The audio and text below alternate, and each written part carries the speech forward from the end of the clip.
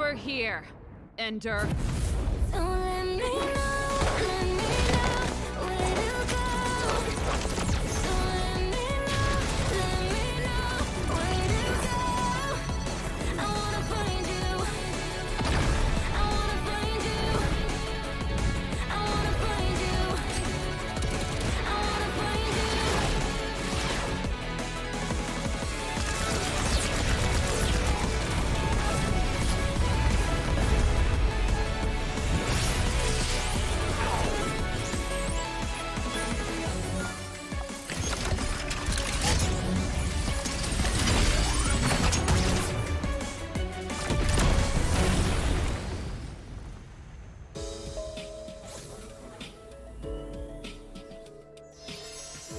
Great job, guys!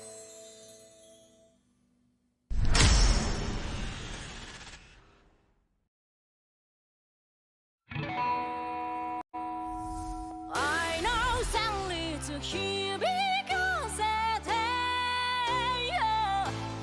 well, oh, I know that I can be stronger if I'm with you.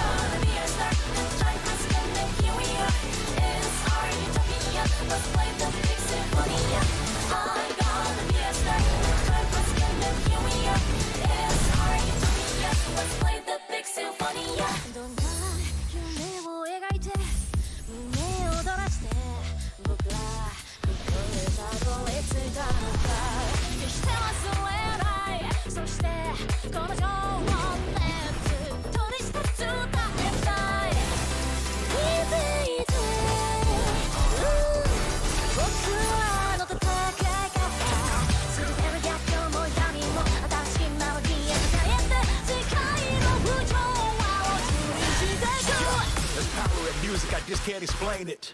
The overwhelming sensation. You don't wanna fight the temptation. Sit patient as we change the nation.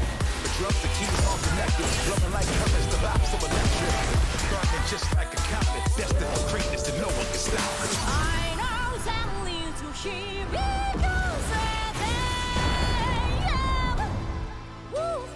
I know we can change the world. It's time to shine.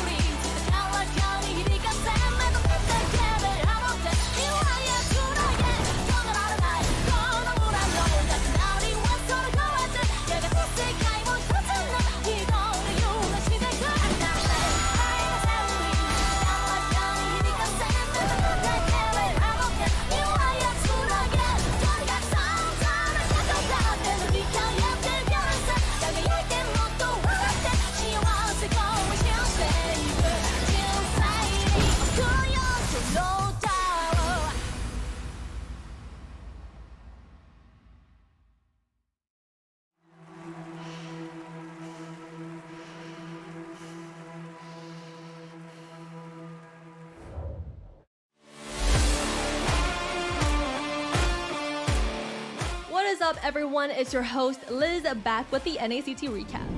Week 2 brought on a new level of heat in the North America arena as the BloodThirstyKings rose from the ashes of day 1 and reminded us that whichever alien nation attacks, the Kings will always be kings. Meanwhile, one man's pleasure, another man's pain, as Gaimin Gladiators got their first taste of defeat despite still holding that #1 spot. LEGACi and BloodHounds, on the other hand, are stuck in zero gravity, serving as the humble stepping stones for the rest of the week. First up on the agenda, the showdown everyone's buzzing about, BTK versus GG. For BTK fans, it sure feels like grand finals came early. BTK pulled off an epic comeback and shut down GG's year-long regular season win streak. And their secret weapon? Matilda. As the heart and soul of BTK's success, Cold World's Matilda saved pandas and goats, and when the moment was right, fired all shots at chicken. Oh, and Yellow? Yep, he's still the GOAT. But hold on, FIENDS crashed BTK's victory party as they still got that #2 spot at hand. The legendary journey of the Dark Horse continues, and you have got to keep your eyes on Kohari. Kohari the Great, the man with the plan, is making plays all around the map with his lightning-fast reflexes and no-fear gaming. I mean, seriously, check this out. Kohari with the massive outplay, 200 IQ gameplays, knows exactly when and how to turn the tides around. Now, lots of viewers would agree that the top 5 to 6 teams this NACT all have a pretty good chance for Vegas. DA and A77 are among those teams. While T and Yato continue their synergy, Yureshi, the XP god according to Goat Milo himself, returns with vengeance. Don't believe me? Just watch. Yureshi's game sense and kiting skills are second to none this season, getting him in and out of teamfights without losing a heartbeat. Standing at only 2 weeks into the season, the road ahead appears brighter than ever for the BTK fandom as MOBA King seems to have finally found the knight and his queen to guard his way to the throne. As for GG, losing that series stings more like an insult than an injury. Word from the Gladiator himself, lesson learned is to drink water and ban Matilda. I don't know. I'm an ML player. Not in a position to give advice, I think. I only know how to play ML. What about advice to ML players? Oh. I don't know, ban Matilda. As for the overwhelming support and coaching from the comments, surely chat is enough to teach GG how to be better than great. I'm your host Liz, I'll see you next time.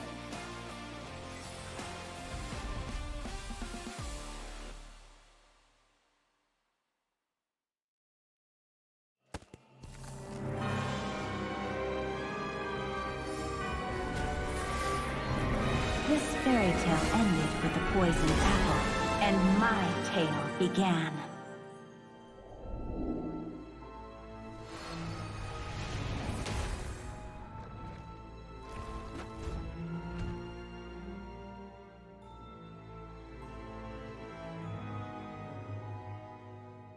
A princess in a tower is just a bird in a cage.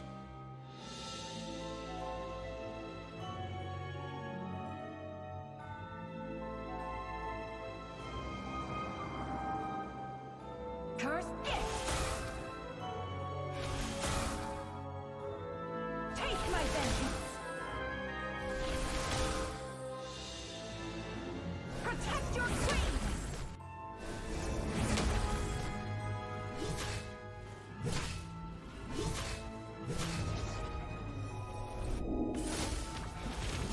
Kneel before your queen. It won't take long, I promise.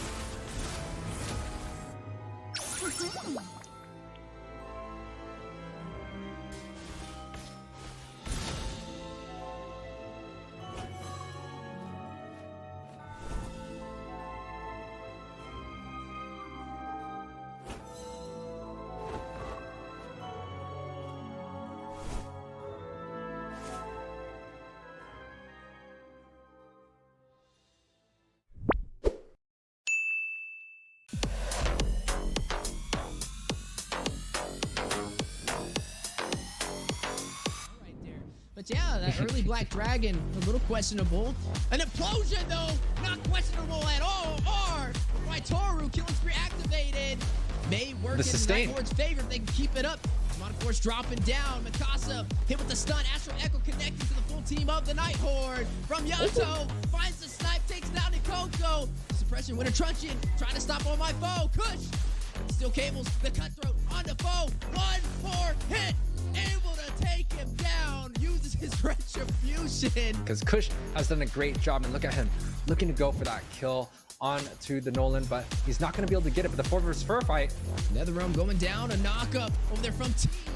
Mortality being proc double, and Mortality R will fight Toru, though, gets that double. Shuts down T. Yato finds Nikoko. A triple kill from R's. Mikasa will fall. Yato, Kush by themselves against the 4-man team of the Night Horde. Is this the game ender? Is this what the Night Horde needed to close out the series? A major objective. I'm offended. For the 7 Yato. Completely farmed up here. He probably has, or going towards that Demon Hunter sword, is just gonna skill infinite towards that late game. And also Hoon completely, you know, untouched in this series. And I'm offended. 4-man set. Shark on fire with the Ruby. I'm offended. Catching Basic, catching Chicken, catching Zane. Maybe if we get some more, Cold World is gonna take down Chicken. That's gonna be a 2-for-3 trade. Nicolette finds Shark. My goodness, Yue. Both teams giving it their all, but Gaimin Gladiators slightly ahead.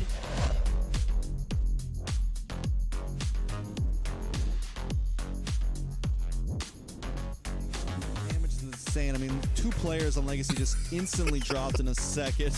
Shark running. Uh-oh, diversion. Taking a tour of the enemy side. Oh my God, he actually went away.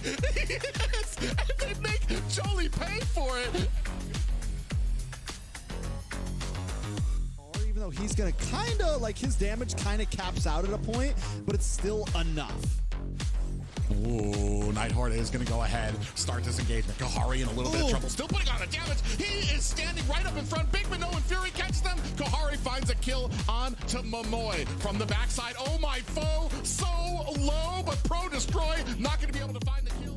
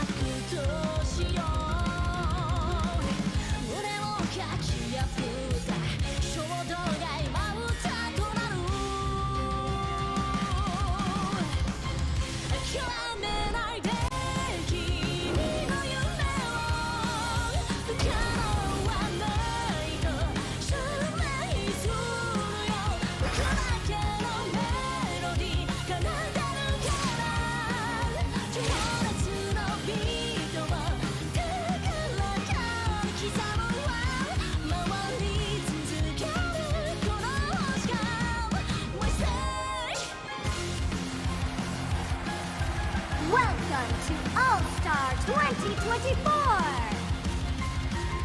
Hey, superstars! Team up! Enjoy the beats!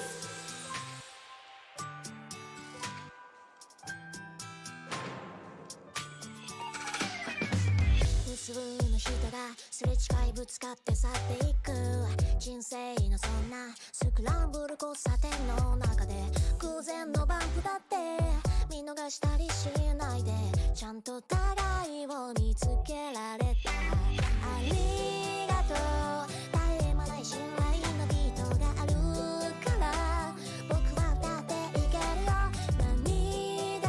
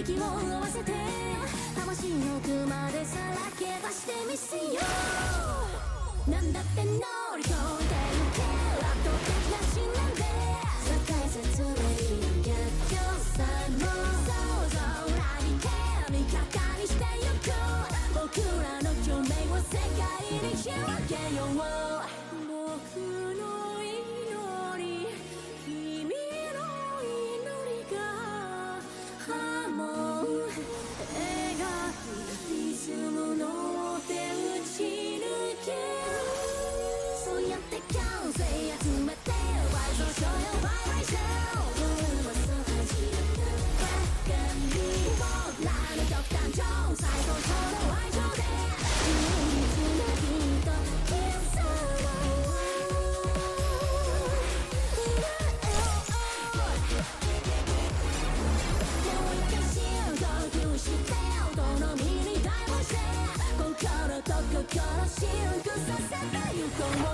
Time for sparkle! Let the stars be our witness tonight.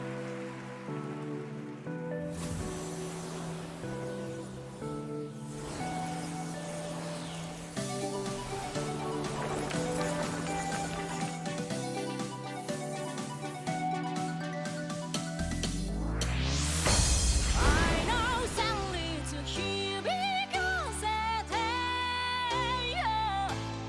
well, I know that I can be stronger if I'm with you.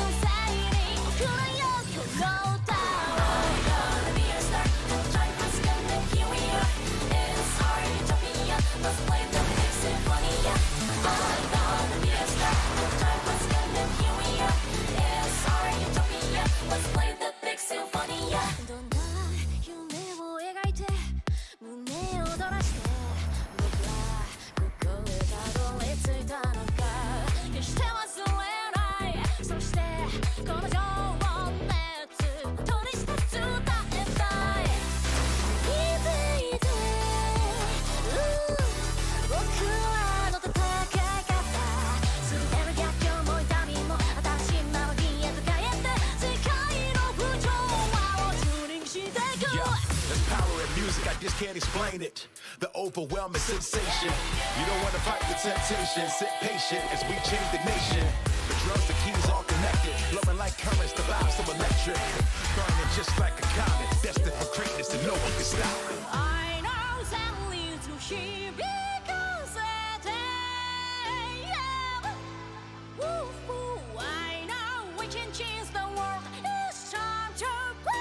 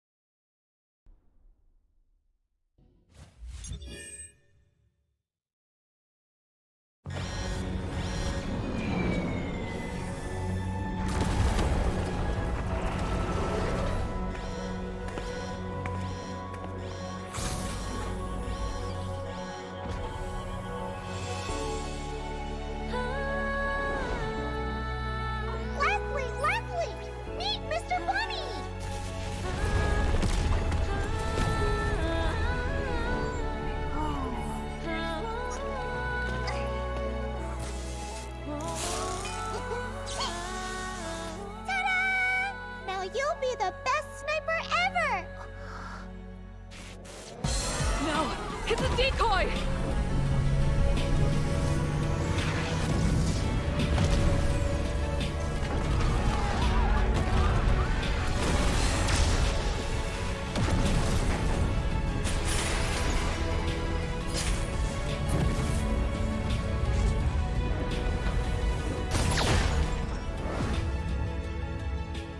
I'm sorry.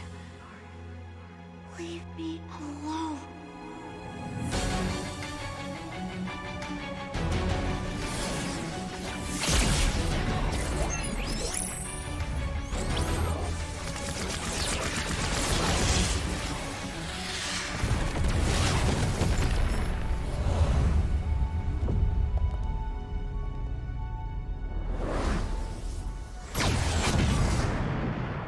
Over here, Ender.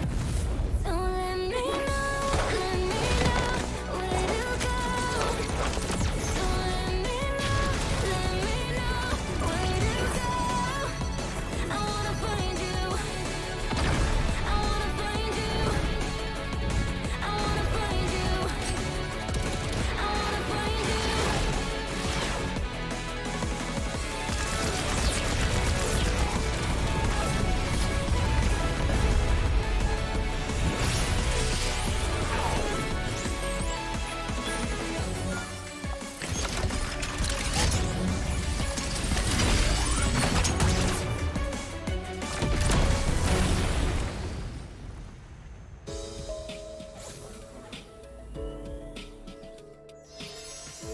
Great job, guys!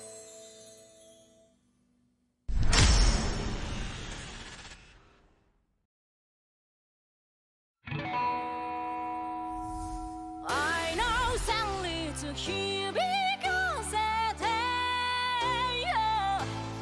well, oh, I know that I can be stronger if I'm with you.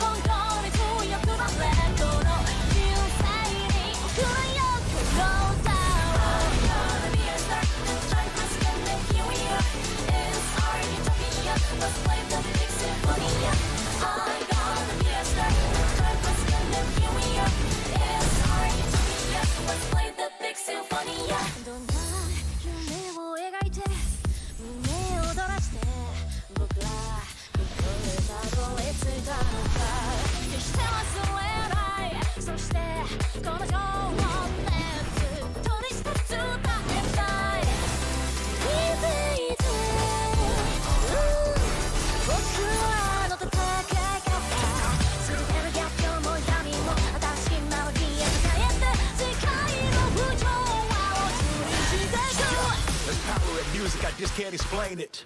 The overwhelming sensation. You don't want to fight the temptation. Sit patient as we change the nation. The drums, the keys, all connected. Blowing like currents, the vibes so electric.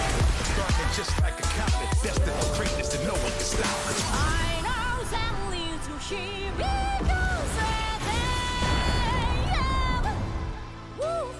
I know we can change the world. It's time to shine.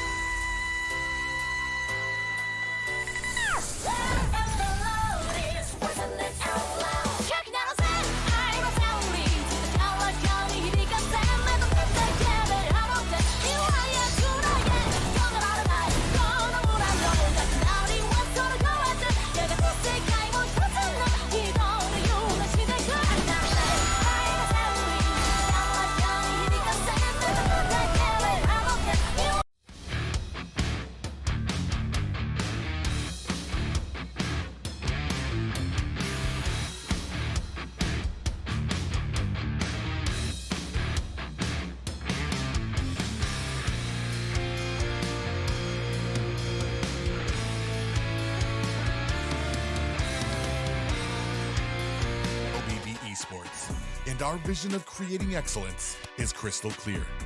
We've expanded this year's playoff structure to 3-stage qualifiers to ensure the most deserving teams move on to the next round. The long format playoff bracket brings the most captivating matches, so the action never stops. Each team in the North America Challenger Tournament has a chance to qualify for many of our global events, like the Mid-Season Cup.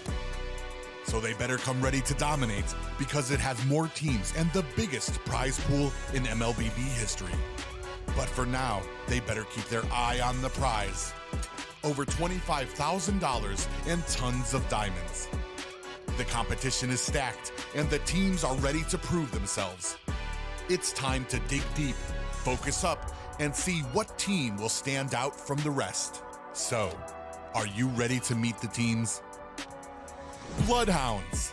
Their roster is united and full of charisma, but does Boca have what it takes to lead his team to Vegas? Area 77. They have proven that they have what it takes to succeed, but will they put it all together this season? Devious Activity. They've assembled a team of powerhouse players from former NACT Titans. But will their skill and determination allow them to dominate the bracket? BloodThirstyKings. It's Mobazane's third refreshed roster in 3 years. Will this be the one, or will it be his last dance? FIENDS. They have emerging synergy and skill, but will they be able to compete with the best of the best? LEGACi. With a last-minute surge, LEGACi narrowly secured their NACT spot. Will they ride this momentum to the top of the bracket? The Night Horde. They've already defied expectations, but can they continue this push for greatness? Gaimin Gladiators. With a squad full of NACT champions, will anyone step up to snatch the crown, or will the Gladiators dominate once again? The teams are locked and loaded, and the world is watching. This is the NACT Spring Season 2024. Who will have their name etched into glory?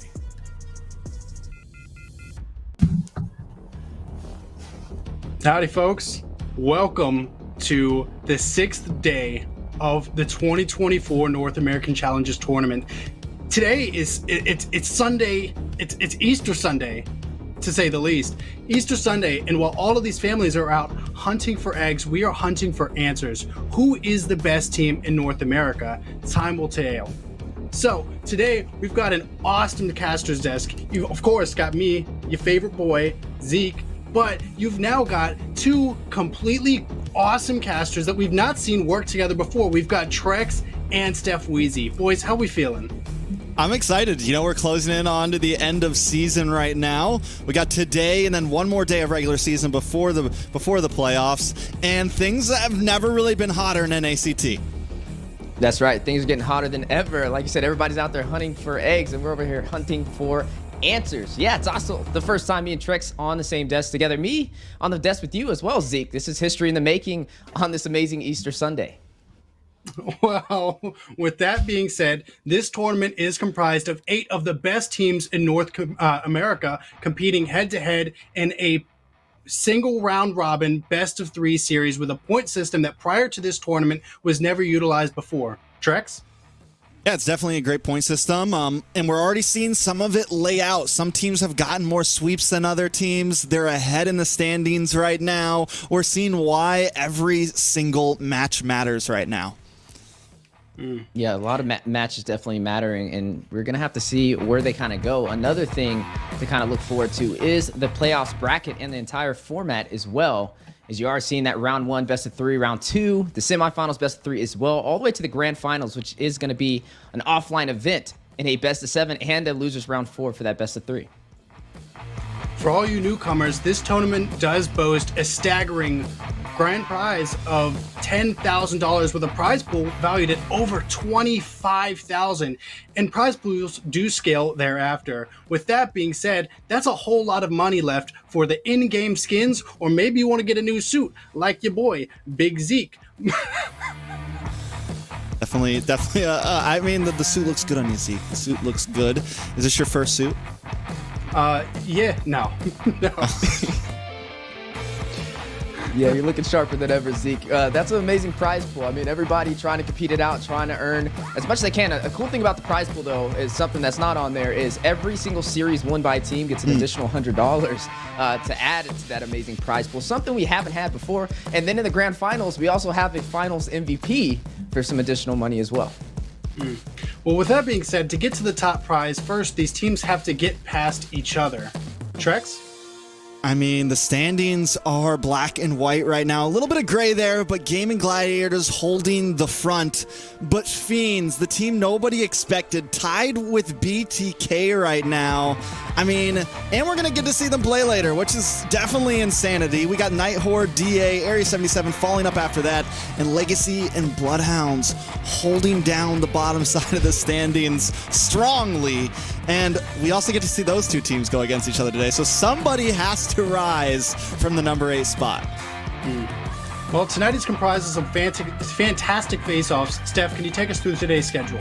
That's right. As Trex was just talking about the standings, now we're going to be seeing the teams who will be facing it off today in a best of 3 for 4 series. First one is going to be BloodHounds up against LEGACi. This is going to be the battle for the first win for both sides to claim that 7th spot in the ladder for the top 8 teams. Next will be Area 77 up against the Night Horde. Following that will be the BloodThirstyKings up against Fiends. And then to close out the day with the final series, Gaimin Gladiators up against Devious Activity. Well, the BloodHounds versus LEGACi game is going to be coming up first, and that is a really big, eventful game for both of these teams. Both of them have been coming up off of some hiccups, but are looking to make a turnaround. Trex? Yeah, I mean, both teams are definitely looking to make a turnaround all over the place. Up front, though, like we said, we have LEGACi BloodHounds. And it's a tough game, man. It's a tough call, and both teams have not had the greatest start overall. Both teams have not had the greatest season, but somebody's got to get a win today. I think a lot of the casters are split. I think a lot of the fans are split. And it's kind of all over the place, Weezy. Yeah, it's definitely all over the place. I mean, like you said, history in the making. Whichever team wins this one will be their first victory in the entire NACT spring season. So somebody's going to be going to bed with a smile on their face. Hopefully it's us. Hopefully, you know, after some of these guesses come out and we start finding out who voted for what, and then you guys find out that maybe Big Zeke getting another one on the notch, you know, another notch under the belt, it'll be me. Unless it's not me, then I'm going to bed sad. Trex. Good toss, great toss. Good luck. No, but I think it is important to kind of lay down, you know, like what's at odds here for these two teams. Both teams, it's been a journey for them. And when we look at both teams, when we look at kind of the captains of both teams, we have Riles up against Boca Roscoe. Now, Riles took last season off, and then the season before that, he was cut short in qualifiers. And Riles used to kind of be a mainstay. We go back to Aether Explicit. We go back to AE, you know, Assassin Riles, Jungle, you know. He was a player that a lot of people kind of respected, and now we haven't seen him for a while, and now he finally makes it back to top 8, and he hasn't been doing that well. And then we have Boca Roscoe and the BloodHounds, and they were a team a lot of us expected to be top 4 this season. A team that last season, you know, just made it shy of playoffs, you know, made it shy of getting to top 4, and had very high hopes. And these are two teams that have kind of not been able to exceed expectations, have been barely able to make it to our expectations. So we're coming into playoffs. There's still opportunity for them, but we have to see something from them before we get there. That's right. I mean, it's a battle over points right now. All teams will make it into the playoffs, but it's just going to determine their seeding in that actual playoffs for the elimination phase of the NACT spring season. I love how you kind of mentioned Riles. Everybody's been kind of a fan of him, one of those familiar names in the MLBB NA scene. Barely made it into top 8. They slipped by over there with the luck of the draw, honestly, with how things kind of played out to be able to get in here. And now having a little bit of a harder time. I'm hoping for them they'll be able to find their proper footing as we jump into the second half of the NACT spring season. For BloodHounds, it's not looking like the same as last year. Like you kind of mentioned, they made it into that 5th spot, almost getting into the offline grand finals, just slightly shy. But this time around, I mean, we're seeing some hotter teams out, some newer faces, and they've been able to elevate the competition. And that's what I'm all about, right? Seeing North American grind it out and fight their hearts out. I mean, like you said, everybody today's out for a hunt for them Easter eggs, but these teams need to be out for a hunt for a victory. No, and you said it right, man. I love Easter, you know, I love Easter puns. I'm the guy for it. You know, I got my pastel blue on. You guys already know I'm coming in hot, trying to be as hot as some of these, upcoming MVPs. I see a lot of really good games coming up today, but I want to see, do we have a roster for one of these teams that we can go through? Trex? Looks like before we have a roster, we have a roster swap here. LEGACi bringing in Whoopi on the roam position now. I think we've seen Whoopi play before, but still LEGACi hasn't gotten a win yet, so it's hard to say whether it's going to be the big game changer or whether it's a big loss here. And it's just kind of hard to call overall. This is a team that we really haven't gotten to see full potential from, or at least hopefully not their full potential from. Taking a look at the roster, the final roster for today, it's going to be Joe Lee, PDR7, Koya Nash, Riles, and Whoopi. Now, like I said, and I can't stress enough, this is a time that Riles needs to kind of make a statement. Is he going to end the season at the very bottom of the standings card and be forced to go up against the number 1 team, or can he at least go up against the number 2 team and maybe be slotted at number 7? Tough matchup for both of these teams, not because their competitors are super scary, but really because of the stress that's coming along with it. Both of these teams know that they have to make this happen. With that being said, do we also have a roster ready for the BloodHounds? That's right. Looking into the BloodHounds, I mean, they have been a familiar team in North America. Like I said, they have Boca Roscoe, one of the bigger Twitch streamers over there, kind of spearheading the way, having a little bit of a hard time. But speaking about rosters, there are some slight adjustments similar to LEGACi. Easy Peasy is going to be slotted out for Templess this time around. It will be inside of the jungle, so this is going to be an interesting lineup, especially when you rotate that jungler in position. It's definitely going to change the kind of synergy of the team. For the side of the BloodHounds, can they find the first victory today up against LEGACi? Though both of these teams have had a little bit of a hard time getting online so far. As you see the full roster ahead of us, you have Sleeps, Booga Booga, Boca Roscoe, Templess, and Ramses leading the way for our first series of the day. Both of these teams are looking strong as ever, man. And I'll tell you what, honestly, I feel like I really want to see the BloodHounds taking it to these guys. I feel like they've been so strong in the past. I really want to see these guys showing up and showing out. I mean, we definitely got to see one of them show up and show out here. With 2 roster changes, I would say that if we just had to debate off roster changes, which one's going to affect the most, I think the LEGACi change could be the hardest to cope with. Templess, at least, has been part of BloodHounds for a long time. He's played with Boca, he's played with the team for a long time, so this isn't like a huge synergy miss exactly. Swapping out these 2 players it might not have a huge effect. The Whoopi change, on the other hand, LEGACi is already a pretty new blood team. It's already kind of a team that is, comprised together recently. They haven't been together for the longest time. So I think that could be kind of disheartening to some of my LEGACi fans out there, this roster change last minute. Yeah, I mean, roster changes can be either good or bad. I mean, normally in the NA scene, though, when we see them, at least from the last season, 9 times out of 10, it just didn't really work in their favor. You kind of see some of the familiar teams like BTK, Gaimin Gladiators. They don't really switch too often through the entire season, as often as we see some of the other teams inside of the top 8. So we're going to have to see if that affects the synergy. Does it rise it, or does it make it not fall to the occasion? And I think that's a good question because, I mean, the synergy is the big thing I feel like that both teams have been lacking. I feel like both of these teams are super capable teams. And, again, historically speaking, we've seen them do exactly that. We've seen them be strong, high synergy teams. And that's why I feel like so many people have been looking at, especially the BloodHounds with all their experience as a team that, I think we were expecting to, maybe slot in that top 3, top 4, but hiccups happen, and I really want to see these guys pick it up, man. Yeah, they're gonna have to pick up something here. I think some important things to note about is we've seen them both take some different approaches to drafts. We've seen them both take some different approaches to gameplay and just different approaches overall to the game than some of the upper echelon of teams. And it's one of the reasons why I kind of felt like LEGACi coming into this could end up being the favorite. But then we see yesterday, we see BloodHounds really just kind of get back down to the basics. And even though they lost, they were able to take the game, some of the games the long haul against GG. They didn't just get stomped out in under 10 minutes easily. We saw some possibilities from them. So, I mean, we know that they do have it in them. So, I honestly, when I think it comes down to who takes this game, I think a lot of it just comes down to draft. I don't think either team is that ahead of the other one in terms of skill in the Land of Dawn. And I think where both of these teams consistently choke is the draft. So I think that's gonna be very important when these two teams go up against each other. Who gets some of the better picks? Who gets the more stable composition overall? Well, I think that's enough small talk. I gotta know. I gotta get straight into it. Who do you guys actually think is gonna win? Let's hear the predictions.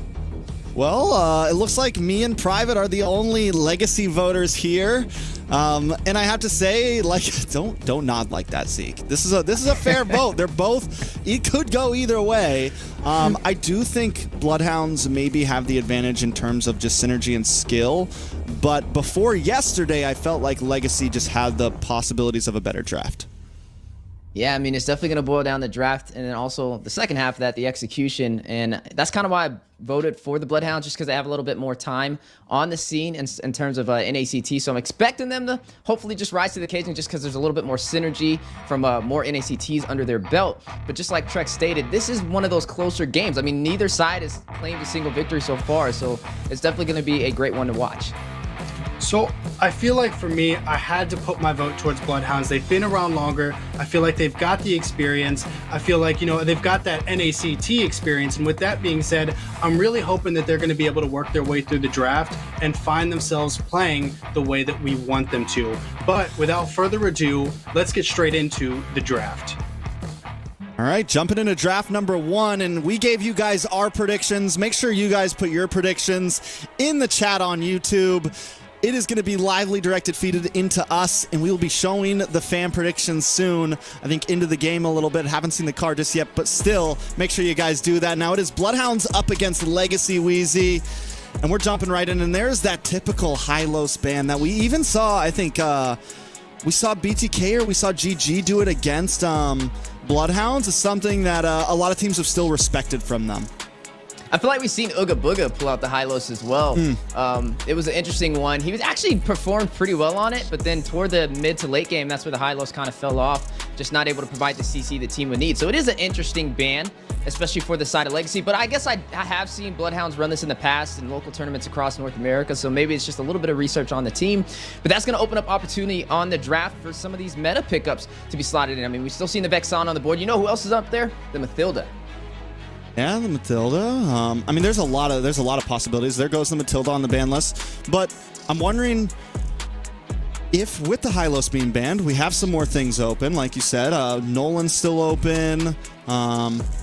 The Roger's still open. You never know. We've definitely been seeing some evolution happening in the drafts all over the place. Ruby's still open. Both teams definitely taking their time here, not jumping right into this. And with so many teams banning this Hylos against BloodHounds, it always makes things interesting. And there's the Grok ban. So BloodHounds willing to kind of trade up here. They're like, no, we're not going to ban out the Nolan. We're not going to ban out, you know, some of these hotter picks. The R-Lot's still open.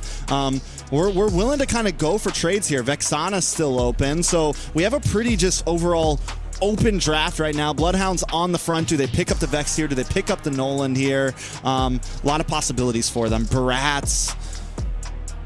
Yeah, all viable options, but they're going to go in for an additional pickup, which is going to be that R-Lot, providing them some damage, but he's going to need some CC to kind of make the most out of his utility, especially with that Demon Gaze to be able to dash in for those kills. Now, with that R-Lot being picked up, you mentioned some things like the Barats being an option. It could do a Barats and an Angela right here, or a Raphael. I think that'd be a very strong pickup, something a little bit more staple that we've been seeing overseas and also on the NA level. Prophet. I mean, we have seen a lot of Akai's picked up yesterday, 2 times from BTK, and a couple of other teams did pick that up as well.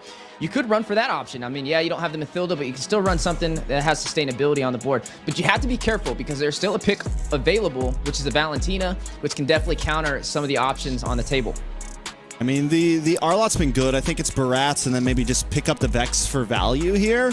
or go with the Ruby. The Ruby Barats is solid as well, but there goes the Vexana. The good thing about the R-Lot here for BloodHounds is flexible. I don't know if Ooga Booga can play at roam or if he has how good he is at a roam. He seems to have always kind of picked the more rock solid, you know, just like stable tanks instead of some of the more flexible tanks and some of the more mechanical tanks. But if he has the R-Lot in his chamber, it could be a good time to maybe, you know, switch something up at the end. With Export gone, they lost a little bit of counterplay to the Barats pick here.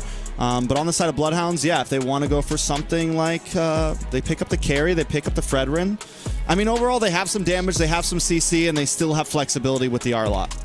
And, you know, I was just going to say that right there. Picking up the carry definitely can chunk into the heavy frontline composition that the Barats provides for the side of LEGACi. Now, I mean, Fredrin's good. He's great frontline. He is going to have to watch out, though. One of his weaknesses is crowd control, and you're already seeing 2 heroes for the side of LEGACi who does have that. So he will be kind of frontlining a lot of that damage, which will be a possible problem. But he does have R-Lot to back him up.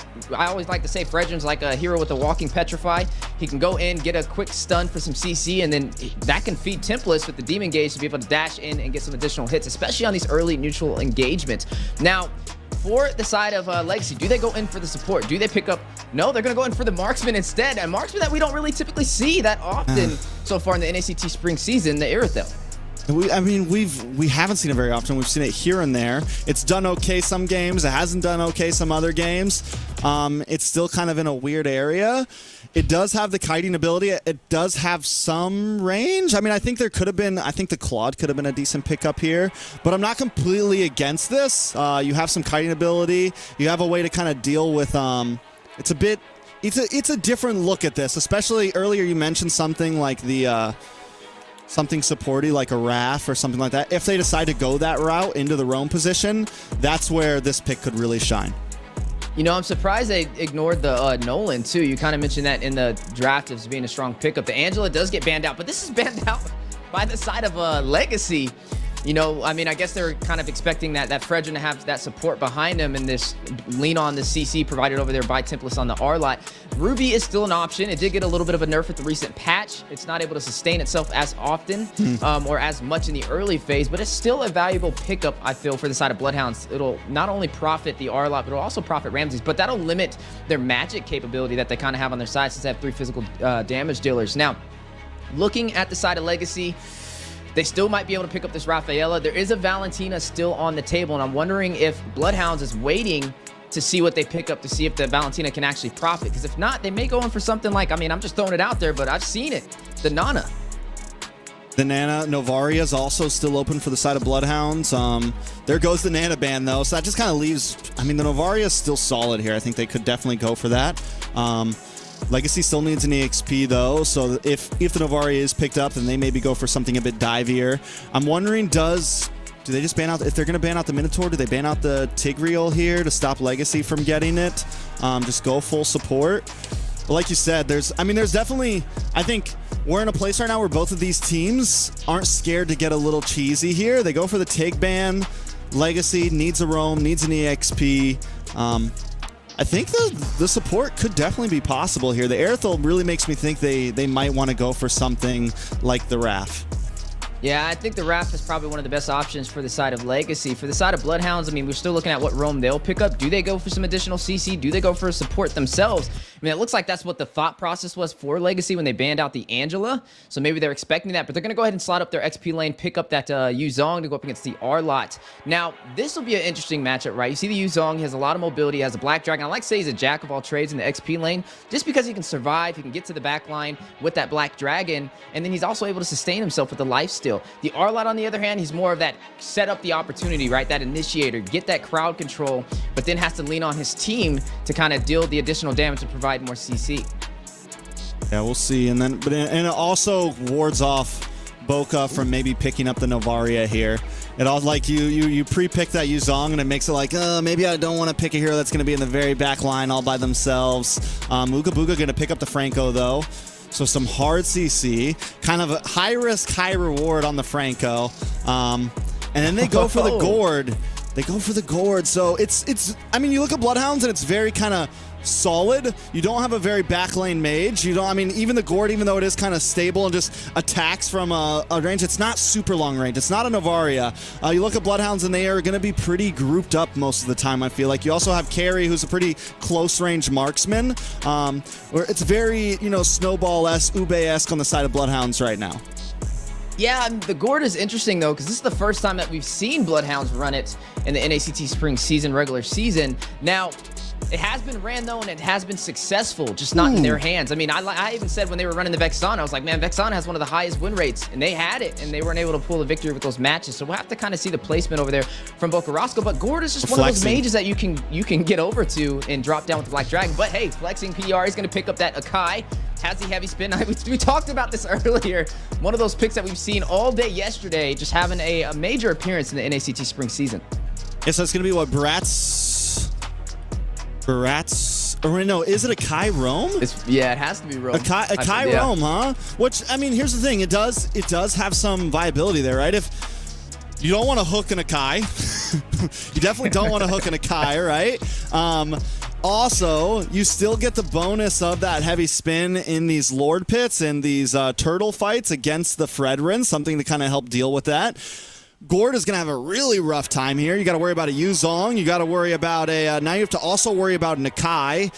So LEGACi kind of feels like they have a lot of answers. Same thing with Tempest on this Arlaw. If he tries to come in, he has a lot of stuff to deal with. He has to dance around the Sakai. He has to dance around the possible Petrify. He has to dance around a Daytona's Welcome.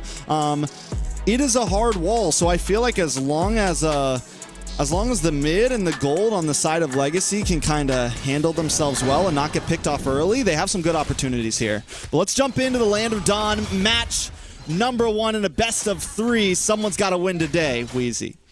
That's right. BloodHounds up against LEGACi. Both of these teams unable to find a victory this entire regular season, but today is the day that one of these teams will go to bed with a smile on their face. We are looking at LEGACi Riles running on this Barats in the jungle, going up against Ramses with the Fredrin. And there's our audience predictions. BloodHounds at a solid 77% right now. They are the favorite through the fans' eyes. Can they hold up to it?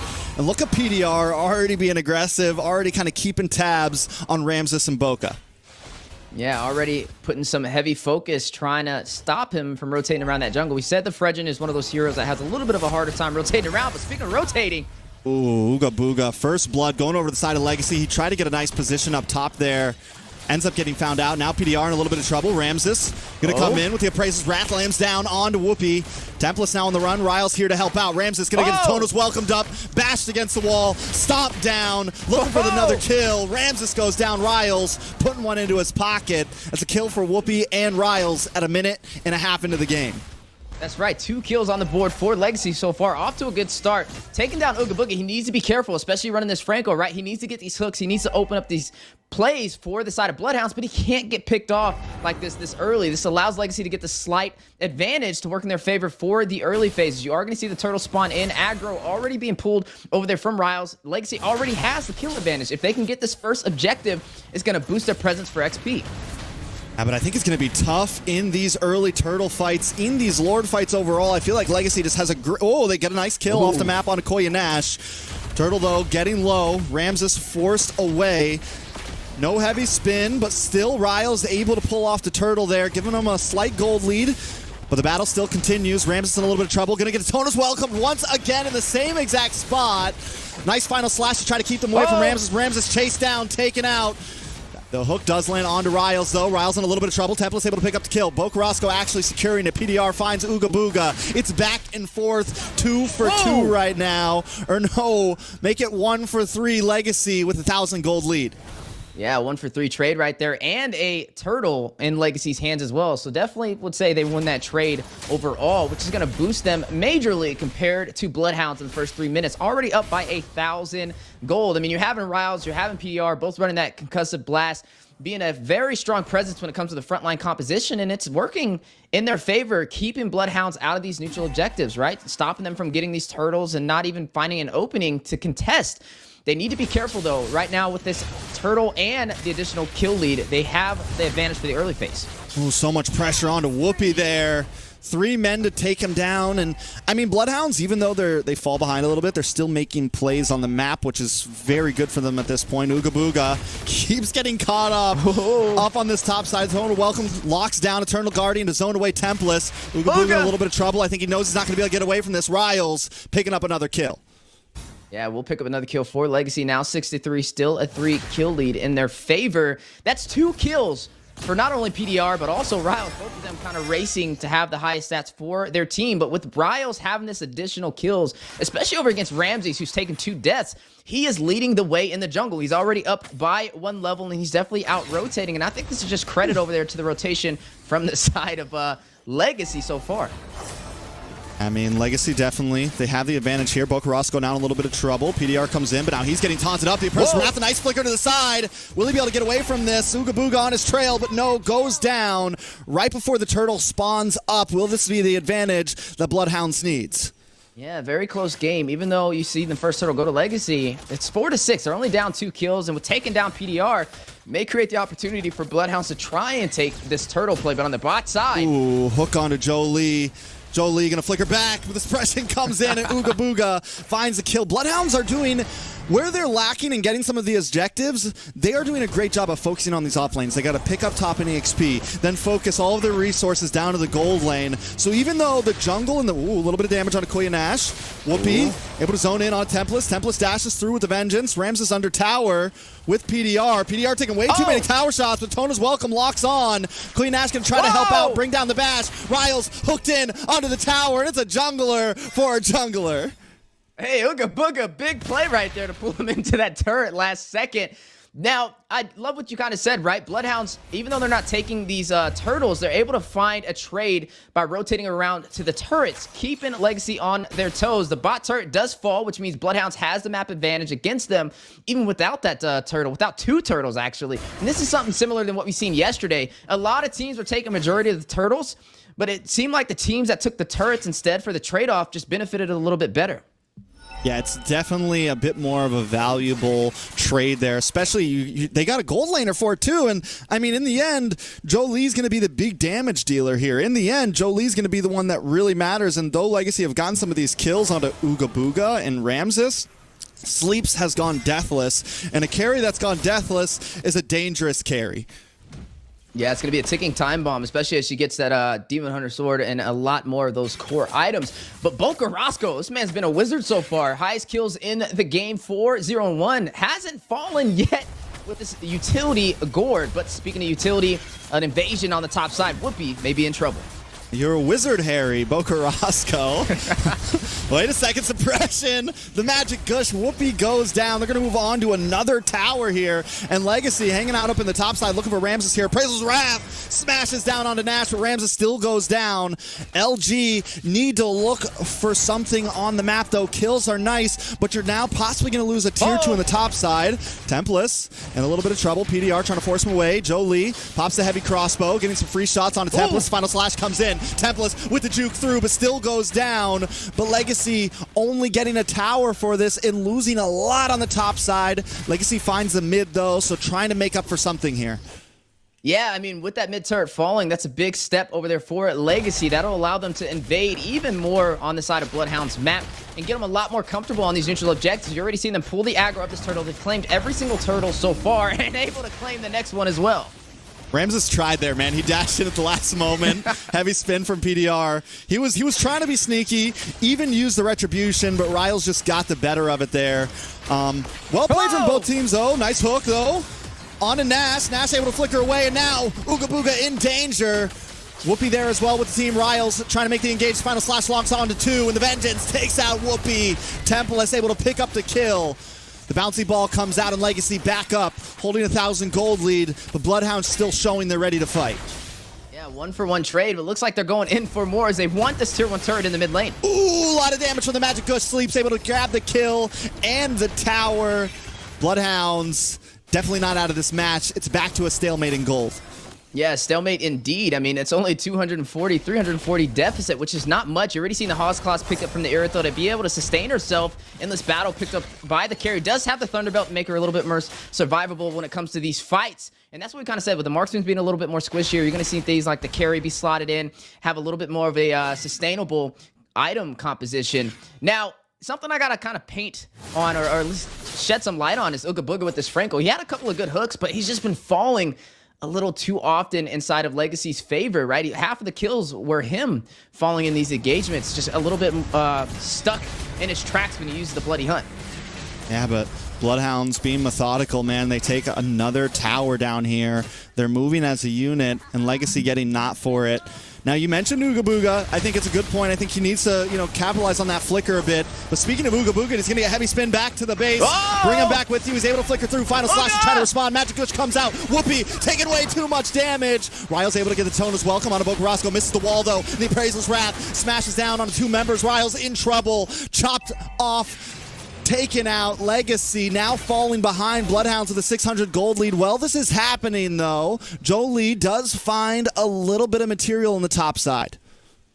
Let's find a little bit of material. Now the Lord in play. BloodHounds will be able to take this objective now, taking control of the game as we are jumping into the mid-game, close to that 10-minute mark. Ramses with the Retribution will claim that for the BloodHounds, which means this is a great time for them to take possibly some of these tier 2 turrets and gain more pressure on the map. You're going to see that Hunter Strike picked up from Templus, provide him a little bit more of that pin and also some mobility. He is running that Brave Smite alongside Sleeps. Both of them will be able to sustain themselves a lot more when they're using their skills, especially in these 5v5 engagements. Now, BloodHounds, they're very surgical so far. They've been able to turn this around. They've been able to kind of rotate and claim the turrets that they lost in the early phase up against LEGACi. LEGACi now on the back foot. Oh. Big hook on Whoopi. The blind hook, man. Ooga Booga's been on point with these hooks. Lethal with it. Yeah, definitely lethal, as you are going to see them invade into the jungle now. This is what happens when you take that turret. It just keeps going. Ooga Booga, though, the winner Trexion, denying them, buying any bit of time he can, but still goes down for Whoopi with the Black Dragon, able to zone away. LEGACi find 1. Oh my goodness. I love what Ooga Booga's doing, but he just has to look for his teammates. Nobody was in position to really profit on that setup, and it ended in him being the one that fell. And this is what we kind of say with him on this Franco. I mean, 5 deaths so far in the last 10 minutes. He kind of needs to just relax a little bit, get a little closer to his back lines so that they can, make the most out of those great hooks that he's having. It's not that he's not connecting. He just doesn't have the proper setup with his team in range. He's shooting first and he's thinking later right now. He's trigger happy right now. He sees the opportunity, goes for it, an opportunity down on the boss side. Sleeps, takes a lot of damage. Magic Glitch to help clear the waves. LEGACi, a little bit of damage. PDR in the backside with a heavy spin. Now caught in between, but Jolie helped follow up. Rams is going to get pushed back by that heavy spin, but the final slash locks on a PDR. PDR goes down. Jolie goes down. Whoopi taken out. A lot of danger for the side of LEGACi, and Riles is going to be next. They're able to unload. He's all alone, and he's not able to escape this one. It's a 4-man wipe out for LEGACi. Kuya Nash all on his lonesome. BloodHound's going to move on to the tower now. Take out the minions. They've got a cannon and a minion on their side. Nash against the world of Magic Glitch, and they're going to lock onto the base. This could be game 1, but the cannon is slightly surviving, and there it goes. BloodHounds able to take a first in a best of 3. Hey, what do you got to say? They got that dog in them. BloodHounds able to hunt down the LEGACi on this Easter Sunday for their first victory in this series. This is a best of 3, though, so this is in for the long haul. We still got to see game 2 and how it plays out. But BloodHounds finding their first victory this entire NACT spring season. As you are seeing some of the team stats on the board, 16, 11, and 42 overall for the KDA for the team. Over 150,000 damage as well. And then you're seeing the head-to-head team stats from both sides. Overall, BloodHounds just doing a little bit better the later the game goes, and up by over 2 with their team rating. I gotta say, it was definitely an interesting match. I wouldn't say it was one-sided. I think it was a little bit back and forth for both sides, but when it came to the late game, that's where BloodHounds kind of came alive and shut down LEGACi. I mean, BloodHounds just had a plan coming into that game, it felt like. And whether LEGACi, LEGACi had a plan, their plan was kind of look for kills early game, try to snowball at that. But BloodHounds did so good at staunching the bleeding. They never let the gold lead get ahead of them too far. They continued to focus on off lanes. They continued to take towers. They got the objectives that they wanted every time they set their eyes on it. And that's what kind of kept them in that game and eventually was able to overtake LEGACi with that strategy.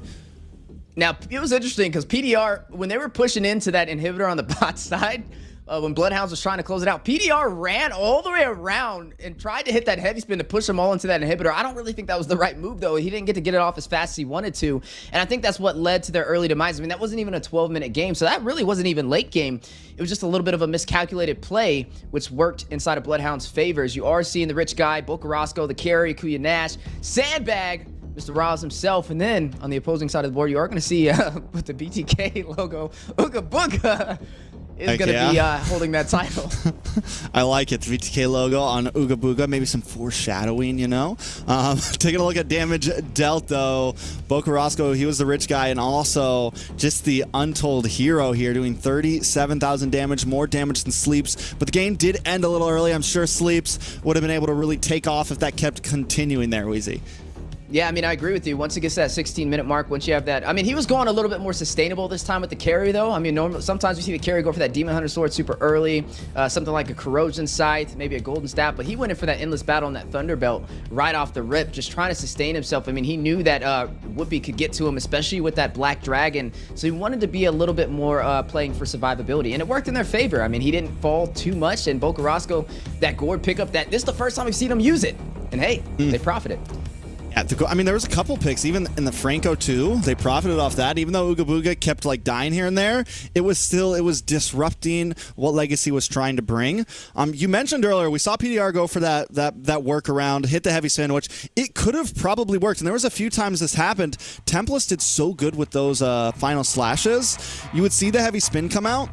Templest would final slash him just a little bit out of his trajectory, and it would give the rest of the team a little bit of space to get out of the way from it. And Templest saved that a few times. There was a few moments where he would hit that final slash onto the heavy spin and just kind of mess up everything that LEGACi was trying to do in those team fights. And that's where, like, we see it all the time from that Arlot. It's one of the things that makes it so good is it just completely disrupts a team. It splits them up, it throws them off course, and it was kind of the answer to a lot of those team fights there for BloodHounds. Yeah, I mean, especially with the new roster additions with Templest, you know, in there, it's definitely interesting to see the synergy from their team. I would say I definitely agree with you. I think it was great on the neutral objectives. It was good on disrupting the enemy playstyle. But I just feel like he should have played it a little bit more defensively. Maybe he just held on to that heavy spin for when they pushed into the base to buy some time instead of wrapping around and then getting picked off. I think that was the only mistake I seen him make that entire game. But hey, we're still in the best of 3. It's anybody's match. History in the making. You are going to see BloodHounds take their first victory. Is that the momentum boost they need? Do they get the 2-0 sweep? Or, hey, what I'm hoping for, I'd love to see it. I want to go to a game 3. I mean, it's definitely possible to go to a game 3. I think LEGACi just needs to, I think at this point, watch for those off lanes, right? Understand what BloodHounds is trying to bring. Yes, go for your turtles, but you gotta, because I think BloodHounds like found the cracks in the armor. It's like, yeah, you guys can go for turtles, but right now your gold laner's suffering, your EXP laner's suffering. We're able to catch them off, so LEGACi needs to keep their eyes peeled for that this time. Yeah, I mean, it throws off a lot of teams when they put so much focus on these turtles and they lose these turrets. Sometimes they just don't know how to rotate around as a team when you just don't have that much real estate on your side. They start throwing off their synergy, wondering, should we put the marksman over here? Should we keep the XP lane over here? And that's where BloodHounds, their synergy kind of just prevailed, right? They were just surgical as they're able to take these turrets and losing these turtles. And I mean, we kind of put a little bit of spotlight on it when we were casting that game.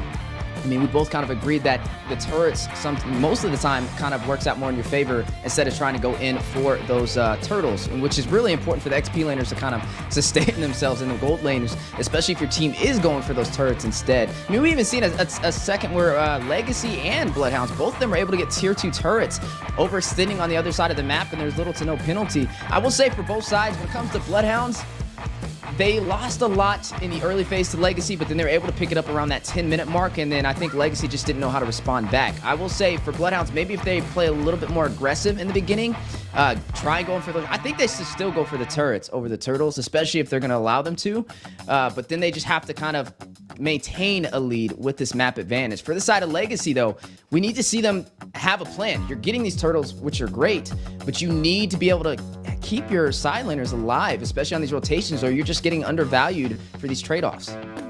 Yeah, I mean, I think if they're going to go for the early game, like all in LEGACi like they did, they definitely have to commit a bit more. I think they did kind of have the advantage in some of those early game team fights.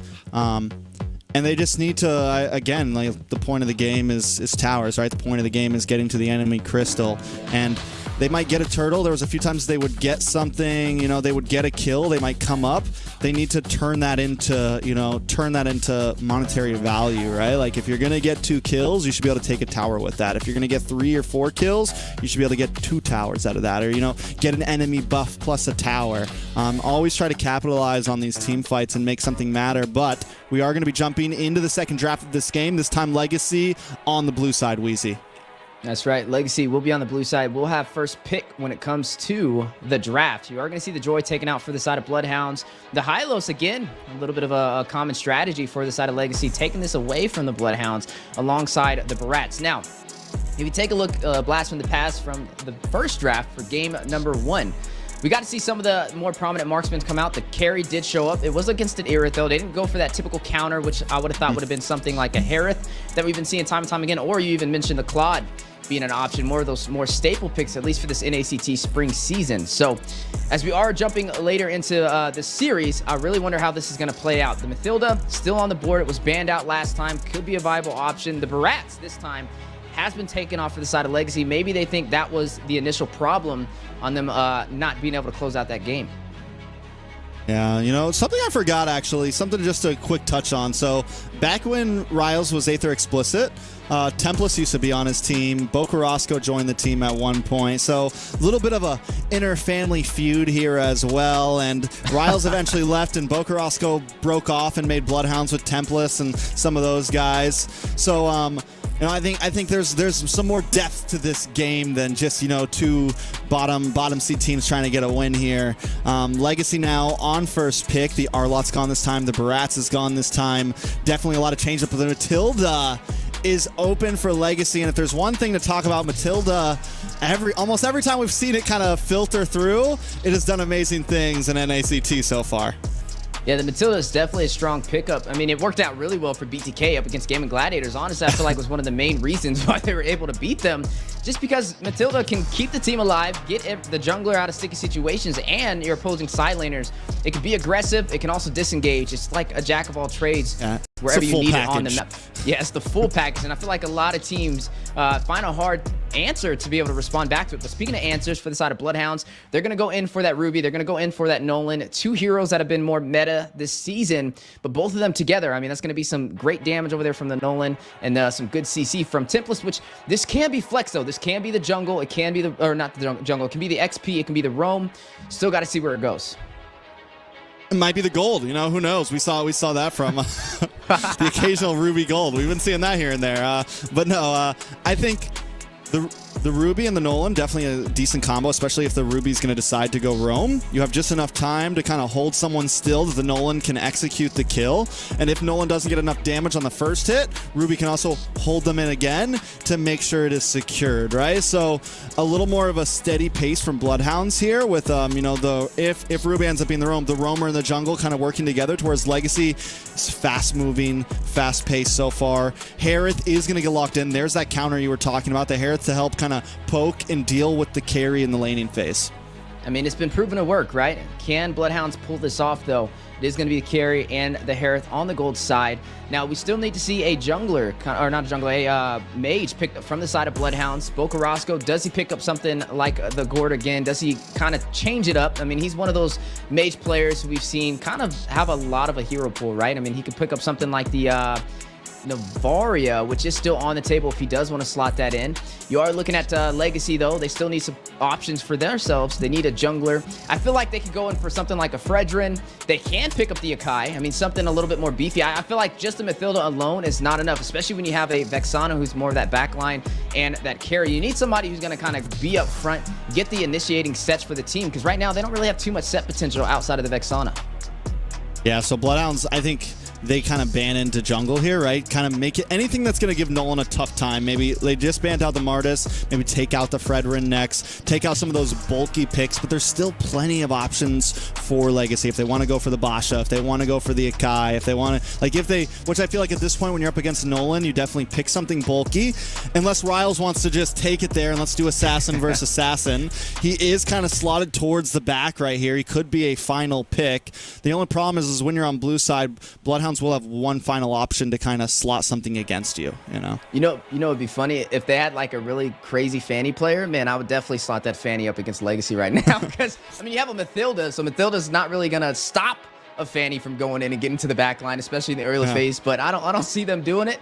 It could have been a possibility, but they have the Nolan. So as we are looking at the draft so far, I feel like the Navaria would really work well on the side of BloodHounds, but that'll give them a lot of kind of magic too. So for LEGACi, they need, I would say, the Akai. The Akai's probably the best option here, or the Fredrin, to be able to have that great frontline composition to even out what they have so far. But I think it's a great draft from both sides. The Harith, a good counter for the carry. The Ruby, great CC. I feel like it works pretty much anywhere, especially when you have a Mathilda trying to rotate around and get people out.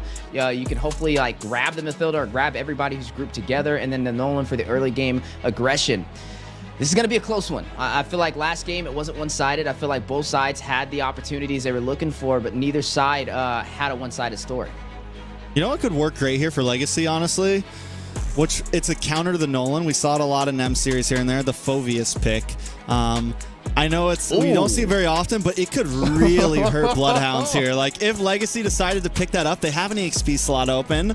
You could also, you know, I think EXP, it could be a great answer. I don't know if it's going to pop into their minds. It's also if you're not comfortable on it, it can get punished very bad. But if you're comfortable on it, it could destroy BloodHounds here right now with the Nolan, the Harith, the Ruby. It could be a problem. If they get a Phoveus and then they get an Akai in the jungle on top of that, that'd be like the ultimate combination for the side of LEGACi, especially because there's already so much dash for BloodHounds without even needing the Akai to be able to rush in with a heavy spin. So if they can pull this off, I mean, there's still 2 more bans on the table, so maybe BloodHounds is going to kind of figure this out. But like, not, wait, Phoveus kills us. We gotta get rid of that. I would actually enjoy that. We don't get to see too many Phoveus games. We've seen him here and there in the regular season, but this would be a very optimal draft for him. If they don't go in for the Phoveus, I mean, maybe we see something that's been a little bit more dominant. Maybe we see one side picking up the Paquito, maybe a Yuzong. These are some of those heroes that we've seen kind of dominate inside of the XP lane. The CC has been taken off the table. You know who else isn't here, which made an appearance yesterday? The Benedetta. We've seen Milo get the backdoor play. I'm still a fan of the Benedetta, but I wouldn't say BloodHounds gets the Benedetta, because if they get the Benedetta, that's even more in favor for a Phoveus pickup from the side of LEGACi. But hey, we have to see which way it goes. I'm definitely agreeing with you right there. If they pick up something like a Phoveus to lean into the dash composition that BloodHounds has, it can definitely hurt them when it comes to the in-game engagements for the neutral objectives. But do they do it? A lot of players, you know, when it comes to comfortability, can they pull it off? And LEGACi, one of the newer teams on the scene, we still have to kind of see where they kind of fit. They need to find a victory, though. I mean, they need to get a win. If they can get a win against any team, this would be their chance. Draft, it's going to be a surprise. It looks like we had a slight issue. The draft did get... I was like, it's been 47 seconds for a while on that draft. So let's see what it finally was. We're not going to get to see those bans, but we will get to see the pick as we jump into game number 2, match point for the side of BloodHounds. Can LEGACi turn this around? It looks like they picked up the Fredrin. Their EXP laner will be a Paquito. A little bit of damage there. Ooga Booga going to lock in the Kufra, and then Bokarosco bringing in the Fermis. I mean, it works. I mean, we said the Paquito, we said the Fredrin, but I definitely think the Phoveus and the Akai would have been a stronger combination. But as we are now jumping into Land of Dawn, game number 2, BloodHounds at match point. If they win this one, they claim their first series for the NACT regular season. LEGACi yet to find a single win. Currently, right now, sitting in that 8th position if they don't find a win in the series up against BloodHounds. I mean, this is their game to do it, right? They have the legendary Matilda on their roster right now. They got a fast-moving Paquito that can capitalize with that movement, that can make good rotations. It does look like BloodHounds slot templates on the Ruby, so Ruby's going to be in the EXP lane. I think BloodHounds will really start to... They'll be able to get some... Ooh, a little bit of damage. Ramses under the tower. Gonna get punished for that one, though. Take a tower shot. Kuya Nash able to get away. Sleeps, and Jolie going head-to-head on the top side. Jolie actually winning out.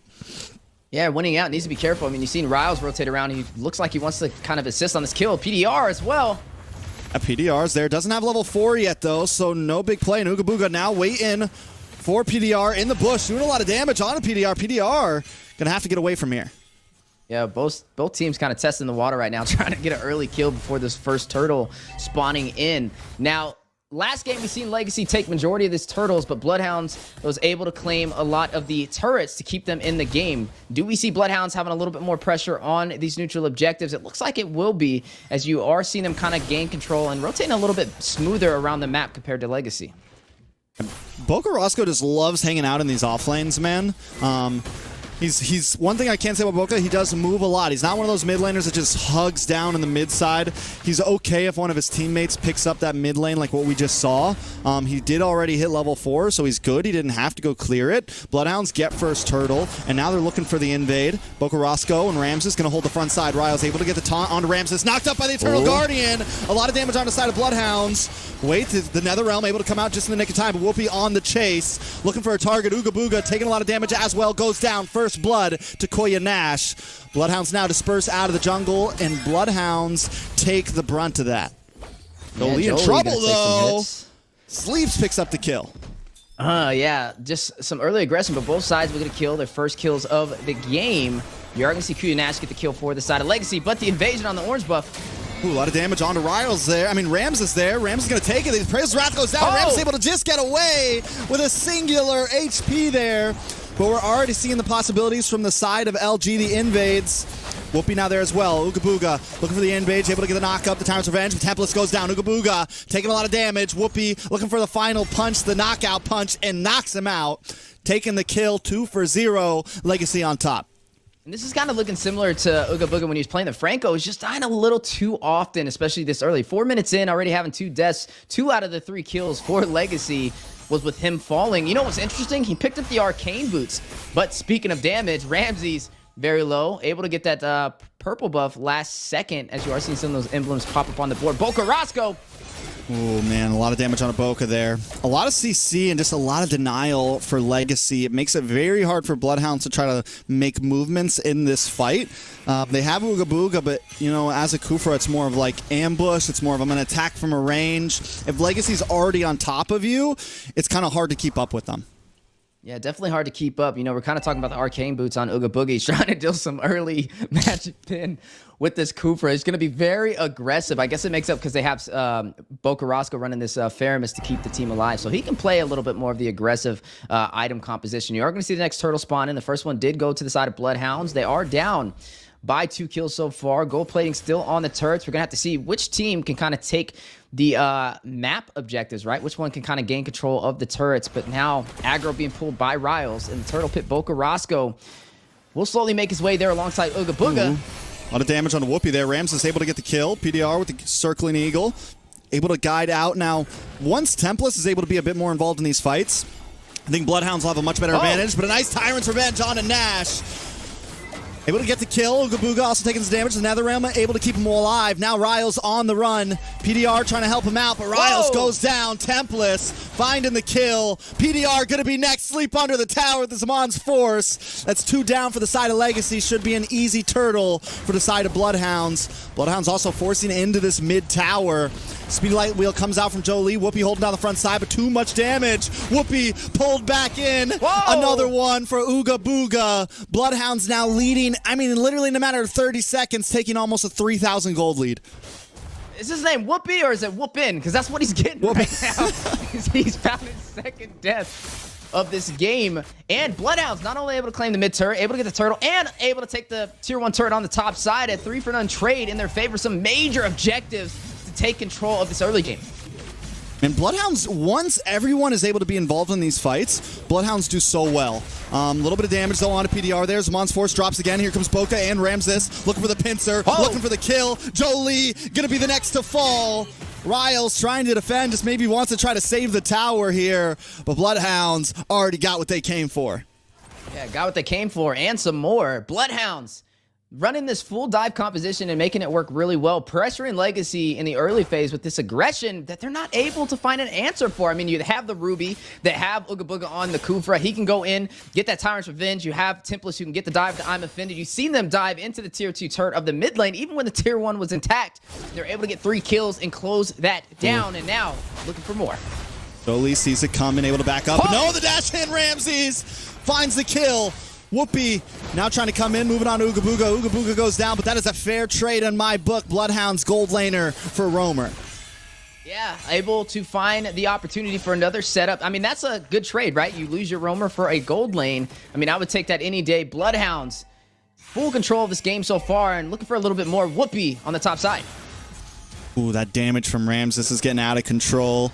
You add that up with Sleeps as well, who's 1-0-4 right now, has been fed plenty. Harris eating good right now, and it's very reminiscent of last game to where Jolie had a bad game, Sleeps had a great game, and BloodHounds have a nice lead.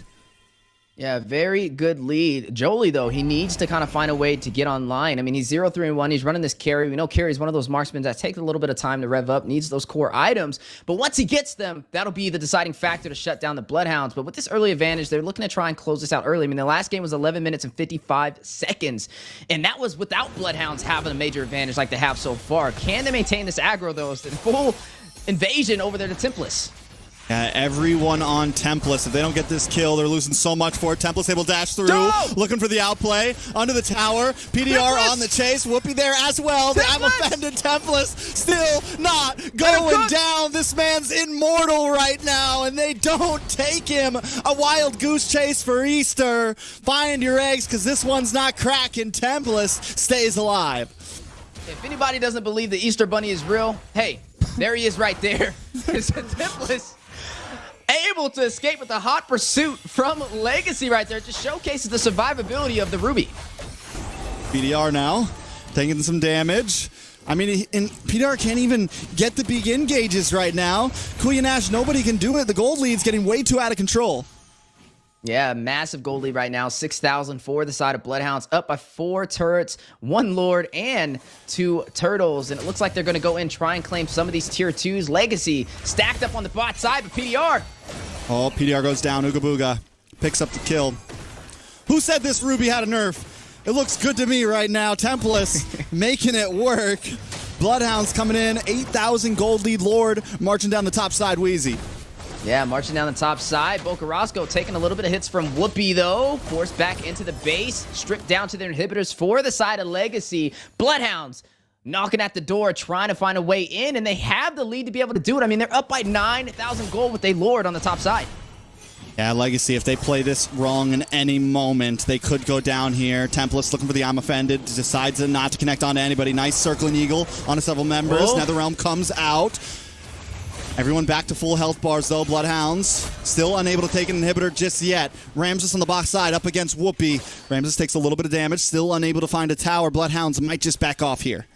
Yeah, I mean, some good defense over there from LEGACi, able to hold off not only a Lord, but the full team of BloodHounds on that top side, showing a little bit of promising defense if they can hold off into the late game, if they can get Sleeps what he needs for the damage. Now, BloodHounds still looking to take some of these inhibitor turrets. Ooga Booga winding up in the bush, waiting for an opportunity. They have a full dive composition, so you have to be careful as they are not afraid to take that fight into the base crystal.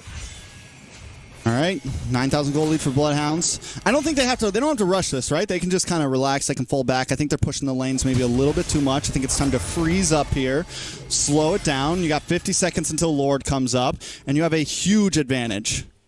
Yeah, definitely a massive advantage, and this is where LEGACi just has to play for the late game.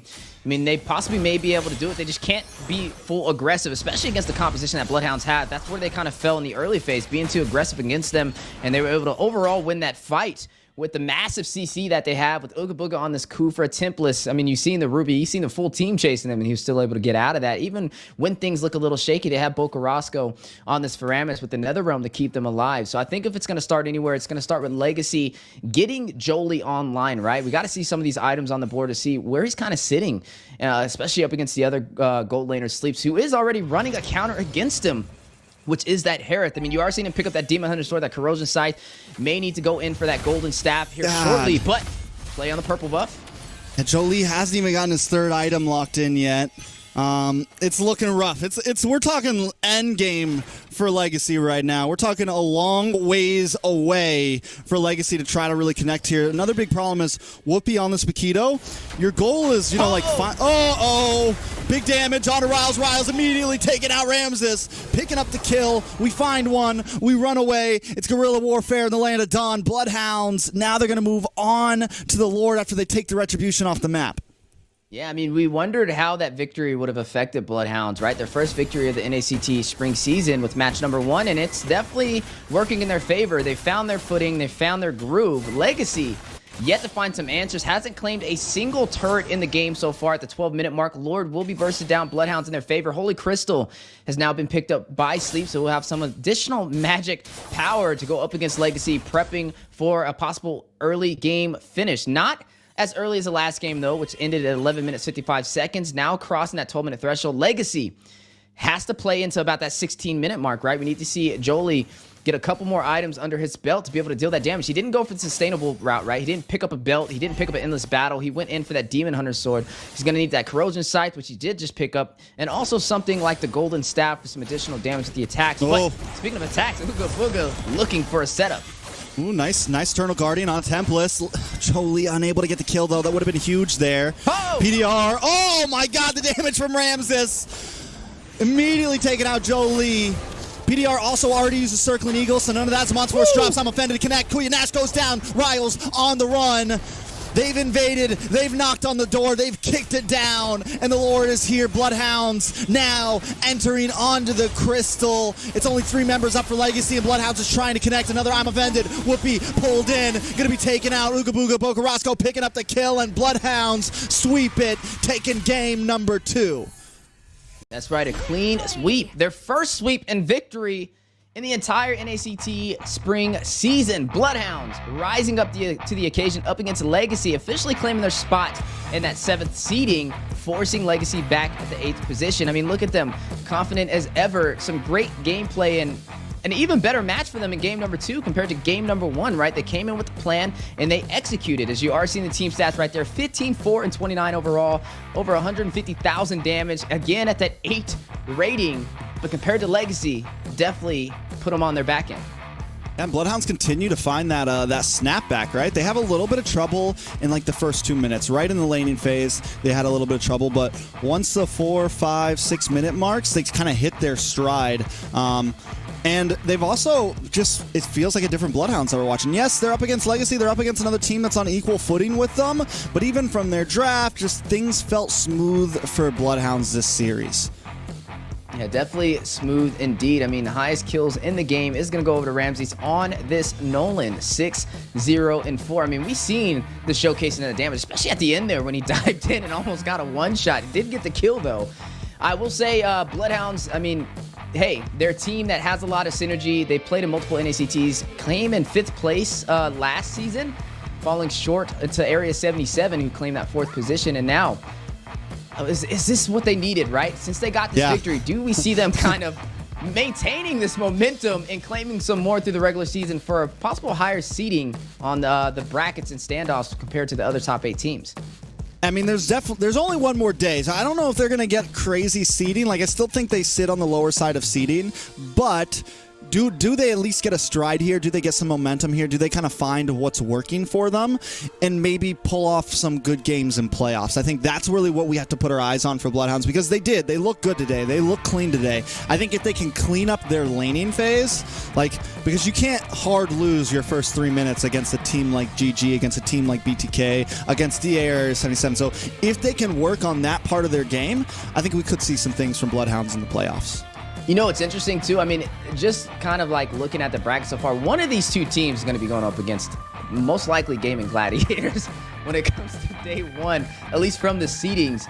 So it'll be an interesting one to kind of see. Definitely going to have to, before playoffs, take a lot of notes. I mean, I will say things look promising, though, for the BloodHounds. They're able to take advantage of the early game this time around, and they took all of the objectives. They didn't lose a single turret. So right there, if they can keep up that rhythm, they should be fine. LEGACi on the other end, though, I mean, not able to find a victory here up against the team they were tied for in that 8th seeding. It's going to be a little bit more challenging for them, but they still have one more day, like you mentioned. Now, I will say, for the side of LEGACi, hey, you got one more day. They are the new team on the scene, to be fair.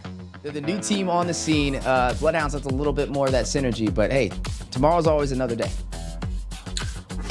Sorry to break up the little reunion in here. He got his win. Some of those sets from Ooga Booga, man, nasty. Boca looking like an angel in the night. In the second game, Ramses coming in like the Grim Reaper himself. Scary. I wasn't even in the match, and I thought I was next. So Just saying. Well played though, BloodHounds. Beautiful game. Yeah, I mean, great game overall. Very clean templates. That play where he got away from all 4 of them. I think that's when we kind of knew the nail was in the coffin, right? When they literally used every one of their ultimates, all 5 members chasing down Templars, and he's able to outplay, get under the towers, and get away. I think that's when it was like, ooh, I think this is over. Yeah, I mean, they just had some great execution. There was a point where they took a turtle, the mid first tier 1 turret, and the top tier 1 turret, all in the same play. And yeah, right there, that with just those 3 objectives under your belt at the same time, I mean, that's very hard to come back for, at least in the early game. And I think that's where they kind of snowballed over LEGACi. So I don't know if I'm allowed to ask this, but what do you guys think LEGACi should have done differently in the second game to really have like got into like a different feel for the game? Because I feel like the first game was a little bit closer, and I feel like the second game is that gap started to occur a little bit more quickly, and both teams had, respectively good drafts. Again, we saw a couple picks from LEGACi that we were like, okay, was that your best pick? But outside of that, what do you think really they could have done differently? Gold lane. I think in game 1 we saw heavy focus on a Jolie. BloodHounds made sure that Sleeps had a clean game in the beginning, and then in game 2 the same exact thing happened. Jolie, which is their major damage dealer, took too many deaths early on, was unable to unload. We even saw in the end there, even when Jolie was able to pop the speedy light wheel and get a bunch of free hits on a Templars during one of those last team fights, was unable to get the kill. Wasn't even able to finish a 3rd item. Had to build a half of a gold meteor just for defensive basis, so still never got to the golden staff or whatever. I mean, it was just a problem, and I think that was the major downfall. BloodHounds killed them in the off lanes. Yeah, I would say I'm right there with you. The off lanes is where they need to kind of focus on, especially in the early game. A lot of teams kind of overlook the presence of what that has in the early phase in that first 10 minutes. I mean, we seen LEGACi in game 1, right? They took majority of the turtles. They actually took 2 turtles back to back, and they traded their 2 turrets for it, which not only allows the team to invade, it also allows your marksman to rotate around wherever they want to. They can go in the mid lane now and put prio there. They're not stuck in one position, and then that's when you start seeing them try and invade, try and take the purple buffs, the orange buffs from the enemy side, and it slowly starts to stack in their favor, even if you get the turtles. And I think maybe if they get the turtles, still have a plan for defense. If they can tighten up their defense in the early phase, at least on the off lanes, then their marksman can get online, then Jolie can get what he needs, especially running something like a carry to get those core items to be that heavy hitter toward that mid to late game. I don't know if this is an Easter egg. No, I don't think it is. I think it's an MVP slot that we just found out. We got. Who's it going to be? It's actually kind of tough. It's actually kind of tough to decide on. It is going to be Boca Roscoe. Had a great game number 1, and overall a clean game number 2 as well, Weezy. Yeah, Boca Roscoe, I mean, he's definitely been a crowd favorite for a while when it comes to the BloodHounds, right? He's more of that holding that captain spot, right? He's been on the scene. A lot of players have went against him in multiple local tournaments, and he's just very hard to deal with, especially running that mid lane. I mean, he knows how to play from afar, but also play up close. We see him run something like the Faramis. We also see him from time to time run a Valentina, a Vexana, you name it, he has it in his arsenal, and he's definitely a major player that has a huge impact for the side of BloodHounds. Absolutely, well said. Sorry, absolutely well said. I think Boca has just been really showing up and really showing out. And I know I say that a lot, but I mean, really, I do feel like we got to see that shine. And speaking of which, I do think I've got Boca waiting on the other line for me. So I'm going to see you cats later. Look at this man. Look at this man. He is all smiles. He's feeling good, I assume. Tell me, how do you feel, man? How do you feel?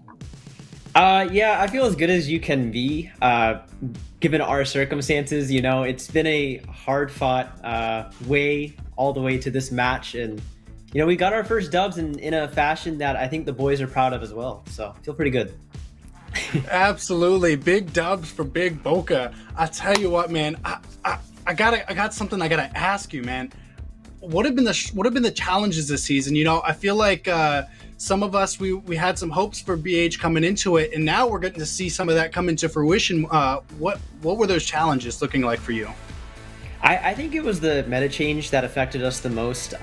We just weren't ready and as prepared as some of these other teams are, and GG's to all of them. They've been showing out, and this has been an excellent ACT so far, and they've really just kind of leveled us and making us question ourselves on, how can we improve? And I feel like starting today, like we've sort of got a groove on it, and we're sort of starting to find ourselves a bit more, and hopefully we can see more of that moving forward.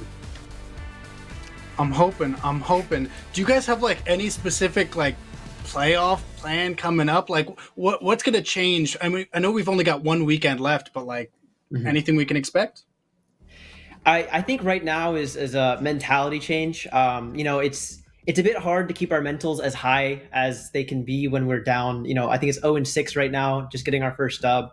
We're just trying to stay positive and keep practicing our mentality. No matter if we're losing matches, if we're winning matches, we just need to keep calm and collected and bring that into the playoff season. It's a whole new bracket for us, and we're looking forward to it. So I do want to be the guy who reminds you, losses aside, you guys still are a top 8 team in North America, and there's definitely pride to be taken in that. It's going to be a learning experience from a game to game, level.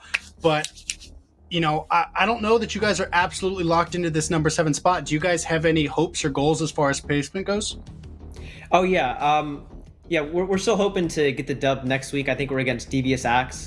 They're a very, very strong team, but we're going to give it our all, and we're going to keep prepping the way we have and try to keep this momentum up and, go on a 2-win streak. So good luck to them. I would absolutely love to see that. I'm again so excited to be able to finally get you up here.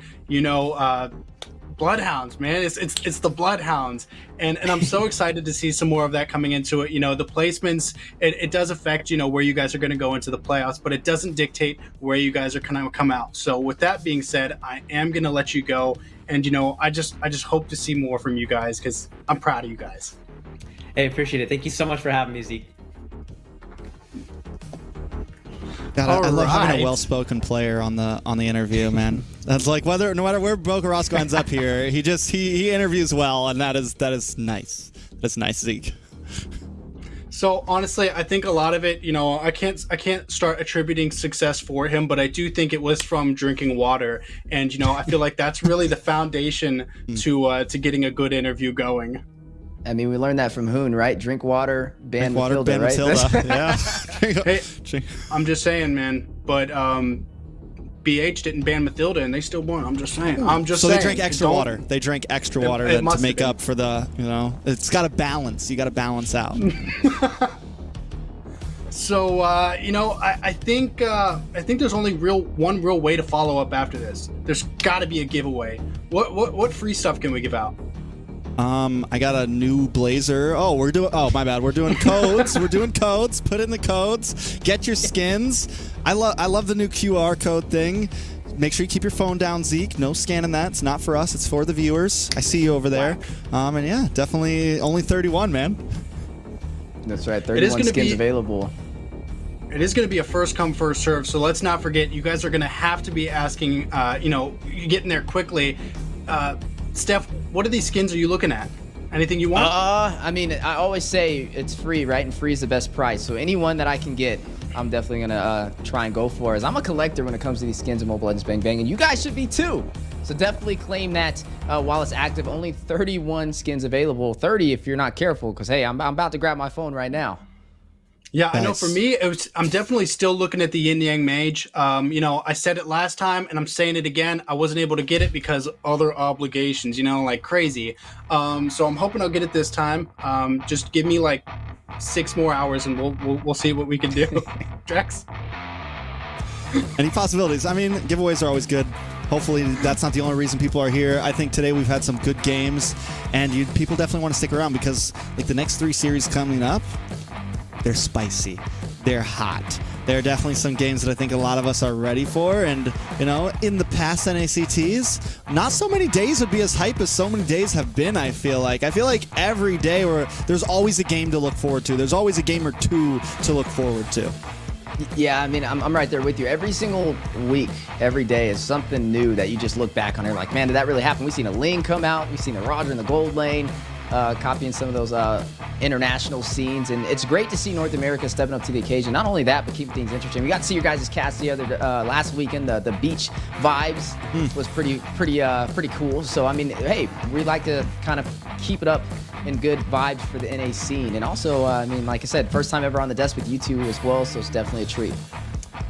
You know, beach scene aside, you know, I'm still kind of upset because I still look as pale as ever. So with that being said, this season so far has been an absolute roller coaster. We've seen giants fall and newcomers rise to the occasion. So with that being said, the standings still are placed all over the map. We don't know who's going to win what game, and we don't know who's going to end up where. So with that being said, I'm going to let us go to break, and we are going to find out what happens next afterwards.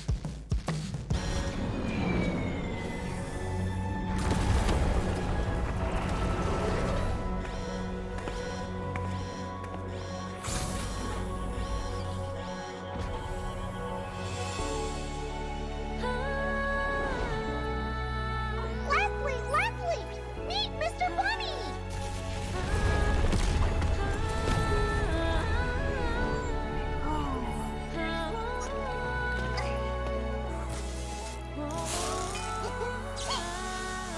Ta-da! Now you'll be the best sniper ever! No! It's a decoy!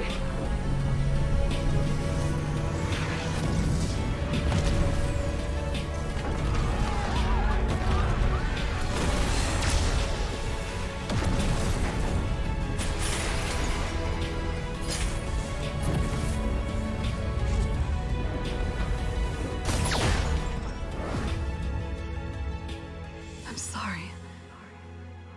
Leave me alone.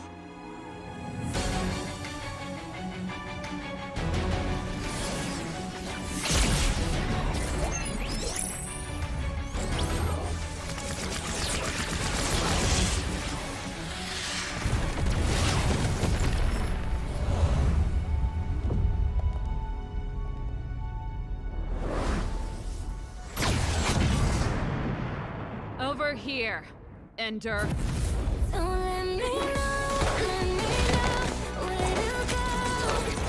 So let me know where to go. I wanna find you. I wanna find you. I wanna find you. I wanna find you.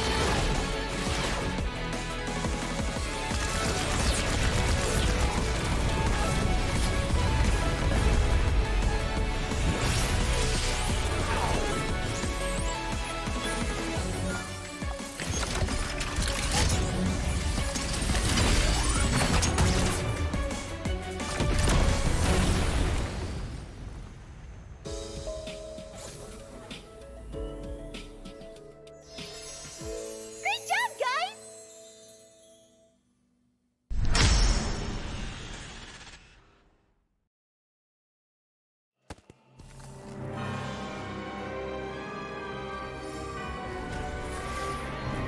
This fairy tale ended with the poisoned apple, and my tale began.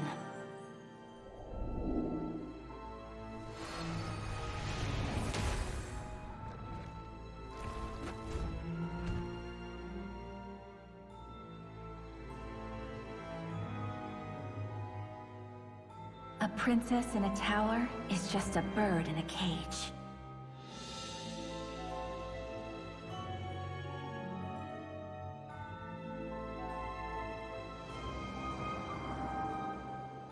Curse it!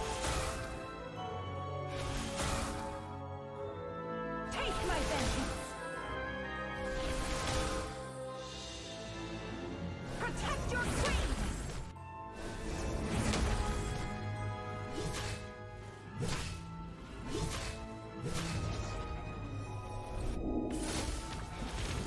Kneel before your queen. It won't take long, I promise.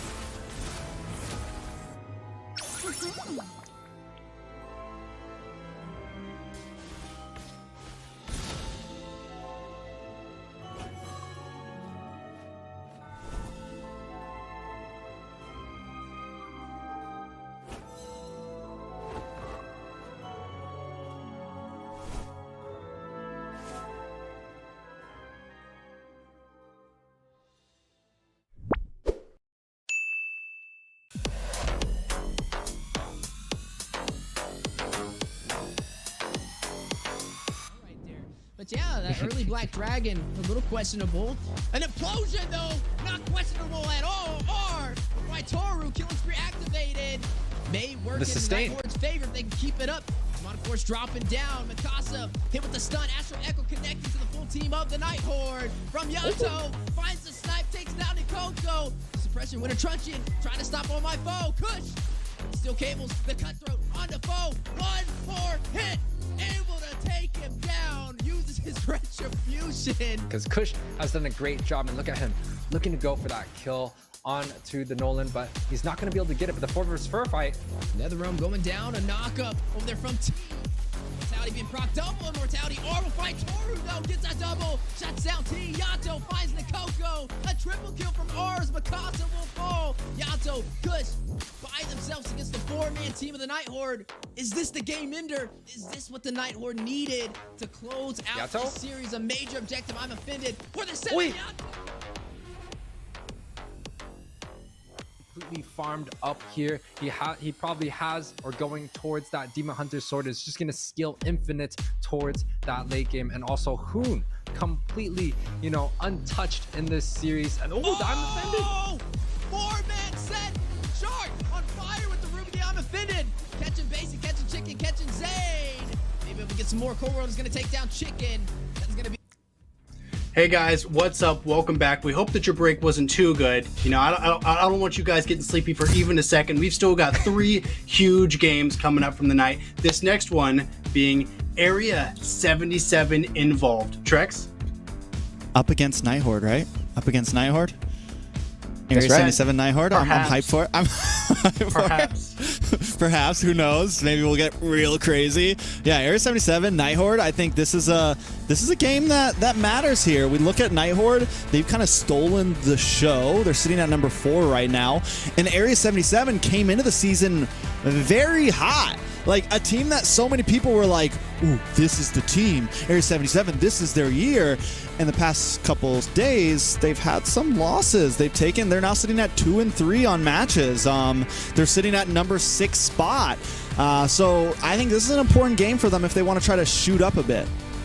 Yeah, and keep in mind, Area 77 was the team that placed 4th last NACT. Actually has an offline experience compared to Night Horde, who did not make it to the offline event last season. So it's going to be a good one to see. Like you mentioned, Area 77 a little bit lower on that ladder, not as high, sitting at that 6th position. Night Horde holding on to that 4th position. They've only lost 1 series so far. So, I mean, Night Horde definitely has a little bit more of that momentum. And if we also look at yesterday, Night Horde beat LEGACi with a 2-0 sweep. So they have that on their backs as well, where when you look at Area 77, they're fresh of getting swept by Fiends.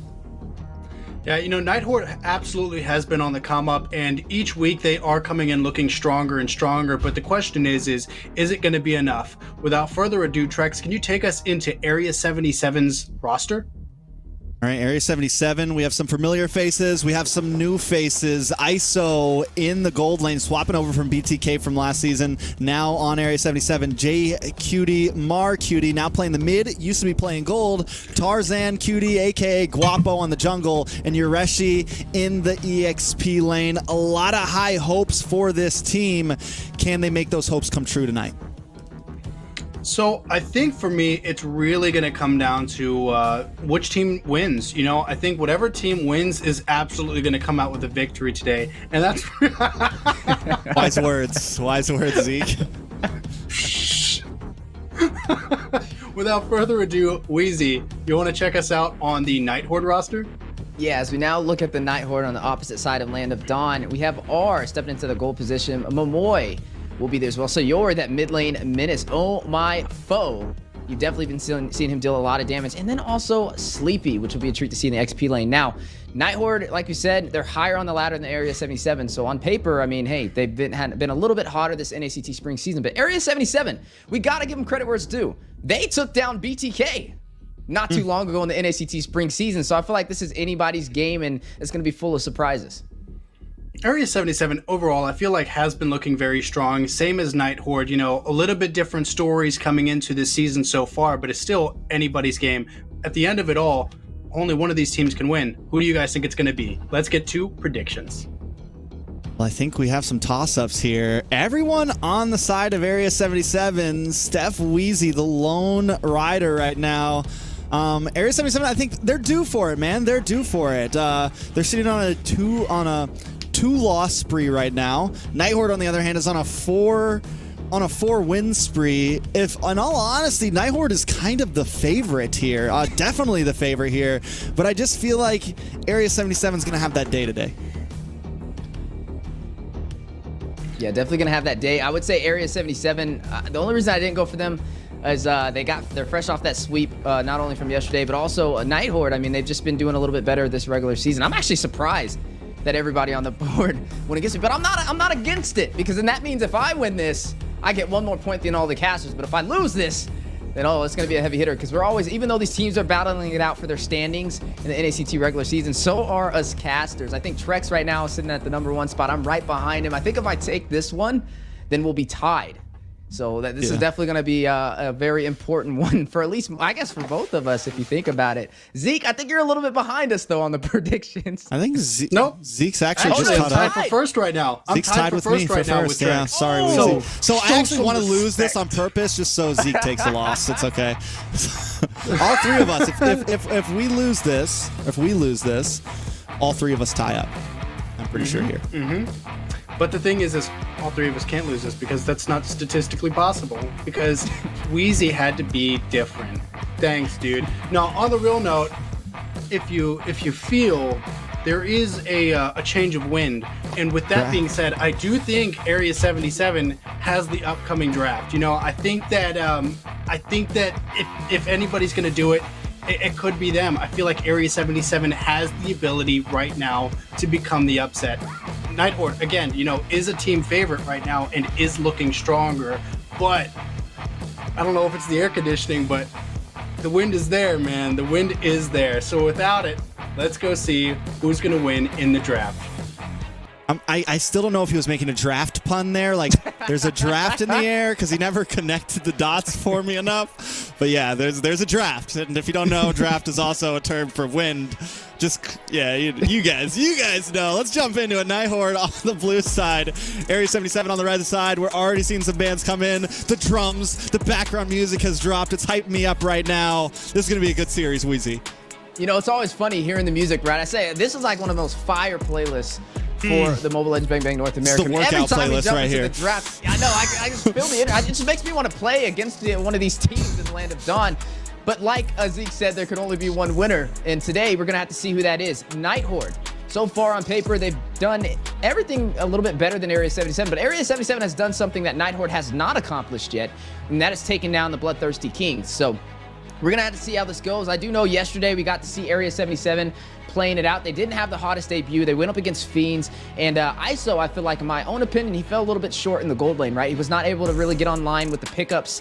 And that's where they kind of ultimately fell, especially with Fiends able to take the early aggression.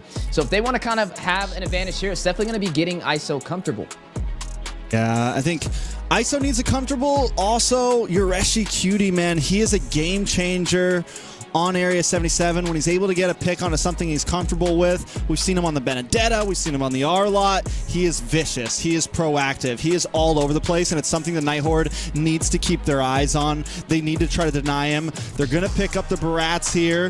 Vexana's still open. Ruby not on the field. Plenty of jungle options still open. I think Vexana is definitely something we see up front here, maybe paired with... I'm trying to think what else. I mean, I like the Barats. The Vexana, since that is on the table, could be picked up. It is going to be the carry, though. I think the carry is great. It's especially when you see the Barats, right? You need something to be able to burst him down, and that's what the carry is going to be able to provide. But ISO, he ran on this carry yesterday, I believe, and he wasn't really able to get the core items needed, because he's not going to be going for sustainability. At least I don't think so. I don't think he's going to pick up a Thunder Belt in an endless battle here. I think he's going to go in for like that Demon Hunter sword. Like, he needs to really soak in to the Barats, and that's just the first hero on the board for the side of Night Horde. When we're looking at Night Horde, yesterday they had some very fast games. Their first game was 10 minutes and 28 seconds, one of the fastest games we've had in the NACT regular season so far. We'll have to see how they kind of respond to it, though. It is going to be the Fredrin from Area 77 slotted into the jungle, so both of the teams are going to have some strong frontline compositions for the neutral objectives. Yeah, I'm wondering, something also to point out is yesterday we saw them pick up the Kaja both games, and I think they really do a lot better when they put Jay on something a bit bulkier, on something, give him something like the Minnow, give him something with big set potential, give him something aggressive that he can pair well with Yureshi. I think Area 77 thrives off kind of, let's get aggressive, let's jump in their face, let's go for these team fights, and that's where they really kind of capitalize, and I think it's something important for them thinking about coming against the Night Horde here. Night Horde now with the response, though, needs 2 picks. Harith. Do they go the Harith here? Yeah. It's a good counter over there for the carry. It's good for the Fredrin as well since he's up close and personal, but they're going to go ahead and flip the script. They're not going to go for their marksman at all right now. Is that the right decision? Time will tell, because it's going to allow the side of Area 77 to get ISO even more comfortable. One of those keys to victory that we mentioned when the draft started working in his favor. It is going to be the Nana alongside the X-Borg. The X-Borg, I feel like it's okay here, and the reason why is because there was a chance that Area 77 could have picked that up, and that would have been some great true damage to soak into the Barat alongside the carry who's already a counter for him. So I think that's a wise decision. It's definitely going to play into survivability, as the X-Borg's very hard to kill with the Faraga armor on top of that. But speaking about keeping things interesting, we're going to see Benedetta, the first pick of Benedetta for today's games.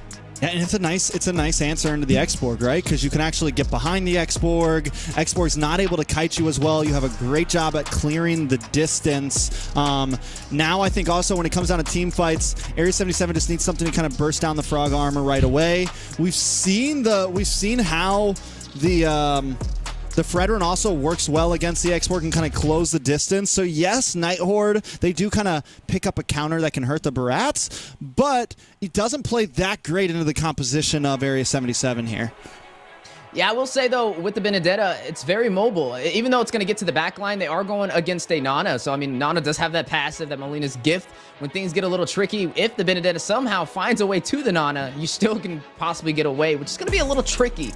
But you did make a great point. The X-Borg up against the Benedetta. You know something funny, though, here, Trex? This could maybe be an X-Borg in the jungle and a Barats in the XP lane. I don't think so with this composition, but we have seen the X-Borg profit in the XP lane. So I'd definitely say it provides a little bit of flexibility if they wanted to go that route. But I do think the strongest would be the X-Borg up against the Benedetta. Now, looking at the Night Horde, they still have a couple of options on the table. They can go for sustainability. They can run the Rafaela if they want to. The Valentina has been picked up for the side of Area 77, so they have to be careful on what they slot in that roam position. They don't want to have Marcuti profit. Marcuti mentioned he used to be a gold laner, now a mid laner, and he was one of my favorite gold laners back in the previous NACT because of not only being able to engage, but knowing when to disengage as well. And being in the mid lane, he's going to have even more of an impact for the team. There goes the Rafaela that we talked about, though. Survivability working in the Night Horde's favor. Yeah, we used to call Marcuti the magician in the gold lane. Man was able to disappear on the Claude and make plays happen now in his rightful name in the mid side. But I like the Raf here, man. Night Horde just keeping things simple, not going too crazy. You have the X-Borg who's going to profit greatly off the Raf. You have the Barats who's going to profit greatly off the Raf. And you have this Mage who isn't like a Novaria, isn't someone that's going to be sitting in the back lane, you know? Nana doesn't have the greatest range and is also going to profit heavily off of this Rafaela. They seal the deal. They finish things off with a Clint. It's not the craziest marksman, but with a composition like this around it, it could profit. It could just kind of huddle down in the middle of all of these heroes and just layer out free shots. Now, there's the Kaja, though, a pick that could work in this comp, but I still kind of question it. Yeah, me too, because I feel like they could have went a little bit more for either group CC or sustainability. Yeah. With the Kaja, though, single target CC, yeah, the Minnow would have been actually really good here. The Kaja, though, slotted here, I mean, he's going to have to focus in on getting a pickup. So he can grab the Nana, but the Nana has Molina's gift, so you got to keep that in mind. You also got to look at the Clint. Yeah, he has a little bit of that stun. He can possibly get away from there, but he's not as mobile, so that's going to be the main focus for the Kaja here, but he's going to have to go through a lot to get there. I think it's going to be a challenge, but they may be able to pull it off. The Valentina here, though, when you're looking at what ultimates that Marcuti is going to profit on, it's most likely going to be the last Insanity over there from the X-Borg. I mean, maybe takes the Detonus Welcome to get a setup to deny a play on the neutral objectives can be a possible option. And let's jump into the first match of this series, the first of a best of 3. This is Area 77 going up against Night Horde. Will Night Horde continue their winning spree of 4, turn it into 5, And will Area 77 end their lose streak? It's definitely a match between these two. Let's jump back to the cams, though. A nice pause to bring up the hype. Now, I think it's a great time to kind of talk about compositions. The Kaja pick. You know, we've seen a few Kajas sprinkled out through NACT, and I think something we are seeing from the Kaja to where in the past it was always used to kind of target gold laners. Now it's used heavily inside of, it's used heavily for like Lord fights, turtle fights, to kind of pull these junglers away and give the opportunity for you to get the retribution over. So I think it could be something we see from JQT. I think his main two targets here are and Oh My Foe. Yes, if you can catch Momoya, if you can catch Momoya as well on this Rafaela, it's a bonus. But I think when it comes down to turtles, we got to keep an eye on him, targeting down Oh My Foe. Yeah, and speaking of targets, when talking about Yureshi running on this Benedetta, his main focus is going to be out-rotating Sleepy on this X-Board, right? He's going to need to get to the minions, get a proxy on that side lane, and then create the opportunity elsewhere, like additional numbers on the neutral objectives, such as the turtle, or getting to that mid lane to clear up those minions to possibly get that siege. I think that'll be a good start for them if they want to focus on taking the early game. It's going to be interesting watching ISO in the goal lane up against R, the Clint versus the carry. Both of them kind of be playing into that more late game. I feel like the Clint is a little bit better in the early. Up against the carry, has a lot more range that he can work in his disposal. Carry is going to have to watch out for that. But something that is going to work in Area 77's favor is they have the Valentina. Marcuti has that Terrify inside of his kit, which means when you look at the side of Night Horde, I mean, you're looking at the Barat combo with Rafaela. I like to say that's like a Thanos collecting those Infinity Stones, snapping his finger to try and annihilate the enemy team. I think it works out really well, especially with the Barat. If he can get those neutral objectives, he's going to try and invade heavily, but it's going to be hard when you have that Valentina to be able to terrify you and provide a little bit of that constant CC on top of you. Now, JQT, he is going to have to come alive in the early game, right? He needs to find a way to get to R. He needs to get a suppression off. That's what we're going to be looking to see from the side of Area 77. And hey, Trex, I think we're jumping into the land of Dawn for the second time. Yeah, I mean, I think you said that movement will be key for Area 77 in the laning phase in the mid game. We need to see movement from JQT, and I think also Yureshi on the Benedetta. You mentioned it, having the advantage, being able to rotate down. Night Horde does have a soft mid right now with the Nana and the Rafaela. If Area 77 can kind of capitalize on that, if Yureshi can make some movements, look for some, instead of ganking the off lanes, Yureshi moves to the mid and tries to get ganks on to Raf, on to Nana, put pressure on them and give Area 77 a strong early upswing. There's those audience predictions, though. Night Horde holding the lead 67%. Yeah, 67%. Not the same as the caster's desk right now, where I'm the only one that kind of voted on their side. This is definitely going to be an interesting one to see. But you are seeing emblems pop up on the board. The Brave Smite picked up from the Barats will be very sustainable. We'll be able to get some of that skill regen. You are looking at it picked up from ISO as well to be able to sustain himself inside of the gold lane up against the Clint, who is running the Quantum Charge, so he'll be a little bit more mobile. He does have that flicker at his disposal as well to kind of close that distance or also escape on the tricky situations. But speaking of tricky situations, they are going to have to watch out over there from Marcuti. He does have this Valentina. He can proc up with that last insanity at any moment's notice if they're not careful. And then if he wants to put some CC in his kit, he can go in for that Detonus welcome of Oh My Foe. Area 77 playing it safe. I want to kind of point an eye to... you can see from Marcuti taking the long route over to the CXP lane. Does not take the river. They need to be safe. You have to watch out for Molina's. You need to watch out for the Detona's welcomes. Also trying to get the surprise here down on the bot side and deny vision, but both teams, no one kind of making any early game craziness off rip. Yureshi is going to have the advantage moving into this fight here. Gets gobbled up from Detona's welcome. Fused up with the last the insanity. Marcuti able to secure the kill there. Oh My Foe actually getting the kill, but now Oh My Foe, a little bit of trouble, taking some damage. Tarzan Cutie does have an advantage over the turtle right now. Sleepy there, able to get a little bit of poke off. Oh My Foe going to move back towards his jungle here. Area 77 should be able to take this. Tarzan Cutie getting the first turtle. Area 77 able to get the trade. It wasn't looking too good for them when it started, but they were able to sustain themselves on that turtle fight to be able to claim that first neutral objective. They did lose a member, though. First death goes to Yureshi over there, but on the top side, R. A lot of damage onto R there. There's that suppression you were looking for, Wheezy. Yeah, that suppression, JQT trying to find the opportunities. Running this Kaja is going to be looking for that Divine Judgment for the setups, but it's not going to be the easiest thing to pull off, especially with R running on this Clint. Does have that flicker, just needs to kind of watch out and keep his distance. Now, Looking at the side of Area 77, I would say with this first neutral objective, they're going to profit in their side laners, right? Their side lanes should be able to have a little bit more of an advantage as long as they can get these turtles, but you are seeing some aggression from ISO. Oh, holy baptism. The team's a little too late. ISO forced to go back, but no, they're going to collapse onto R. R taking some damage. Tarzan looking for the finish, but Mark Cutie picks it up. Area 77 getting a nice kill onto the gold lane there. It's a 1-1, 200 gold lead.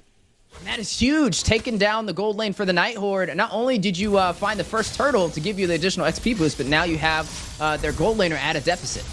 Yureshi having some issues up against Sleeps there, but the Fragga armor is gone. The 1v1 is true. Yureshi forced to run away, though. Yeah, it needs to get out of there. I mean, the Benedetta up against the X-Borg, not your typical matchup that you see, but we kind of mentioned the Benedetta way more mobile, should be able to kind of clear those minions and get on the backside of that X-Borg when he's using those fire missiles. But you are seeing Area 77 trying to claim more an advantage. It's still 1-1 on the scoreboard. Both teams pretty even on gold. So I would still say this is anybody's game. With R falling, though, they need to be careful. If he takes another death here, ISO's going to get what he's looking for. I mean, he already has an assist. He's trying to get those power spikes to be able to deal that massive damage, especially soaking to Oh My Foe and Sleepy, more of these beefier composition heroes. Yeah, I mean, and the thing about the Clint, right?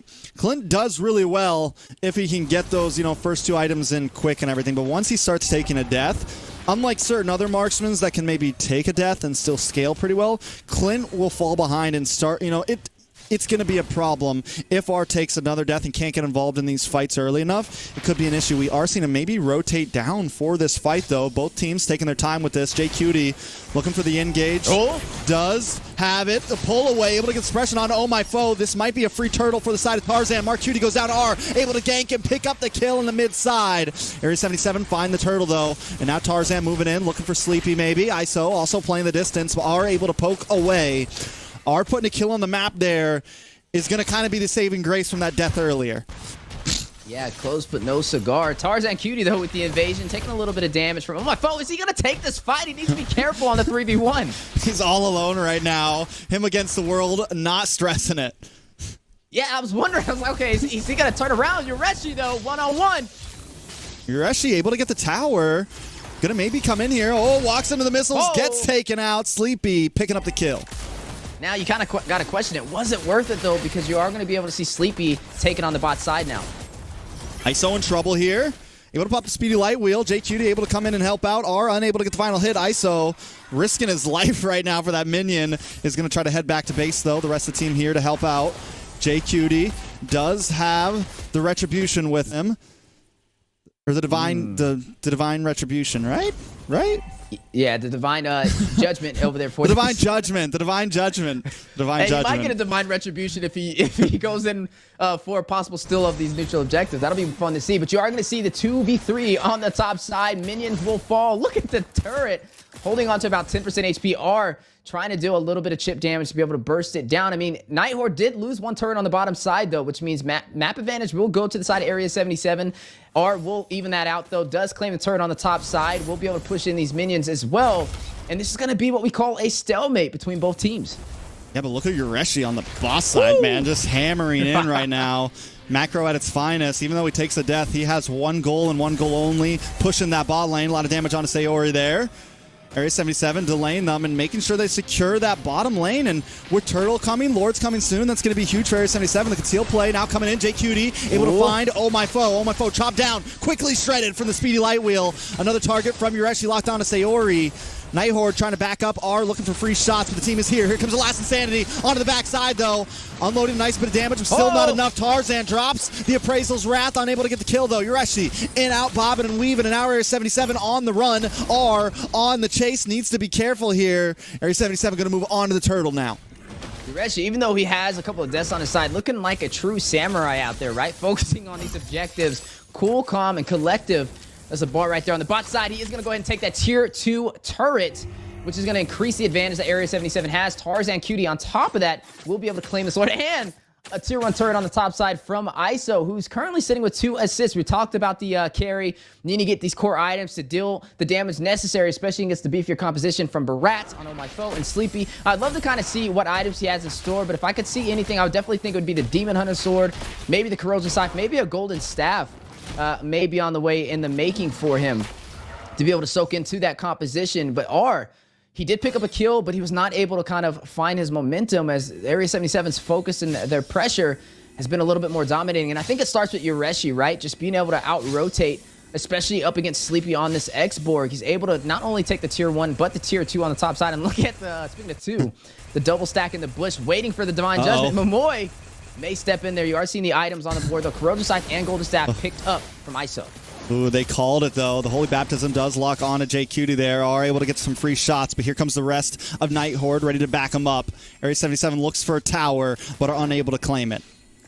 Yeah, not able to claim it, but definitely a good try.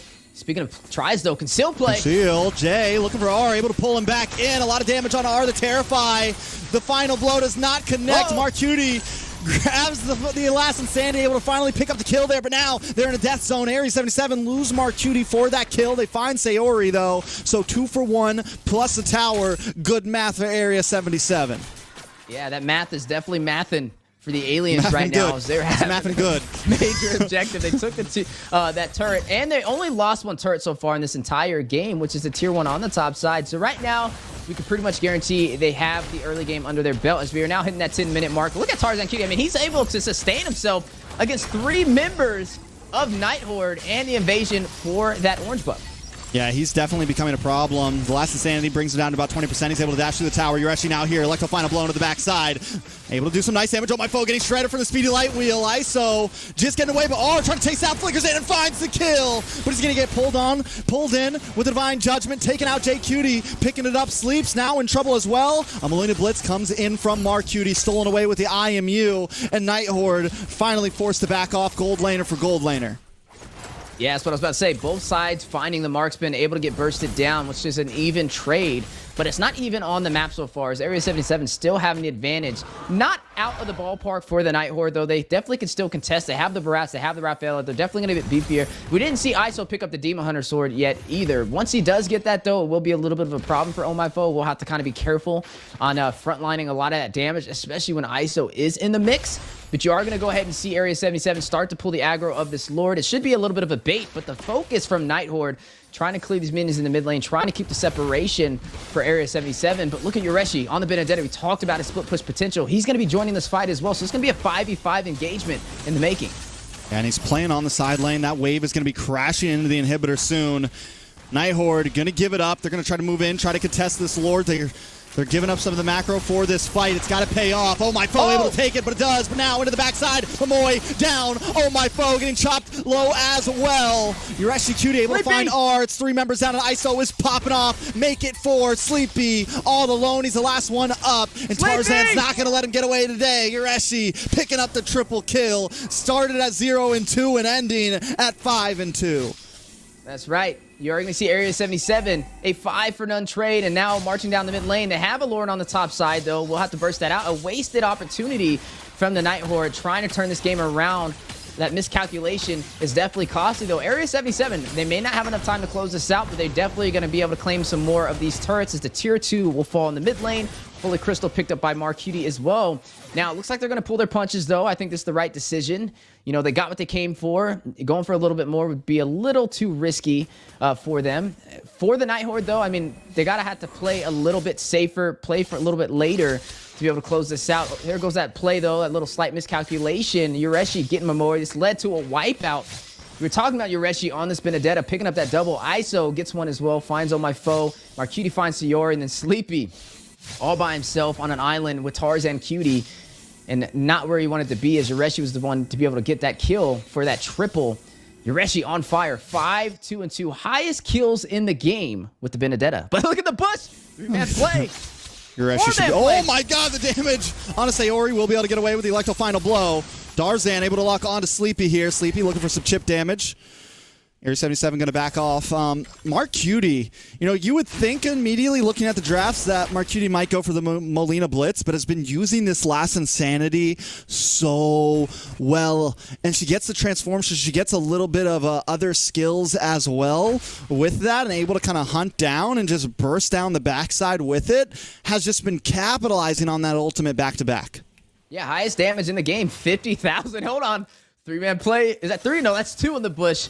3 because they have Marcuti on opposite side, so it will be a little even. Looks like Area 77 might go in for a pincer maneuver right here if Night Horde is not careful in the jungle. Now, we're now at the 13-minute mark. If they can hold off to the 16-minute mark, then Night Horde may be able to take these engagements up against Area 77, because once you get later in the game, the turrets won't matter. But speaking of plays, Kona's welcome, locks on a Tarzan there. ISO, it'll pop out the speedy life wheel. Terrifying, oh my foe, and oh my foe is shredded down. Marcuti comes in with a last insanity, looking for the next target. Sleepy responds with one of his own. Tarzan now in a little bit of trouble, tries to drop the Appraiser's Wrath, but R takes him out too fast. It's 1-for-1. Area 77 still holding the lead, but don't want to push their luck any longer. That's right, an eye for an eye leaves the world blind, and right there, you're going to see the last insanity have a heavy impact from Sleepy. First, you were talking about Marcuti using the IMU and opening up these engagements with that last insanity, dealing massive damage to the team, but this time around, it will go to Sleepy on the X-Borg, just showcasing how much damage this ultimate can provide for either side. We are going to see this Lord spawn in at the 13-minute mark. This will be a enhanced Lord, Luminous Lord, that both teams will need to try and fight for, and I think both of them can take this fight. You are looking at Area 77, though, up by over 4,000 gold, so they'll need to be a little bit careful on how Night Horde decides to engage, but it can still play. They see Sleepy. Ooh, he calls it. He pops the last insanity just in time. Able to flicker through. They're trying to chase him down. They want to catch him. ISO, too much damage. Able to finish things up here. They're going to come in from the side there. They're okay. I gotta say this though, man, Night Horde, even at this 4,000, almost 5,000 gold deficit, they're still getting some matchups here and there. They're still getting some trades here and there. They're fighting like they know what they're doing. Area 77 does find that pickoff, so they'll be okay. This Lord is almost most definitely there. And now look at Benedetta on the boss side, gonna also take an inhibitor. I mean, bro, Yureshi's just been such an issue for Night Horde this game.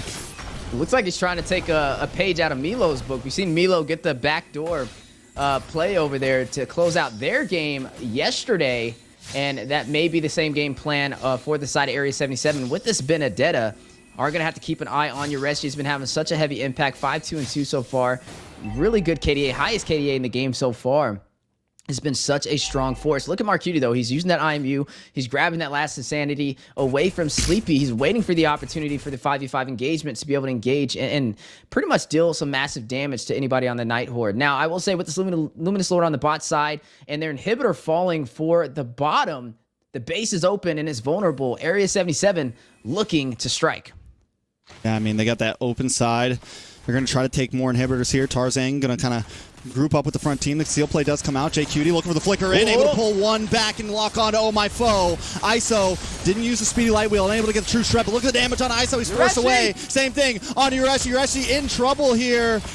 Able to flicker through. Immortality does pop, but they got what they came for. They take the inhibitor, and the Lord has crashed in. Look at the damage onto the crystal. Area 77 has laid waste and lost no one.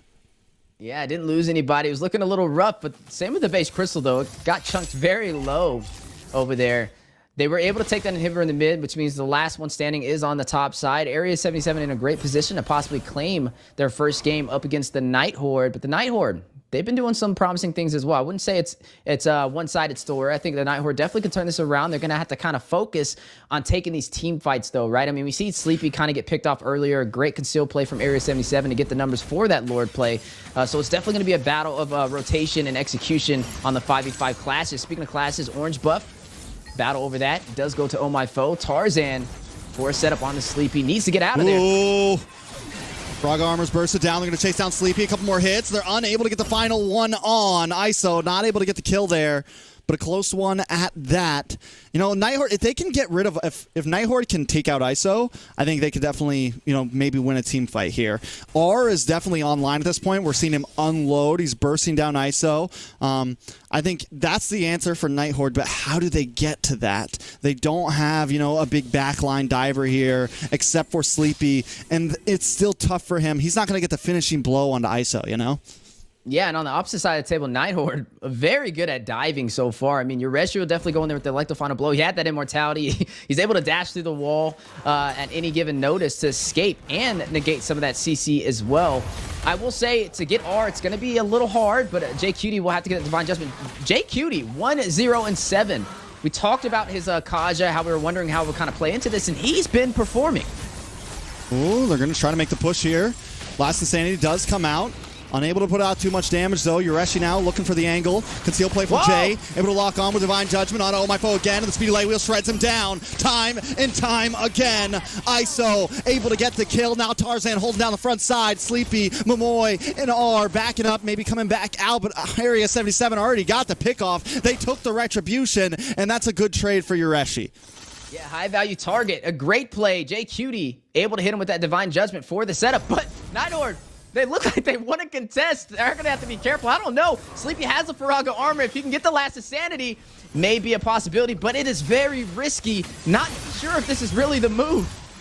Yeah, they can't go for it. ISO does take a lot of damage there. The Holy Baptism R gets the shutdown. This is their chance. Their one-shot R. Maybe looking for the attack here. Momoy knows it. Momoy knows the pressure's on the line. They got to try to move forward here. Tarzan taking a lot of damage. Shredded down. Looking for one last shot, but unable to connect. Sayori working for the angle. Flickers in. Gets the shot, but Tarzan walks away. Safely back to base. The Lord is out, but Night Horde still buys more time. Yeah, buying time, but they need to be careful. Yureshi, though, looking for the setup with the Electro Final Blow. Here we go. Ooh, Sleeps comes in with the last Insanity. Flickers in. Nice winter truncheon from Marcuti, but still gets the kill. Area 77 forced to back off. Yureshi now looking for angles, looking for ways out. Night Horde have bought themselves another Lord shot. Yeah, I mean, their defense is coming alive at the 19-minute mark. Yureshi falling a little bit short. He tried to get that Electro Final Blow, not able to close the distance in time to get the setup to turn that fight in their favor, and that's where the Night Horde kind of profited. Now, a counterplay from them pushing through the mid lane. We'll take that tier 1 turret and a siege for the tier 2. Their chances here. Night Horde have definitely dropped down the gold deficit. They're now taking towers, evening out the laning phase. The big problem is they have to keep someone at base. They have to keep worrying about these off lanes crashing in. I'll tell you what, I'll lose it if we see another Benedetta backdoor play, but I have a feeling this may be one of those games. 14-9 so far. Area 77 leading in terms of kills, up by 9 turrets, up by 2 lords, 3 turtles. So far on paper, they've been able to dominate, but the later this game goes, these things will stop mattering. I mean, look at everybody, full build. Thunderbelt, Endless Battle, Berserker's Fury, Blade of Despair, one more item working on over there for Clint. Carry, Sia Halberd, Corrosion Scythe, Windtalker, Golden Staff, Demon Hunter Sword, and the Malefic Roar. The full kit. Need to watch out. I mean, we see how fast ISO can chunk down Oh My Foe, especially with Jay Cutie in the mix with the Divine Judgment. I mean, you know, towards the mid and early game, Jay Cutie has continuously picked off Oh My Foe with the Divine Judgment. We talked about how important that would be for these Lord fights, how important that would be for these turtles and, you know, neutral objectives overall. But now we're getting to a point where R is online. He's one item away from being max built out. We're seeing the damage he can commit onto Area 77. Jay might have to rethink the situation here. Taking out Oh My Foe might not win them the whole team fight. I'll tell you what, our caster predictions are on the line. Look, I'm the only caster that said the Night Horde, and I need this one even more than they need this victory. But this is definitely entertaining to see. A very close game for both sides. Either way it plays out, some great execution, and it's looking very promising for the top 8 teams in North America with the level of skill that they have, especially at this late game, right? This is where it goes down to the wire. It goes down to just a matter of seconds. And a quick mistake can be costly, and that's what both sides are looking for, right? You're seeing them stack up, getting ready for this Lord to pop up, and this may be a possible game ender. Will we be able to see Jay Cutie get the Divine Judgment he's looking for on Oh My Foe? Will R come alive with this Clint, who we don't typically see in the gold lane, but now, as Trex mentioned, getting to the late game build can be the difference that the Night Horde can lean on. Lord in play, aggro being pulled in Area 77. Gonna go ahead and make work of it, trying to bait out the Night Horde to go in there. But look at the top side. Look at Yureshi. Look at Marcuti. Waiting for an opportunity.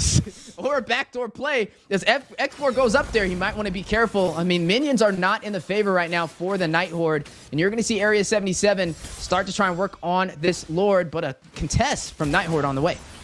Yeah, I mean, Area 77 now knows they have to be careful. They can't bully anymore. The gold is now, you know, deficits, pluses don't really matter. We're going to get into the juggling phase of items at this point. You're actually still holding down the top side, but Lord is being rushed, and the stun comes in. Oh My Foe able to take it, but Jay Cutie able to get the Divine Judgment, but he's quickly rushed to safety with his team, forced to use Taona's Welcome just to get away, but it's okay. They got it. They got the Lord, and they're able to bide more time, maybe even turn the lanes around. And that worked in favor just from having Yureshi split pushing, taking these minions, and also being very mobile to get back to the Lord. when needed to take that fight. Overall, some great utility provided over there from the Benedetta, showcasing some mastery over there. Samurai in the making. The Night Horde now has to kind of be careful up against Area 77. They do have an advantage with this Lord in their favor, though. Is going to push forward. Area 77 trying to defend. Looks like Yureshi will not be able to get the split push he was looking for, though. Okay. And Night Horde may be able to close this out if they're careful. Ooh, Jay up in the top side in the 1v1, actually having trouble. Almost goes down. Lord going to be crashing in. Jay forced to go back to base. I think he lost his immortality up on the top side there. Base is crushed in. The Detona's welcome. Locks on. ISO taken out. Able to just get away back to the base. But no, Sayori gets the final blow. And Marcuti is being decimated as well. The base is laid waste to. Night Horde takes game number 1. Game number 1. A great play to be able to turn that around in their favor. Area 77, a small mistake was costly. And Night Horde now having the slightest advantage in this series, 1-0. Match point. Area 77 needs to be careful. I mean, this was a very close game. Honestly, I feel like both sides were pretty even on the micro and macro. It just really boiled down to the team fighting, right? We saw Yureshi trying to find the opportunity, trying to get the split push, but a good rotation over there at the last second to be able to stop him. Sleepy just doing a really good job on that X-Borg, as you are now seeing Area 77 on the back end. Night Horde, 1-0. Yeah, I mean, Night Horde bides time, right? They bide enough time. They're able to pull it off. They're able to do what they need to there. And towards the end, we start to see where the Kaja was so profitable in the early to mid game, but eventually not having a front liner because they have to use Yureshi to split push, which, I mean, is the right play, but they were unable to kind of take control of those Lord pits in the end. You have Oh My Foe holding down the front side. You have the rest of the team. You have the sustainability. And there was just nothing. Pretty much they just got completely denied of even contesting for those Lords. Yeah, I mean, oh man, I just love to see it. I like the games that go after the 20-minute mark. A lot of these matches we've been seeing so far has been like 15 below. But once you get to that 20-minute mark, man, it's a battle of the greatest versus the greatest right there. Micro and macro excellence. And I would say both of those teams definitely showcased that. I think game number 2, it's really hard to break down and say, oh, this is exactly what they need to do, because there's a lot of right. Yeah. There's more right in that game than there was wrong from both sides, in my opinion. But I really think Yureshi with the split pushing, he's definitely got to keep that up. I think they were just able to get that last Lord play last second. Maybe it was the Kaja play, right? Not able to get the setup he was looking for at the last second to deny that Lord over there from the Night Horde. Yeah, R came on along. I think the big thing was it was kind of a battle of time for both teams, and Night Horde were able to bide the time, right? They got to a point where their composition was just kind of outscaling a bit in terms of defense and an offense. And yeah, Area 77, if they could have just closed it out maybe in the last big Lord push, and then they lost the one Lord too, or when they got the Lord, they got I think the big game-changing moment was that one fight where Retribution was down on the side of Night Horde. They still went for the engage. And then R comes online and they get a couple kills there, and they risked it, right? They went for the risk. They went for the team fight there, knowing they weren't able to take the Lord, but maybe went out in a fight, and they capitalized on it. And that was the big upswing for Night Horde, where everything started to change in their favor. That's right. We say high risk, high reward, and sometimes you get the high reward. Definitely helped them claim that victory, which is huge for them. I would say Area 77, though, we got to keep in mind they're sitting at that 6th position, Night Horde at the 4th position. And Area 77, it looked like they were both tied for 4th place after seeing that game with how close the macro and micro was. So we're going to be swinging on over to our post-game stats. You are looking at the Night Horde as a collective, 11, 14, and 28. But I feel like this doesn't even really paint the full picture just because of how late the game was. It just boiled down to the team engagements, right? Who could kind of manage those minions and push for that neutral objective for the finish. Yeah, I mean, well played by both teams, and I mean, if there's a series tonight that feels like it could go all the way to match 3, this could definitely be it. It seems we got the API going, everything's in now. The players, we can see their stats, everyone's correct, and in the end, I mean, just a wonderful series. And one of the funny things is Night Horde didn't even end up securing all the towers. Area 77 cleared them clean, all 9 towers. But Night Horde just hangs on, man, and that's the difference between, you know, the boys and the men. Can you be at a 5,000 gold deficit and still turn things around? Well, that's what we're going to be kind of paying a close eye on for game number 2. Where does Area 77 go from here? As you are seeing a couple of Area 77 members on the board, actually just one. three of them being the Night Horde. Rich Guy will go to R over there on that amazing marksman role. Carry will be Marcuti himself, once a gold laner, now a mid laner. Sandbag is going to be Oh My Foe, and then the Forgotten One going over to Momoe with 9 assists. I mean, just well played. Let's look at the head-to-head. Oh My Foe versus Tarzan. Tarzan definitely not getting a bunch of kills, plenty of assists, and Oh My Foe, here's the big paint the picture, right? 4 deaths, but still able to output more damage to Tarzan and just be there when needed and willing to even take a death for the team. And that was something I think that the side of Area 77 ended up lacking in the late game. They went for a hyper-aggressive EXP laner. They went for a more of a support roamer, and all they really had was Tarzan to hold down the front side, and that's where Night Horde ended up coming on top. They have the export, they have the Barats, they have all these things that can kind of open up these matches for them. Yeah, I definitely agree with you about playing to the late game, which leaned in the Night Horde's favor. I mean, even Area 77, they were looking very promising. Me and you both were kind of wondering about that Kaja pickup and how it would have slotted in against the opposing composition, and it worked out really well. I really feel like JQT got some great setups. He got to get a lot of times Oh My Foe, and then quickly getting bursted down over there by ISO with this carry led to them being able to take some of these neutral objectives. So I think a couple of things definitely went in their favor, but they have to be able to close it out when they have the advantage. There was multiple moments where they had the opportunity to be able to close that game out, and the defense from the Night Horde is what kind of scaled through. You talked about when they took down Oh My Foe, when they didn't have the retribution, they still decided to take that fight. And speaking about taking that fight, we are now jumping into the draft. Game number 2, Night Horde, currently at match point Area 77, needing to win this or they'll be facing a clean sweep. I mean, it could definitely go either way. This time, Area 77 on the blue side, right? Gonna have first pick. Gonna have a slightly different drafting route here on the way they want to take this. They're gonna go for the Fermis ban up front. Now, honestly, I don't think that either team exactly needs to change their draft a lot. I think both teams came in with clean drafts, clean objectives. You said, like, what do we even say to change? I don't think either team has to change too much. I think it just comes down to execution and how they do this throughout the game, No, I agree with you. Now, I think that we can both agree that they know how to execute, especially after the last game. The draft was good. I like both sides. I was questioning the Kaja, but hey, he was able to pull it off, so definitely no issue over there. Now, the bans are on the table. Fermis and the Ruby being taken off the board for the side of Area 77. On the side of Night Horde, it will be the Barat. Tig is still a viable option. We are seeing the Navario and the Vexana be some good pickups as well. It's also interesting about the Tig. He's just been such a strong pick. He got a recent nerf, but I still don't think it's really going to affect him. They limited his CC with his implosion to where it doesn't last as long, and he can't use his ultimate as often. But I do think that Tig is still a very strong pickup and worth the ban, in my opinion. I don't know if he'll be something that's guaranteed first pick, but definitely a strong option if left unchecked. Yeah, he definitely has some opportunity in the current meta. I think one of the great things that we've been seeing in NA overall is just kind of the variety that we've been seeing in the roaming position, from the heavy CC tanks to teams not scared to go for more of the support meta, things like the Raph. Like, the Raph has been a very popular pick here, which it's not something we've been seeing all over the place. Just a lot of teams have been favoring into it. The Barat's going to be banned out this time, and that immediately kind of changes things here. Last game, we didn't see it. So both teams are going to be forced to maybe approach these drafts differently, and it could be a much different game than what we saw last time. Yeah, definitely could be a much different game. I mean, we are going to see some of those staple marksmans free for grabs. The carry could definitely be a viable option. The Mathilda does get banned out. This time, Tig does walk, though. So, I mean, hey, do they pick him up? I mean, I think it would be a very strong option. I don't know if it'll be first pick, though, because he's easily countered. You're going to go ahead and see CC locked in on the board for the side of Area 77, which is going to provide some great mobility, kind of similar to the Benedetta, right? Able to rotate around, very hard to catch, and creates the split push opportunity for the neutral objectives, which we saw have such a strong impact, especially in the late game.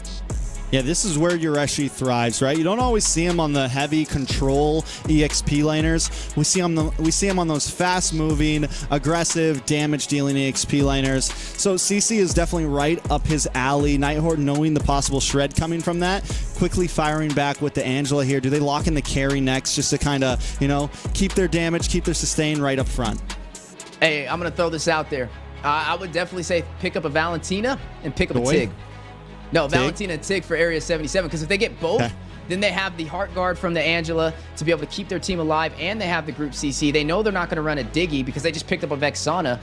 So I think that is their strongest option here. Yeah, I think they can afford to wait to pick their jungler to the second half of the draft. I don't know if they're going to take this opportunity. This is something I would personally do if I was their side, but they're going to go in for some damage, going to go in for that Nolan who was left unchecked in the ban phase. We've seen him deal a lot of damage, not just in the NACT regular season, but today specifically have such a strong impact.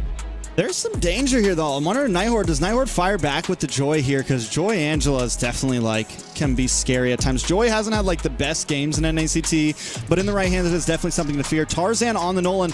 Last game I casted with Area 77, this pick was open and Tarzan didn't go for it, but Tarzan, like in the past, it wasn't unheard of for him to play assassins, you know, kind of back to his Western roots here. And now he's kind of heavily favored in the utility. So excited to see how he's going to play on this. Does he still got some oil in his joints to move around quick, you know?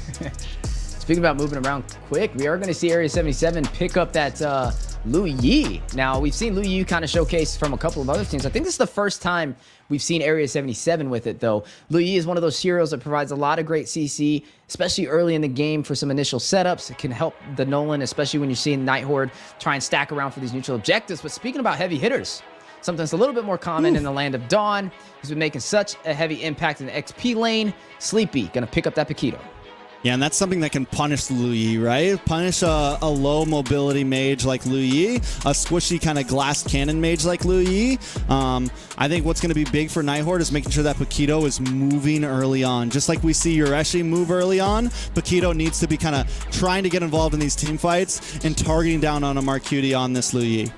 It's going to be a problem, too, because Sleepy can also rely on the Angela, right, to be able to keep him alive. If he decides to dive into a turret, he not only provides his own shields, but then he also has Angela to keep him alive in these engagements. And we still have yet to see who the jungler is going to be for the Nighthorde. I mean, they don't have the strongest frontline composition so far. They only really have to lean on the Paquito, creating that opportunity, which is more of that dive, trying to get to the backline for the pickoff. So I think maybe something like a Kai may be a possible option here, a Boxia, maybe something of that nature, something that can provide the frontline presence in the jungle would be beneficial for the Nighthorde. When you're looking at Area 77, though, we are going to have to figure out who they're going to be running in that roam position. They have a lot of damage, right? They have frontline as well, not only with the Nolan who can get that instant burst damage, but also with that CC who can be a little bit of that gnat that you can't swap away as how mobile she is. You really need something like a Kaja to grab her, because if you don't have that much CC, she's just going to be very hard to deal with. And there goes the Joy ban from Area 77, the just in case ban right there. Like, if Nighthorde wanted to go full damage, like just lock in Paquito, Vex, Joy, pair up the Angela with it, and just try to steamroll in, the possibilities were there. They deny that. So now I think it's definitely, we have to go utility here, right? We have to just go for maybe something like the Basha, maybe something like the Akai. They could get real crazy. I mean, don't get me wrong, Area 77's lineup is pretty squishy right now. If there was a time for Nighthorde to kind of flex something in the jungle here, this could be it. They're going to lock in the carry in gold lane and kind of keep us guessing. You know, it's funny. I was about to say, we haven't seen a single marksman ban this entire game. And they're going to go ahead and pick up the carry first for the Nighthorde. Now, let's talk about the carry a little bit, right? The carry is not one of those mobile marksmans. It's very situational. You have to be careful on dive compositions, and you have to watch out for the Nolan and the CC, who can get back to that carry a little bit easier than some other heroes. Now, Carrie is one of those staple marksmen, deals a lot of damage. I mean, it's no secret. We've seen her pretty much every single game of the NACT regular season. The Harith is usually picked up against it. Can be an option. It would be a lot of magic, though, over there for the side of Area 77 if they want to do that. They could also go in for something like the Claude. The Claude has not been banned out. Can definitely play for survivability. We know the marksmen are a little bit squishier, but no! They're going to do it! They're going to pill out that Roger. We talked about the Roger right before the stream started. Me and Trex are having a conversation about this showcasing in the international scene. We've seen, what was it, Basic pull out the Roger as well? Basic pulled it out. I think Basic kind of pulled it out as a bit more of like a, let's do this for fun. But we are seeing it get picked more and more and more, and it just adds to the kill pressure that Area 77 has right now. You know, you have the CC, you have the Nolan, now you have the Roger, and they put a nice bulky tank up in the front side. A lot of wombo combo potential here. Like a lot of just, if you get caught off, you are going down. Nighthorde just feels a little more kind of rounded out, a little less risk. But if Area 77 pops off here, it is dangerous. Yeah, that's what I was going to say. Like, I like the interesting grab from Area 77. It's not something you normally see though. So in terms of it being a synergized composition, I don't really see the synergy there. I think the skill level is there from the players to be able to pull it off. You can get a Minoan and Fury. You can have Marcuti possibly proc some CC on top of that. Maybe ISO rushes in with the leak and pounce to get some early kills. I mean, the Roger's one of those marksmans that can be very early and aggressive if you're not careful. Kind of like the Martis, right? When you have a Martis on the opposing side, when you're low HP, you gotta back off, man. You can't keep taking that fight, and that's what we're gonna see today with the Roger as well. All right, it's match point for Night Horde right now, trying to keep Area 77 on a losing spree and continue their wins. Can Area 77 take us to a game number 3? And that's the million-dollar question right there. Area 77 on their 3rd loss in a row. They lost twice yesterday up against FIENDS, and now losing their first match today up against the Night Horde. Night Horde on a 3-win streak right now. 2 wins up against LEGACi, and then winning game number 1 for our second series of today. Area 77, they put off a good showcase of their skills in game number 1, but ultimately in the late game, they were not able to close it out. Night Horde was able to take that Lord and push through their base crystal at that last minute. So I will say for Area 77, if they can find a way to take the early game advantage, they got to be able to hold on to that momentum, and not only hold on to it, but capitalize on it and find a way to close it out early. And the audience predictions seem to have swapped over to Area 77. I'm wondering if that was a mess up or what, but people are starting to feel they had a good game last game. Maybe they think there's some possibility here. You know, I want to talk about this Roger pick a little bit. You know, you do, I think against the carry it could do okay. You have some poke when he's in his human form. You have some possibilities there. He should be able to get his last hit on minions. He has some escapability. And then when it comes down to some of these Lord fights and things, there's also possibilities for him to kind of reap the benefits, you know. Look for those low target heroes and just kill them. Take them out. And like I said, just Area 77 just has pressure on their team right now. Similar to last game, Area 77 needs to try to look for the snowball here and end game. Yeah, and right now, Night Horde not looking to give him an opportunity, especially knowing that ISO has that early game marksman that can definitely deal some damage up against R running the carry, who's that late game marksman. So a couple of polar opposites on the board. Now, over there for the side of the Night Horde, they are running this Akai in the jungle, so he should be able to hit that heavy spin and have an easier time with the neutral objectives over Area 77. Sayori predicts it. Marcuti able to take the turtle, though. Does go down for that one. Sleepy able to get first blood. Now Tarzan on the run. The Guardian's going to be chasing him down. But still, I love the prediction from Sayori. Sees the moment Marcuti pokes face out of the bush, down comes the Terrified, down comes the Guardian. Marcuti's still able to pull it off, though. Yeah, a big play. No retribution needed for him right there. Gets it over Oh My Foe, who is directly under the turtle. Mind you, with the Sakai, need to be a little bit faster with that retribution. Area 77, though, they need these slight victories to be able to even out this series, right? I mean, right now, Night Horde did take the first kill, though. That is going to go over there too Sleepy on this Paquito. That XP laner that we've seen kind of dominate this NACT spring season. He is going up against Ureshi, though, who's very mobile, who's able to out-rotate him. Play on the mid side. Momoy uses the flicker just to get away there. Tarzan putting pressure on the mid, but I'm wondering, like, should we be seeing some maybe pressure onto the gold lane here? We saw our last game. Once R got enough time, R pops off. And this time, you have Roger here. Just Lux in the Haas Claws, a little bit different than usual. Sometimes we've been seeing Roger sometimes go for the Thunder Belt first. So going a bit more aggressive on the side, just kind of complementing the rest of the aggressive composition from Area 77.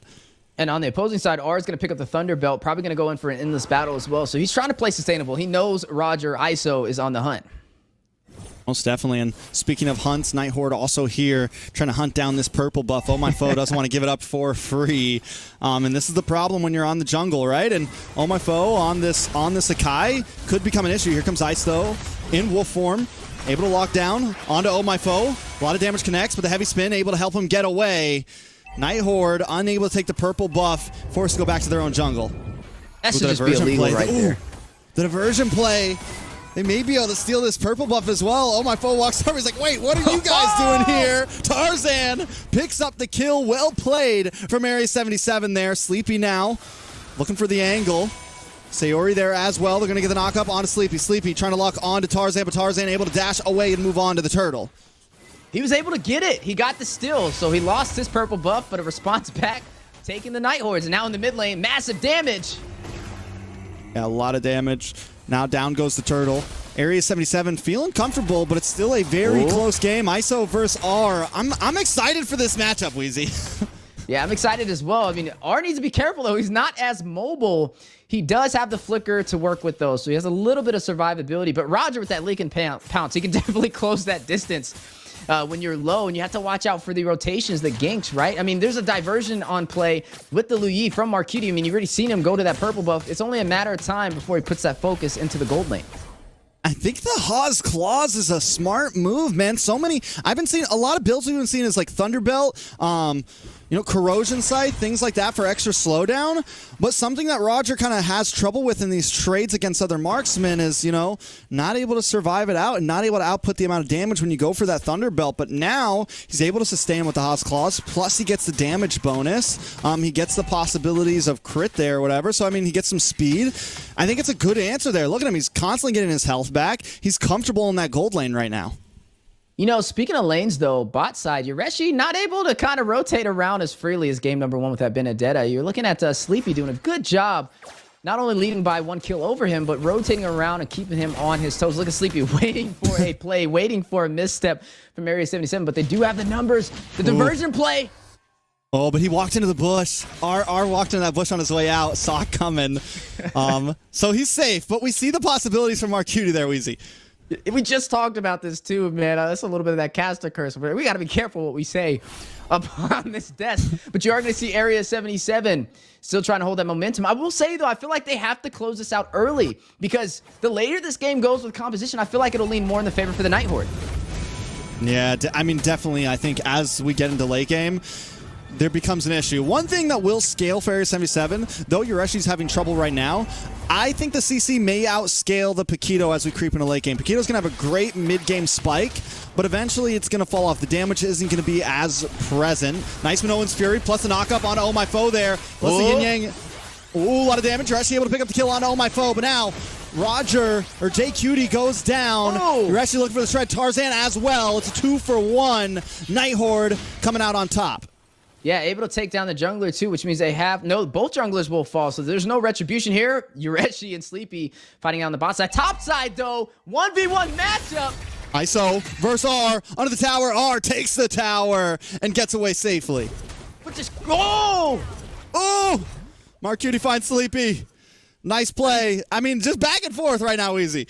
You blink for a second, and there's engagements from both sides of the map today, both lanes. On the top side, though, you're looking at R taking the advantage, looking like he's the early game marksman, able to take that turret away from Ice on the Roger. It's going to hit him hard, especially as they're leaning on him, having that presence in the early game, but it's just not showing up right now. The turtle trade still going on. This is a long turtle right here. Nobody's completely gone in on Oh My Foe, forced to use the heavy spin to get away. This should be a free turtle for the side of Area 77, holding a small gold lead here. Yeah, they had to use that hard guard to save Oh My Foe. I feel like a little too premature on those ultimates right there. They could have played it a little bit safer, waited for the opportunity, but now Area 77 will make the most out of the situation, will claim their first turret of the game, tier 1 on the bot side, to even out the turrets overall. But Area 77's, in terms of objectives, 3 turtles in. Night Horde not able to take a single one. I mean, we'll see what they can do. I mean, at this point, Area 77, they lost some towers up top, but with this gold lead, a lot of damage on a Sayori in the mid side. ISO doesn't go for the dive, but still they need to turn this into towers. They have the movement. They're going to use this diversion. That's exactly what they're doing up onto the top side now. Pushing Sleepy away, use their movement to the advantage, and they're doing a textbook. Night Horde having a little bit of trouble keeping up with it. Yeah, having trouble keeping up, but even with the diversion plays, Area 77 having trouble getting a kill off of it. But you can definitely tell the idea is there, and you have to watch out for it. Night Horde looking like they're starting to adapt, playing a little bit safer, expecting the unexpected with the Lu Yi on the playing field. Now the battle over the mid-river and the yin-yang. Marcuti able to use the duality on a Sayori there. Get the proc. Now we're looking for the diversion. Back up to the top side maybe. Looking for the pick on. Ooh. They're going to move behind Sleepy here. Only one goes, though. They send Yureshi off. Handle that. We're going to go back down to the mid. Yureshi's like, hold on. What's going on right here? But you are going to go ahead and see 3-3 on the board. Both teams even the kills with 2,000 gold lead for Area 77. Most definitely a lot of damage on Oh My Foe. Marcuti picking up the kill. And now Area 77 is hitting a spike of their own right now. The damage is definitely starting to happen.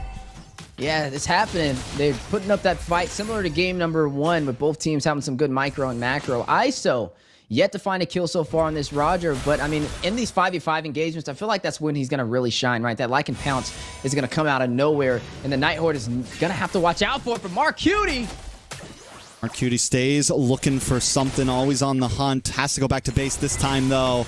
Night Horde, you know, it's very similar to last time. Even when Night Horde's behind, the threat is still there. They know how to make a play happen at any moment.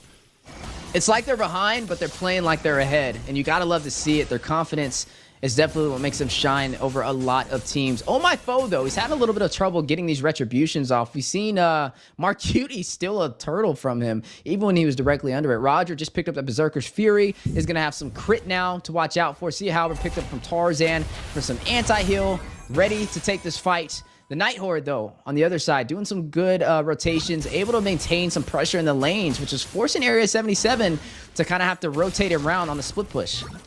We still haven't really seen ISO hit like full proc just yet, right? We haven't really seen him hit his peak just yet, and I'm wondering if or when he's going to pop off. Diversion. Yureshi, though, has definitely come up on top. There's a diversion onto several members. The knock up on Oh My Foe. Oh My Foe goes down. Night Horde now here to maybe help out, but they decide not to force the engage. It's 4v5. Sleepy looking for an angle. Tarzan able to take the Lord. Yureshi zoning them back, diving in unfazed.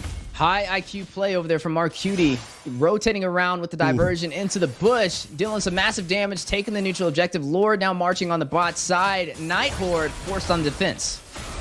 Yeah, Area 77 feeling comfortable under the tower right now. Ooh, the duality locks in, stuns him up for just a second. ISO starts reaping the benefits, finding Sayori there, looking for another target.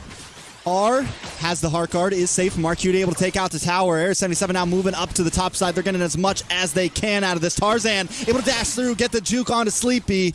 Here comes the rest of Area 77 from the side. Oh My Foe able to get the heavy spin, pinned down onto Mark Cutie. This is trouble. This is trouble. Mark Cutie still able to get away safety, but no. R finds the kill. Oh My Foe goes down though. ISO now finally popping off, finding the kills.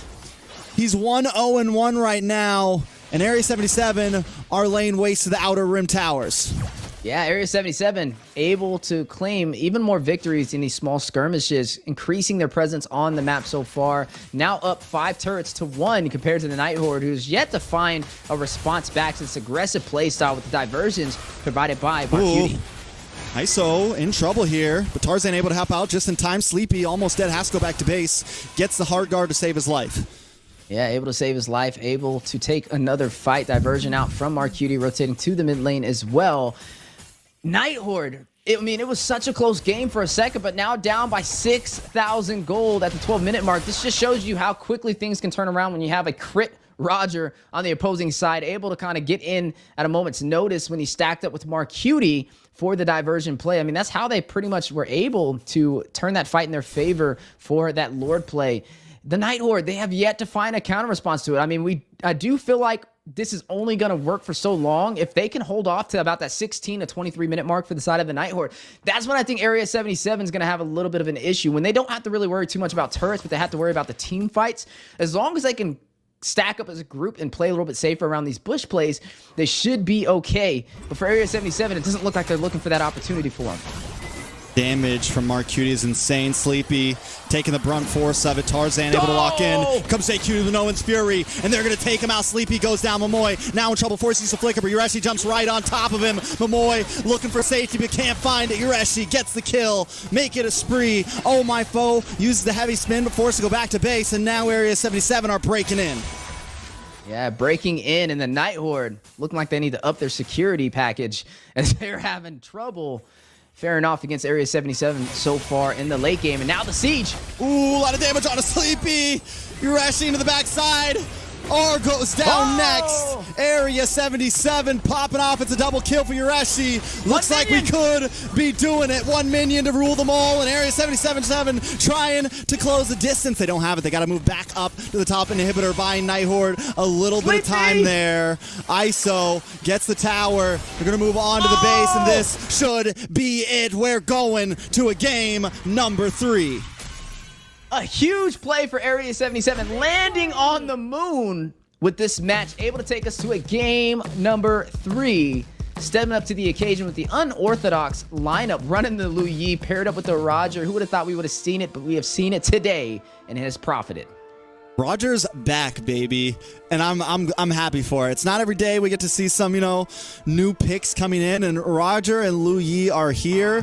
It's now been confirmed in NACT as well as other MPLs around the world, and I mean, it's exciting. It's nice to see, and the thing is these two heroes add some different layers to things, especially the Lu Yi. I think she's been theorized. She's been a hero that a lot of us have wondered how she can work, and mages are making it work around the world right now. And I'm willing to bet this is one of those compositions that they worked out and they've been practicing off the scene, because I mean, when you actually think about it, it's just really good. It actually is synergized because you have the diversion, you can get the Minoan Fury. If you take the Minotaur with you, that's an instant group set. If you take the Roger with you, as long as if there's a 5v5 or 5v3 engagement on the Lord Pit and you guys are split, you can teleport there at any given moment and burst them down. And that's what we've seen. As soon as Roger got that Berserker's Fury, that crit came alive and they're able to deal that massive damage. The rich guy going over to Tarzan Cutie, the carry. Sleepy himself, Sandbag will be Oh My Foe, and Jay Cutie leading the way, 7 assists as the Forgotten One. Area 77 tying things up. Let's take a look at the head-to-head once again. Oh My Foe did not have the greatest game. 0, 6, and 3. Just unable to really supply for his team, and Yureshi's able to kite away from the heavy spin. Also, if you get hit by the duality from the Lu Yi, even when you're in heavy spin, you still get pulled into the rest of your teammates. You're unable to really make that engage. Tarzan with the dashes, just the whole team just kind of able to play around that very well. Yeah, some great execution from Area 77, showcasing that, hey, we were a top 4 team previously in North America, and we're looking to make a statement today. The Night Horde, currently, ironically enough, is the team that's holding on to that number 4 position, and it looks like Area 77 wants to rip that title away from them. Overall, a really great game. Now jumping into my favorite portion of the series, jumping into a game number 3, is Area 77 stepping up to the occasion. Definitely. I mean, first game 3 of the night. Hopefully not the last. We'll see. We had a feeling this was going to be a good series. And Area 77, almost won game 1 and comes into game 2 once again very aggressive, hyper aggressive. This is where we like to see them. And it's not only one of the things that they're doing so well with isn't only their micro, but their macro as well. We saw it in game 1 with Yureshi, and we see it in this game using Marcuti and the diversion to play around. And we were worried about their scaling, but Yureshi, even though he had a rough start, once the CC got online, it was so viable to all of those team fights. I would even say the same thing for Izo, because we didn't really see him dominate in the gold lane for a while. I really feel like once he didn't have to stay in the gold lane, once Marcuti was able to use the diversion and take him to the team fights, I think that's where the Roger started to profit more. So it looks like that's maybe the game plan around all this, is instead of trying to win the 1v1 fight, yeah, you can be early aggressive with the Roger. They're not worried about it. They just want to wait until that mid game where they don't have to stay in that gold lane, where they can rotate to these neutral objectives. And that's when the Roger starts to really showcase his power. And honestly, I really did not see an answer for it. As soon as Roger was in the team fights, you just seen him instantly leak and pounce onto majority of the members over there from the Night Horde, and he was just bursting them down with swiftness. Even with Momoe on the Angela, I thought the Angela would have been a little bit stronger. I mean, this is one of those supports. Usually it's banned out. When it's not banned out, usually it's picked, and it mostly profits the most in one of the most highly valued supports outside of the Mathilda and the Rafaela. But today showcasing, I mean, even the Angela heals couldn't keep up with the crit damage. Yeah, I mean, it's, the Angela and some of those support roamers, they do well when it's just a marksman to worry about, right? Or when it's just a mage to worry about. But when it's a jungler doing burst damage, it's a marksman doing burst damage, it's Marcuti, plus it's CC shredding down, she can't keep up. It's overload, right? The heal's just not enough, the shield's just not enough, and now you're also down a member when the Heart Guard comes up. You add that up with the occasional Minoan's Fury to, buy time for the rest of the team to do even more burst damage. It's the perfect recipe, right? Now, I got to ask you the question, do we see... okay, jumping into game number 3, right? Do we see a ban of Roger? Do we see a ban of Lu Yi? Because I don't think so, but I mean, it's kind of hard now because that opens up so much more meta on the table in terms of drafting. I mean, we just saw a pretty open draft, right? We saw the CC get through, we saw the Nolan get through, and when we're gonna go into game 3, it's definitely the time where, yeah, maybe you do ban out something like that. I think the first thing on the checkbox though is, all right, CC is not something we banned out game 1. Area 77 let it through in game 2, and Night Horde decided no, we're gonna let them have that. And this time it's like, nope, not gonna happen. Area 77 not changing things up though, still going for the Faramis. There's your Lou B ban though. So yes. Yes, more things are on the chopping block now. Yes, more things are being thought about, and game 3 is going to be very different than game 2. I love it, man. I was wondering, I was like, do they ban out this Lu Yi? With that being said, though, a lot more will walk on the table that they have to watch out for.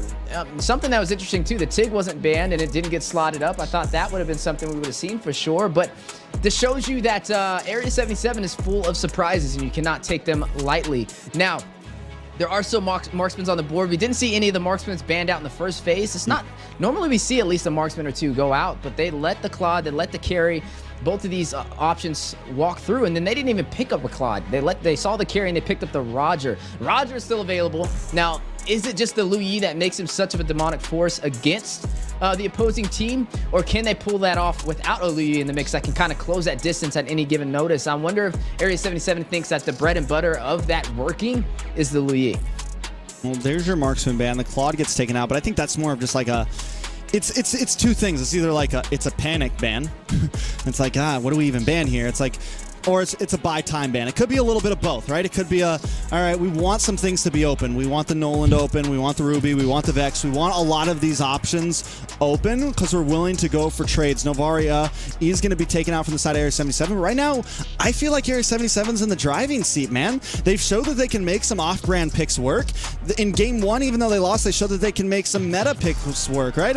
They showed that they have some variety to their drafting table, and that's going to keep Night Horde guessing. And I think in a situation like this, Night Horde just has to, draft their game and not be too stressed. Knows that it's going to come down to execution in the end, as long as we draft decently. Mathilda's walking. Do they pick it up? They going for the support? I mean, I would. And there's a Barats that they could go. No, they're going to go to Orlis. Whoa, there's not a Barats, though. Barats is taken out. They can take the Mathilda play, though. Mathilda Nolan. Mathilda whatever at this point. Mathilda whatever. Arlott on the field. Mathilda Fred.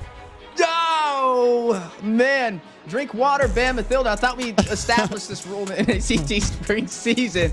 Area 77.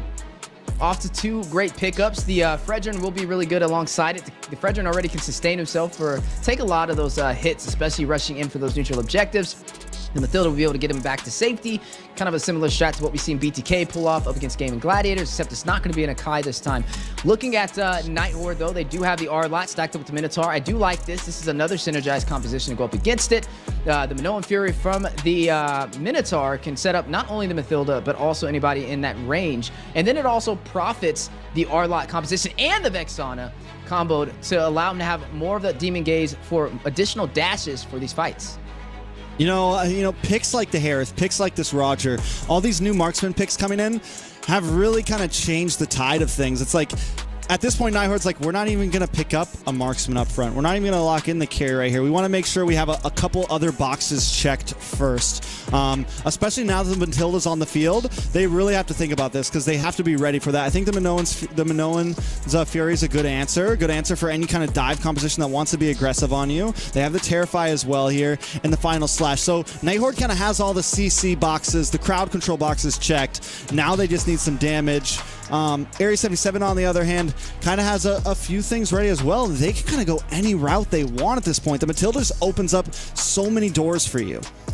Speaking of doors, this may be an opportunity to pick up a carry for either side. It's one of the more prominent marksmen that hasn't been banned. Yeah, they definitely should ban that. I mean, if not, I could pretty much guarantee that being picked up. I like the Nolan ban here, though. I think it would have worked out really well for the side of Night Horde, as they still need to figure out who their jungler is going to be. Speaking of marksmen, though, we've seen the Clint slotted in. We've seen the Ixia actually be picked up a couple of times. That's an interesting ban right there. It actually would have worked really well with the Arlott, now that I think about it, because it provides even more CC that he can profit on.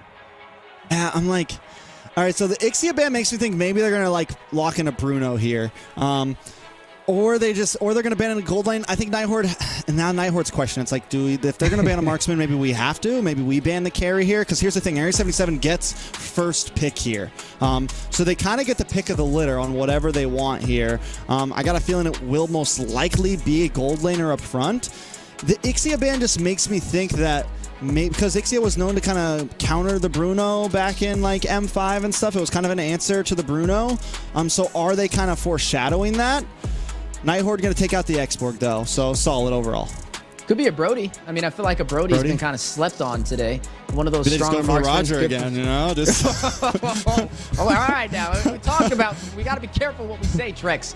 I don't think the world's ready for another Roger, especially how much of a great game it was the last one. But I think the Brody will be good here too. I mean, the carry definitely a high value target. If not, I think carry would probably be number 1. I think Brody would maybe be number 2. But they are going to go in for that carry instead. Now, do we see the Harith slotted up for the Nighthorde to counter it? Now the Harith. There's even without the Harith, there's some. I feel like we're kind of locked in. The Harith, yes, it's good for dealing with the carry, but they don't have to. We've seen the Bruno win out sometimes. We've seen the Brody do well. There's options for them. I think the problem. I think they need to think about. All right, how do we get to this carry right now? Do we pick something aggressive? They have the R-Lot, so I'm kind of worried about the carry here. Matilda will be like the saving grace, but that R-Lot is scary, man. Yes. Like there's a reason they slotted that in front of the Matilda, man. The R-Lot has been game-changing for a lot of teams. Yeah, it's going to put a lot of pressure definitely on the board. Speaking of pressure, Dyra is going to be slotted in for the... Oh, my goodness. Oh, God. What is going on today? Okay, we've seen... I think this is the second Hanabi. We saw this yesterday, right? We did see this yesterday, Milo's but it did exact not work. words were, we couldn't kill the Hanabi, so we had to backdoor. That was like his words in the interview yesterday or whatever. It's like we had trouble. I couldn't kill the Hanabi, man. I just couldn't kill it. So there's a reason for this. But the Dyroth as well. We'll see. No. You feeling comfortable with that vote right now, Weezy? No, it's kind of funny because last game it was flipped, right? I would have said Area 77 had a little bit more of that draft that I wasn't sure about, and the Nighthorde was looking more promising on not being unorthodox. But this time, it's on the other side of the table. Another pick, though, that we haven't seen in a hot minute. The Thomas to finish out the draft from Area 77.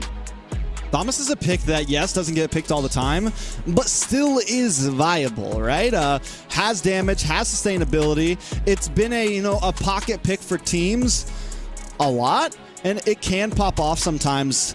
I want to focus in on this Dyroth though, man. So last time Area 77 went for the hyper aggressive. This time Nighthorde going for a pretty hyper aggressive mid comp with the Dyroth, the Minotaur, and the Vexana. There's plenty of armor shred with the Dyroth, something to maybe burst through this Fredder, and the possibilities are there. And there's also a lot of pressure onto ISO.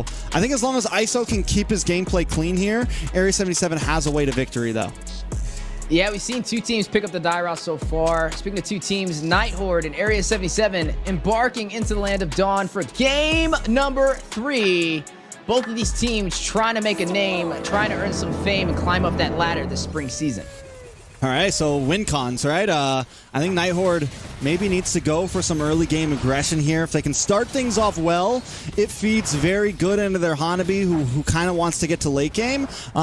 So Nighthorde kind of have 2 options. They can pop off with this Dyroth, or they can just huddle down, which we've saw them do in game number 1. We know they have those capabilities.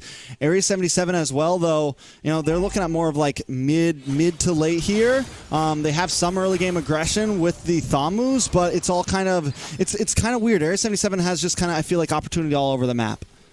Yeah, all over the map in the Dyroth. This is the 3rd appearance we've seen of him so far. We've seen him play with Fiends when they went up against Area 77, actually. They pulled that off, and they were able to claim the victory. And then we saw Nighthorde use it as well. Dyroth, funny enough, 2 matches so far and 100% win rate. I mean, it's okay. All right, 100% win rate, 2 matches. The possibilities are there. This is a pick similar to the Thamus, where it's like, it's not like it's unheard of. We've seen the Dyroth jungle. We've seen it work before. We've seen it on world stages before come in and kind of be something that can work for teams. There's a reason we don't see it all the time, but if the team is ready to play around it, it can be devastating to the enemies. Yeah, I feel like it's going to be high risk, high reward. Definitely kind of interesting, especially when it's a tied 1-1. That's a really risky thing to kind of pull out. But speaking of risk, the 1v1. ISO able to definitely win out, but ISO's only going to win that when he has a speedy light wheel. As long as R has the poke, just because of the passive and everything, so R does have to be careful and look for those moments to strike. you are going to see ISO pick up that Purify as well, so he's not going to be as mobile, but he'll be able to stop a lot of that CC, especially with Momoe with that Minoan Fury that he's kind of worried about. So he's not going to be as mobile, maybe something that the side of Night Horde can lean on. It is going to be interesting seeing this Hanabi with this Aegis, going to be playing for survivability, but lacking mobility as well. So both marksmen should be a high-value target for either side. Yeah, I'm excited to see how Yureshi plays in the stun moves. You know, I think another reason for taking the R-Law is denying it from Yureshi, right? And normally Yureshi's on something a bit more fast-paced. This time, he's on something a bit more brawly. Marcuti! First blood over to Oh My Foe, and oh my lord, the damage already from that Dairoth, and that is the kill pressure I was talking about. JQT now in a little bit of trouble as well. Sleepy gonna dash through. Yureshi coming in with the Cotter and Inferno, able to still get away, and Tarzan secures the turtle in the midst of it, but Sleepy finds one for himself, putting another kill into his pocket there. 1-0-1. It's 2-0 for the Night Horde. A good trade-up for the turtle in my book. Yeah, definitely a good trade-off. The Night Horde, though, not able to claim that turtle is going to kind of help Area 77 out on the top side. ISO just not able to get the final shot, though, to finish things up. Yeah, you're looking at both of them. You know, it's very funny when you see these two kind of play, because they're kind of similar in their play style, right? You just run up, basic attack, and hope that you outdo the other one. I feel like both of them are very similar, but you are looking at the carry or dealing a lot of damage to the tank, kind of bursting them down, whereas the Hanabi is going to be really good, especially with CC, because you have the Higabana. If you can proc that off, you can get some great setups, especially for these neutral objectives, but both of them, with one Rock and Purify, one Rock and Aegis, they're going to be not as mobile and easy targets if either side can find their way to the back line. The Night Horde, though, with 2 kills under the board, lost that first turtle, still leading by 1,000 gold. The Dairoth pickup, already finding his first kill of the game. We talked about him being an early aggressor, and he's able to kind of do it so far, but can he keep up that momentum? Man, Marcuti so aggressive in the mid lane, denied Sayori a few minions there, and even after taking the death, still has a level lead over Sayori right now. That's not something you see very often in the mid lane, right? Like, normally you just get the even trade on the minions. Normally, like, the whole zoning people away from... Oh, a lot of damage on R here. R in trouble, circling Eagle to stun the lockdown, and ISO gets the kill. A good one to put that kill into as well. ISO needs the gold right now.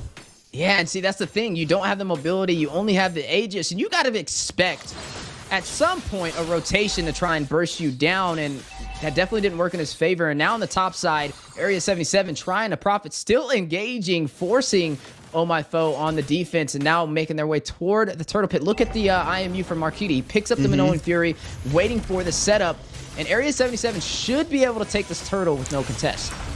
And they're going to have to be careful from that. Tarzan gets it. Night Horde plays a safe. JQT with the circling Eagle and the knock up on a Momoe just to kind of switch positions. And the great thing about that circling Eagle is you don't have to use it like as a permanent engage, right? You can just kind of put pressure down. And here they go on the top side. Speaking of pressure, Sleepy, a little bit of trouble. Final slashes through. Momoe, though, with the Minoan's Fury, able to get the knock up and get them out of that tower. Yeah, big play. Use the flicker to close the distance for it, denying Area 77 the push on the bot side. R tried to make up with the distance. He tried to take that turret, but a good rotation down from Yureshi. Well, Yureshi starting to scale up here. Look at the damage on Oh My Foe. The 1v2 under the tower. Yureshi Cutie causing the damage, and that's a Thamus for you. He is him, him is he. It's Yureshi on the bot side, not only able to get the double kill, but also able to take down that turret, giving Area 77 the momentum they're looking for, now leading by 1 kill and putting some pressure onto the mid lane. They have the minions. Can they take it? Now Area 77 feels they found their moment of stride. They're going to keep pushing in. ISO getting involved in these fights in the mid side. Look at the damage on a Sleepy. Marcuti going to back off, but Area 77 have taken the driving wheel. Yeah, definitely taking the wheel so far. R finding his second death of the game, having a very hard time on this Hanabi. But speaking of hard time, Yureshi being very overly aggressive, running this Thamus, definitely has the mobility to be able to get where needed.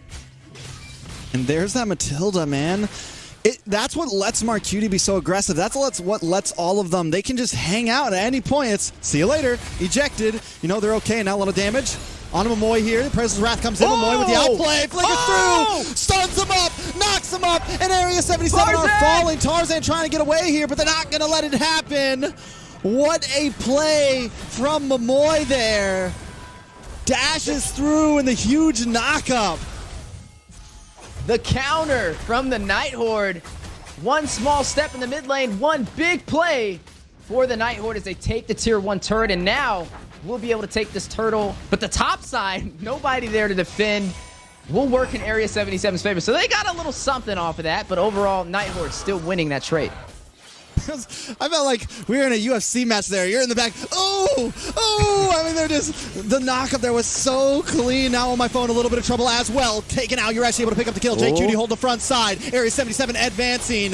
Night Horde forced to use some flickers. Momoy in trouble. Doesn't have the No One's Fury. He can't strike back here. Area 77 knows it's Sleepy. Hanging out in the bush. Tarzan looking for the next target. Maybe trying to make the invade here, but Night Horde's here to force them out. Area 77 have fighting back and taken back the river. Yeah, they were able to clear those minions, forcing Reggie and Marcuti to go to the top side to defend that tier 2. Circling Eagle from JQD, though, trying to get away. Going to go in for the clash. Now they're going to come in for this orange buff. Tarzan able to take it there. Momoy taking a lot of damage from No One's Fury. With the counter-strike, the final slash on ISO, and ISO taken out. A nice pick-off. Night Horde finding them. Every time, Area 77 has to be careful. This is something the Night Horde does to them back to back to back.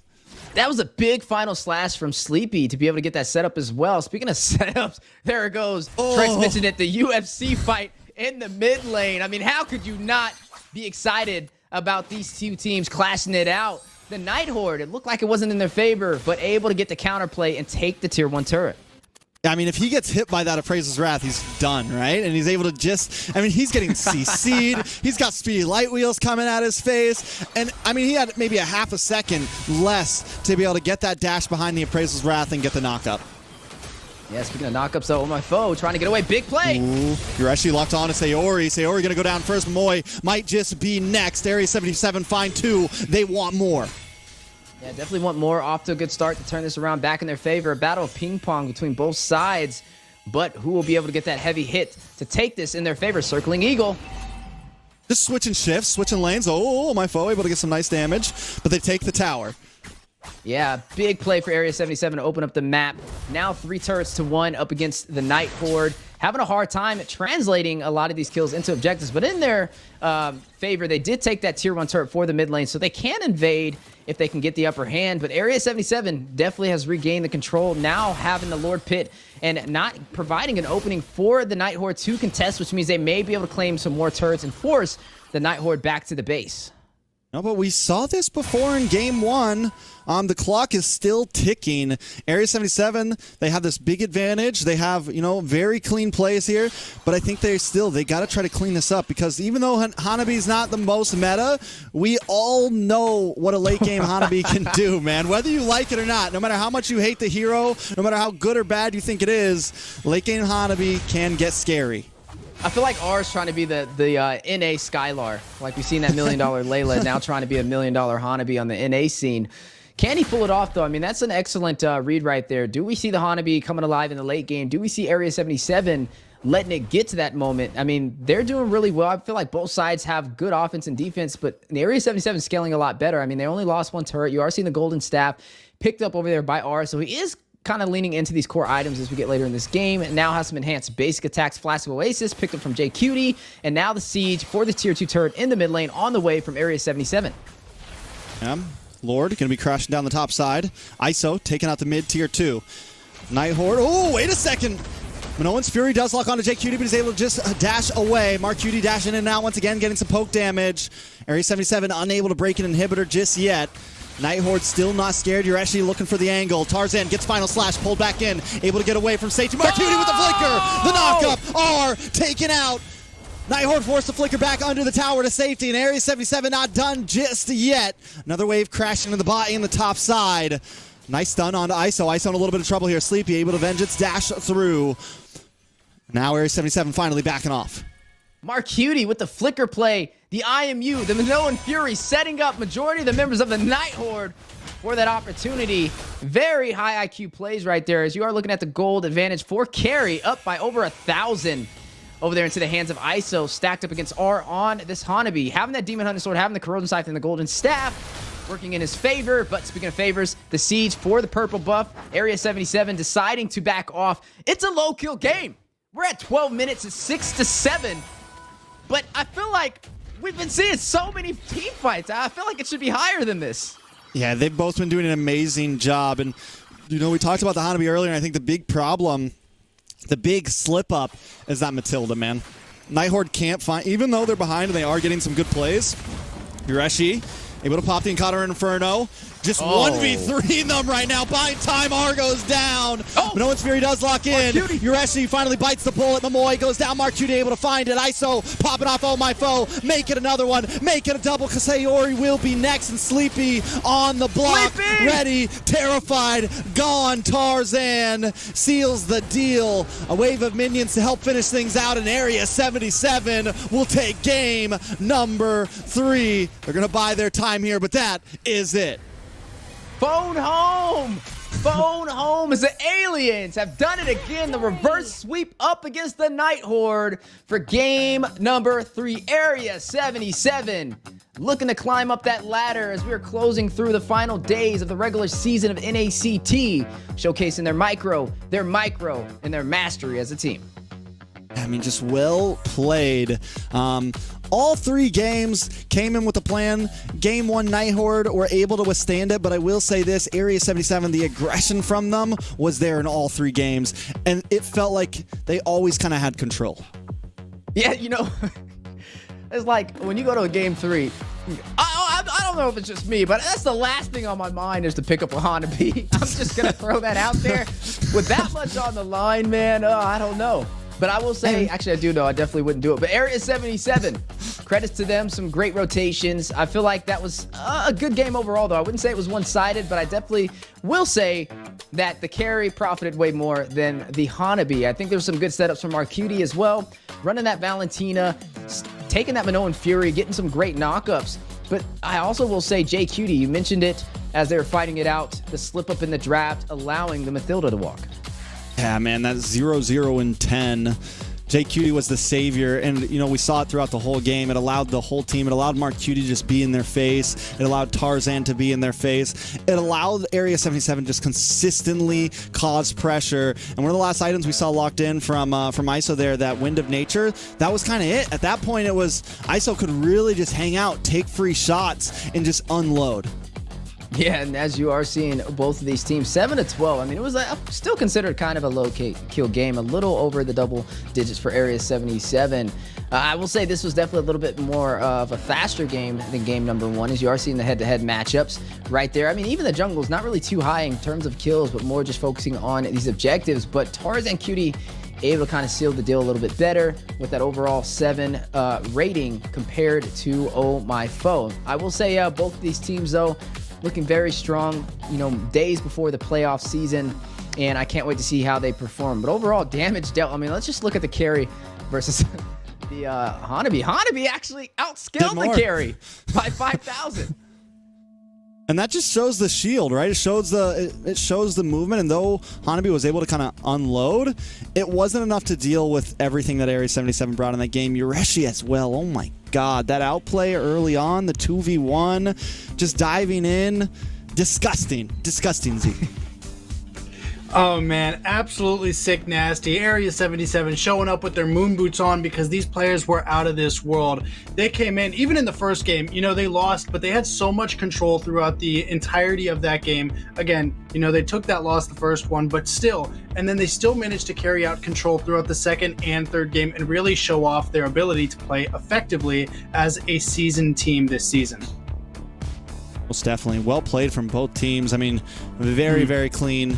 Any, like, you know, Wheezy, Night Horde now takes that loss. Area 77 showing that they're still in this. And it just goes to show, like, you know, what's going to happen in the playoffs, man? Like, who's going to end up coming out on top? It's that spider web of NACT. You're on top of me, but I'm on top of this team, and they beat you last week, and it's just all over the place. I'll tell you what else is all over the place. My freaking win rate over there with these predictions. Godly. Area 77 able to kind of showcase in that reverse sweep. Congratulations to both of you guys on that. But yes, I'm right there with you. I mean, this, like we said, this NACT is unpredictable. Right where you think the Night Horde has the favor, especially after a great game 1, a reverse sweep comes out to take us to our first game 3 of today. And we're just getting started. We're only halfway through the matches today. And I do believe today is going to be some of the best series that we had so far in the regular season. Absolutely, every game that we've got so far going into this day has been a very good game, and it goes without saying that these next 2 games are going to be right there with it. But I want to see, who do we got for the MVP? Another tough one. Yureshi, actually, yeah, man. Yureshi in game number 1, he had a rough start, but he ends up pulling through so cleanly. And then in game number 2 as well, just being a dominant force to be reckoned with. Yeah, Yureshi's always been a problem. He's always been a threat. He's been on the international scene and the scene for NA, definitely having a major impact for the teams that he's played on. And right there, just showcasing his mastery, running on that CC. We've seen him on the Benedetta as well. I thought that maybe JQT would have slid in maybe for game 2. If I would have gave an MVP just to game 2, I feel like JQT did really good on that Mathilda. I think he was like 0 deaths. And he had 10 assists, which was just dominating. But yeah, just look at that excellent gameplay over there from Yureshi, just being a problem for the Night Horde. No, and I think it's one of those things where you have to take into account what Hoon said. You know, ban the Mathilda. We saw Night Horde drinking the water, and they drank the water, and they got the first one. But they just, without banning the Mathilda, they just couldn't seal the deal. So, food for thought. I think they were drinking a little bit too much of the Kool-Aid there, man. And weren't able to pull through. You know, I really want to focus a bit more on Yureshi because he does so well at just knowing. I think it just comes with the amount of time he's played the game, the amount of time he's been around. He does so well at knowing his power spikes overall. With CC, he played it calm, cool, and collective in the early game, then pops off. Knows when he can, like, limit push, right? And there on the thaw moves, he knows, all right, this game I'm going to switch gears. I'm going to be aggressive at minute number 5 or whatever, you know? And he always knows when his hero is at its best, and he capitalizes on those moments. You know, it's hilarious because it's a 2v1 matchup against him, and they try and gank him, thinking they're going to take him down. He's like, nah, no, I'm taking y'all down. This is free kills, baby. And then they sit there and they try and turn away. They try and get out of there. He's like, oh, I don't care. There's no minions in the turret. I'm going to dive anyway. I'm still going to get the kill. Walks away with a double. The man's a boss when it comes to the XP lane, and you have to have an answer for him. Now, Thamu's definitely one of those heroes that exists that's actually very capable of, you know, pretty much 1v5ing an entire team if they've got enough of a gold lane, which is less of a gold lane than one would think. Trust me, I learned that from experience. But, you know, we did see some other pickups that I think did make a big difference on Night Horde side. You know, we saw that Deereth picked up, and although he's got that really strong early game, whenever you look at, like, let's say the Thamus versus the Deereth, even though they're in different roles, you talking about one that scales really well and then one that just kind of falls off a little bit early, at least in my opinion. And unless you're getting a lot of really good kills and really exploiting your advantage to take those early objectives, then that Deereth just becomes, you know, not the greatest pick. I mean, yeah, it was. I think the idea was there correctly for the Dairoth. It was definitely something that like could have worked, and we saw the damage immediately. But it needed to be able to continue on that steamroll. It's similar to like the Mardis, where you want to get kills early on, you want to snowball, but it's even riskier. I feel like I think the idea was right, but then also you pair that up with the Hanabi as well, and like now you have too big. You're rolling too many dice at once. That's what I was going to say right there. I mean, you pull a 100% win rate Dairoth and you decide to pair it up with a, I believe, 0% win rate Hanabi. I don't think that math is mathing right there, and unfortunately they weren't able to pull it off. Maybe if they were able to last longer, but then you go up against the Mathilda. It's just so much to deal with. The Mathilda, one of those stronger supports, the strongest support in my opinion so far this NACT spring season. If you don't have answers for that, you're not going to be able to pull out those unorthodox picks. Yeah, and again, you know, exactly the same thing we were saying. You know, Hanabi is one of those heroes that just scales extremely well, very strong in the late game, but the Deereth just isn't. So it's like you have those different options, and that's good for balancing out your team, but you still have to take into account what the team's actual capabilities as a whole are. So I do think that we are getting ready to go into a break. Any words? All good? I'm excited. Oh, yeah, Weezy, go. Hey, drink water, ban Mathilda. We'll see you guys on the next one.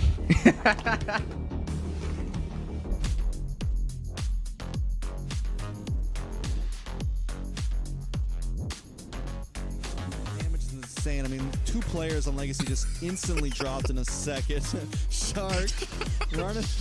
Uh-oh, diversion. Shark taking a tour of the enemy side. Oh my god, he actually went away. Yes, and they make Jolie pay for it. Even though he's gonna kind of, like, his damage kind of caps out at a point, but it's still enough. Ooh, Night Horde is going to go ahead, start this engagement. Kahari in a little bit of trouble, still putting on the damage. He is standing right up in front. Big Minnow and Fury catches them. Kahari finds a kill on to Momoy from the backside. Oh my foe, so low, but Pro Destroy not going to be able to find the kill.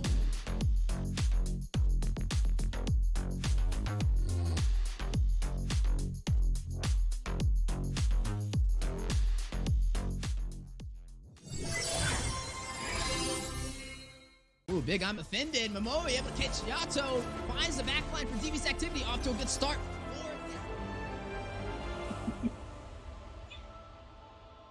Yeah, we could fight. G? Or wait for... We gotta fight. Hold on, man. Nice. Alright, shoot him. Kill him. Alright. Oh, mid one. Wait, look on. Mid? Oh, top again. Yo. Nice one. Oh my god. Look, Sissy. Keep going. Hurt? No. Dip. Chill. Dane is dead. Hurt. Kill Howard. Kill. I got Vexana. Nice. GG. Just kill this guy first. Can we kill this guy? Yeah, KDA. Can we recall, bro? Can we recall? No, I'm not gonna kill him. Kill him. Kill him. No way. Oh. Yo, look. Insect mode. I can't hold that Lord. Yo, nice poke. Toon flicker. Nice poke. He flickered? Guys, we can go. I'm strong. Ruby ult. Guys, come. Nice, Milo. Back siya. He's dead. Nice. They have all their flickers or what? Do they have all their flickers? Get tower and then they'll start zoning. We got it. Guys,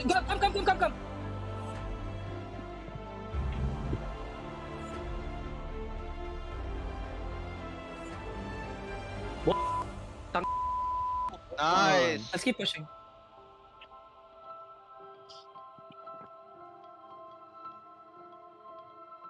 What do you guys think? We have a lot of waves here, guys, in another minute.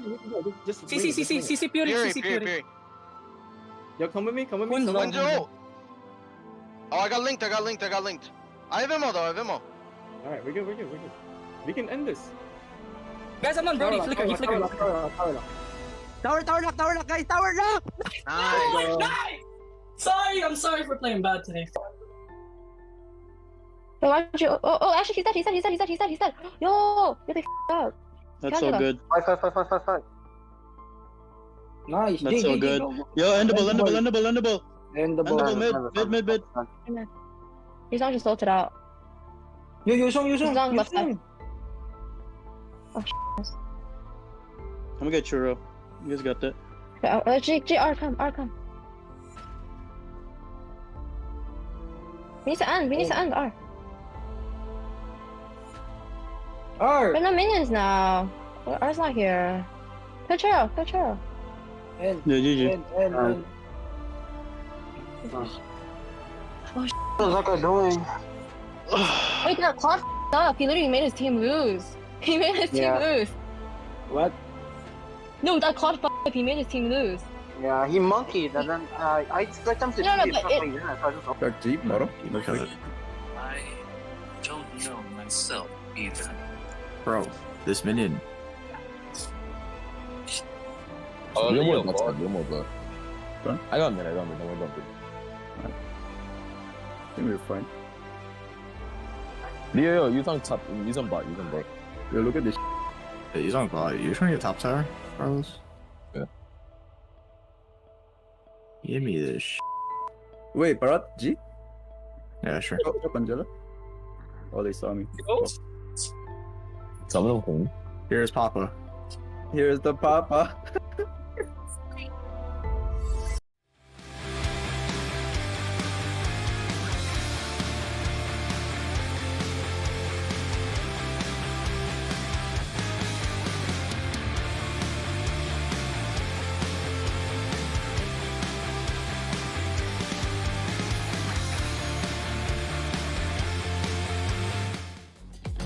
Welcome back, folks. After another hot and ready game, I think I'm ready to get into some cool ones. And we got some cool ones coming up with BTK versus the Fiends. Trex, how do you feel about it? I mean, I think this is hot as it can be right here. I think this game should be even hotter than the last one. But no, I think it's going to be a great series. Fiends on their uprise right now, and is this going to be the next notch on the belt right here? You know? I mean, I don't think that's too far off. I mean, it's the number 2 versus the number 3 right now. BTK up 1 series against them, but I mean, if we look at Fiends, they've had such a great run so far, and they may be able to pull it off. I mean, if you think about it, Area 77 took down BTK, and Fiends took down Area 77. So, in theory, they should be able to put up some great competition against the Bloodthirsty Kings. So I think we're up for another great series. Hopefully, all the way to a game number 3 like the last one. But the last one's going to be very hard to top. Yeah, Trex, can you actually take us through the roster? Yeah, let's go into it. Fiends, a team all of us have our eyes on. Kohari, aka Kohari the Brave. We got Magic, we got Churobami, Pro Destroy, and Uneven, the team that has taken NACT by storm. You said it, Weezy. You know, BTK might have the win, but they are tied in points. It is 11-11 for these two teams. So I think for me, when I'm looking at these two teams, I'm looking at teams that have potential. They've been doing well already, but both of these teams have the potential to not only do well within the respective regular season, which we've already seen, but I think either one of these teams actually have the potential of making it through the playoffs and up to the finals if they play their cards right. Yeah, and speaking about playing cards, I think we're going to have to take a look at the Bloodthirsty Kings now and see who's on their roster as well. You are seeing Basic rocking in the gold lane. You are going to see Cold World in that roam position, formerly on The Simpsons. Nicolette dominating as that mid lane menace. Mobazane running the jungle himself. And then Milo flashing the XP lane. Definitely strong teams. And again, I feel like every second that we're waiting for this match to start up, I feel myself like, maybe it is this matchup, man, because like I feel like I'm starting to sweat. You're sweating? The games have been building up, and dude, I might have to go turn on my AC just for this match alone, which would be a start because I can't afford it. I'm just kidding. He always catches me. It's the pass. Weezy, you pick up. You pick up for that, Weezy. You pick up for that. Oh, man. All right, well, first of all, we got to figure out this AC problem. We'll save that for the break. But as we are jumping into this match, like I said, there's a lot of exciting things to kind of look forward to. Let's talk about BTK first. BTK had a really good series yesterday. They took down Devious Activity. Both of them were pretty long games, though. Game number 1 was 25 minutes. Game number 2 was 20 minutes, which I wouldn't really say when a game goes that long, it's not one-sided. Like when a team is able to kind of sustain themselves to that 20-minute mark, there's definitely something there that's working in their favor. So I would say BTK may have a little bit of a challenge, as technically on paper, Fiends is a better team than Devious Activity, at least with the regular season. They're sitting in that number 3 position. For Fiends, they may be able to pull this off, but they are going to have some challenges. Number 1, shutting down Mobazane when he's rotating around the jungle. We know he rotates around, and we know he likes to be that bully with the frontline composition heroes, and they need to find a way to kind of disrupt this synergy. Yeah, for sure. And, you know, I think at this point, I think we're going to find out right now, you know, is BTK, like, really, are they really them? Like, did they have, like, a bad first game, or did they just get lucky in some of these other games? Like, has it been luck? Is it skill? Was it a bad first game? And I feel like, at least for me, there's a lot of questions and a lot of confusion that still shrouds around the being that BTK is this season. See, for me, I would say everything you just said, but more for Fiends. I think we know all the players from BTK. Yes, they did take a loss in the beginning, but there's really not that much shroud or mystery around them. Like, these are all top players. I think, like, the slot that they're in was predicted. I think the big like, it was at day one that everyone was like, whoa, what is going on with BTK? Fiends, on the other hand, you know, when the first week happened and we saw the first four games for them, I was kind of like, all right, is this a team that, like, whoa, like, is this luck for them?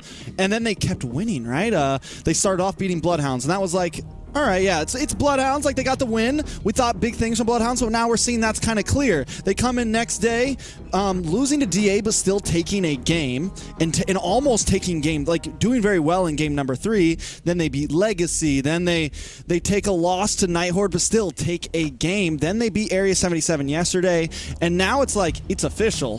The news is in. Fiends aren't just, there's no more like theorizing on Fiends. They also look like a very clean team. Now, their last 2 days are going to be their 2 biggest days yet, right? They got to go up against BTK, and they got to go up against GG. And whether we like it or not, BTK and GG are the 2 teams that everyone was expecting to be the dominators this season. But now there's a couple more teams on the block, right? And Fiends is definitely one of them at this point.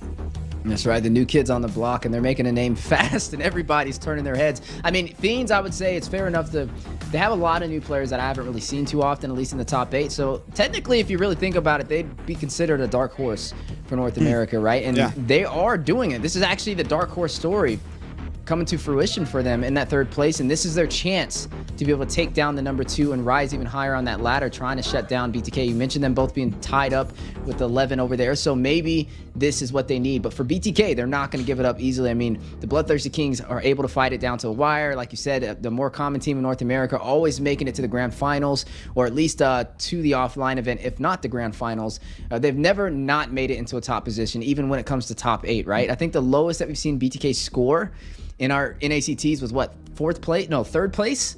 They had one really bad season, like a long. Remember, like 2 years ago, they got knocked out by this random team in like 16th spot or something like that. But and that was when they had like Cardi on their team, and there was some crazy stuff going on. Yeah, it was a different roster, and then they were able to make it up though. They still got higher later on, I think. Yeah. But yeah, they did lose that qualifiers game. But nonetheless, like you said, BTK, it's been proven. We're in terms of statistics, we always see them hold on to that torch for a long time. And the only team that ever really rises up to the occasion is usually Gaimin Gladiators or Outplay or whatever variation of that with the core trio combination. But now we're starting to see other teams rise to the occasion, like Area 77. And since Fiends beat Area 77, they may be able to do it. So I think this is going to be, if not the spiciest, the 2nd spiciest series of today. But last series is going to be very hard to top, but this one can definitely do it. So, right to the point, predictions. Who do we think is going to win? I forget who I put here. I got to put my marbles on BTK right here. Sorry, Weezy, there's not going to be a comeback opportunity for you tonight. I'm pretty sure the rest of our votes are the same.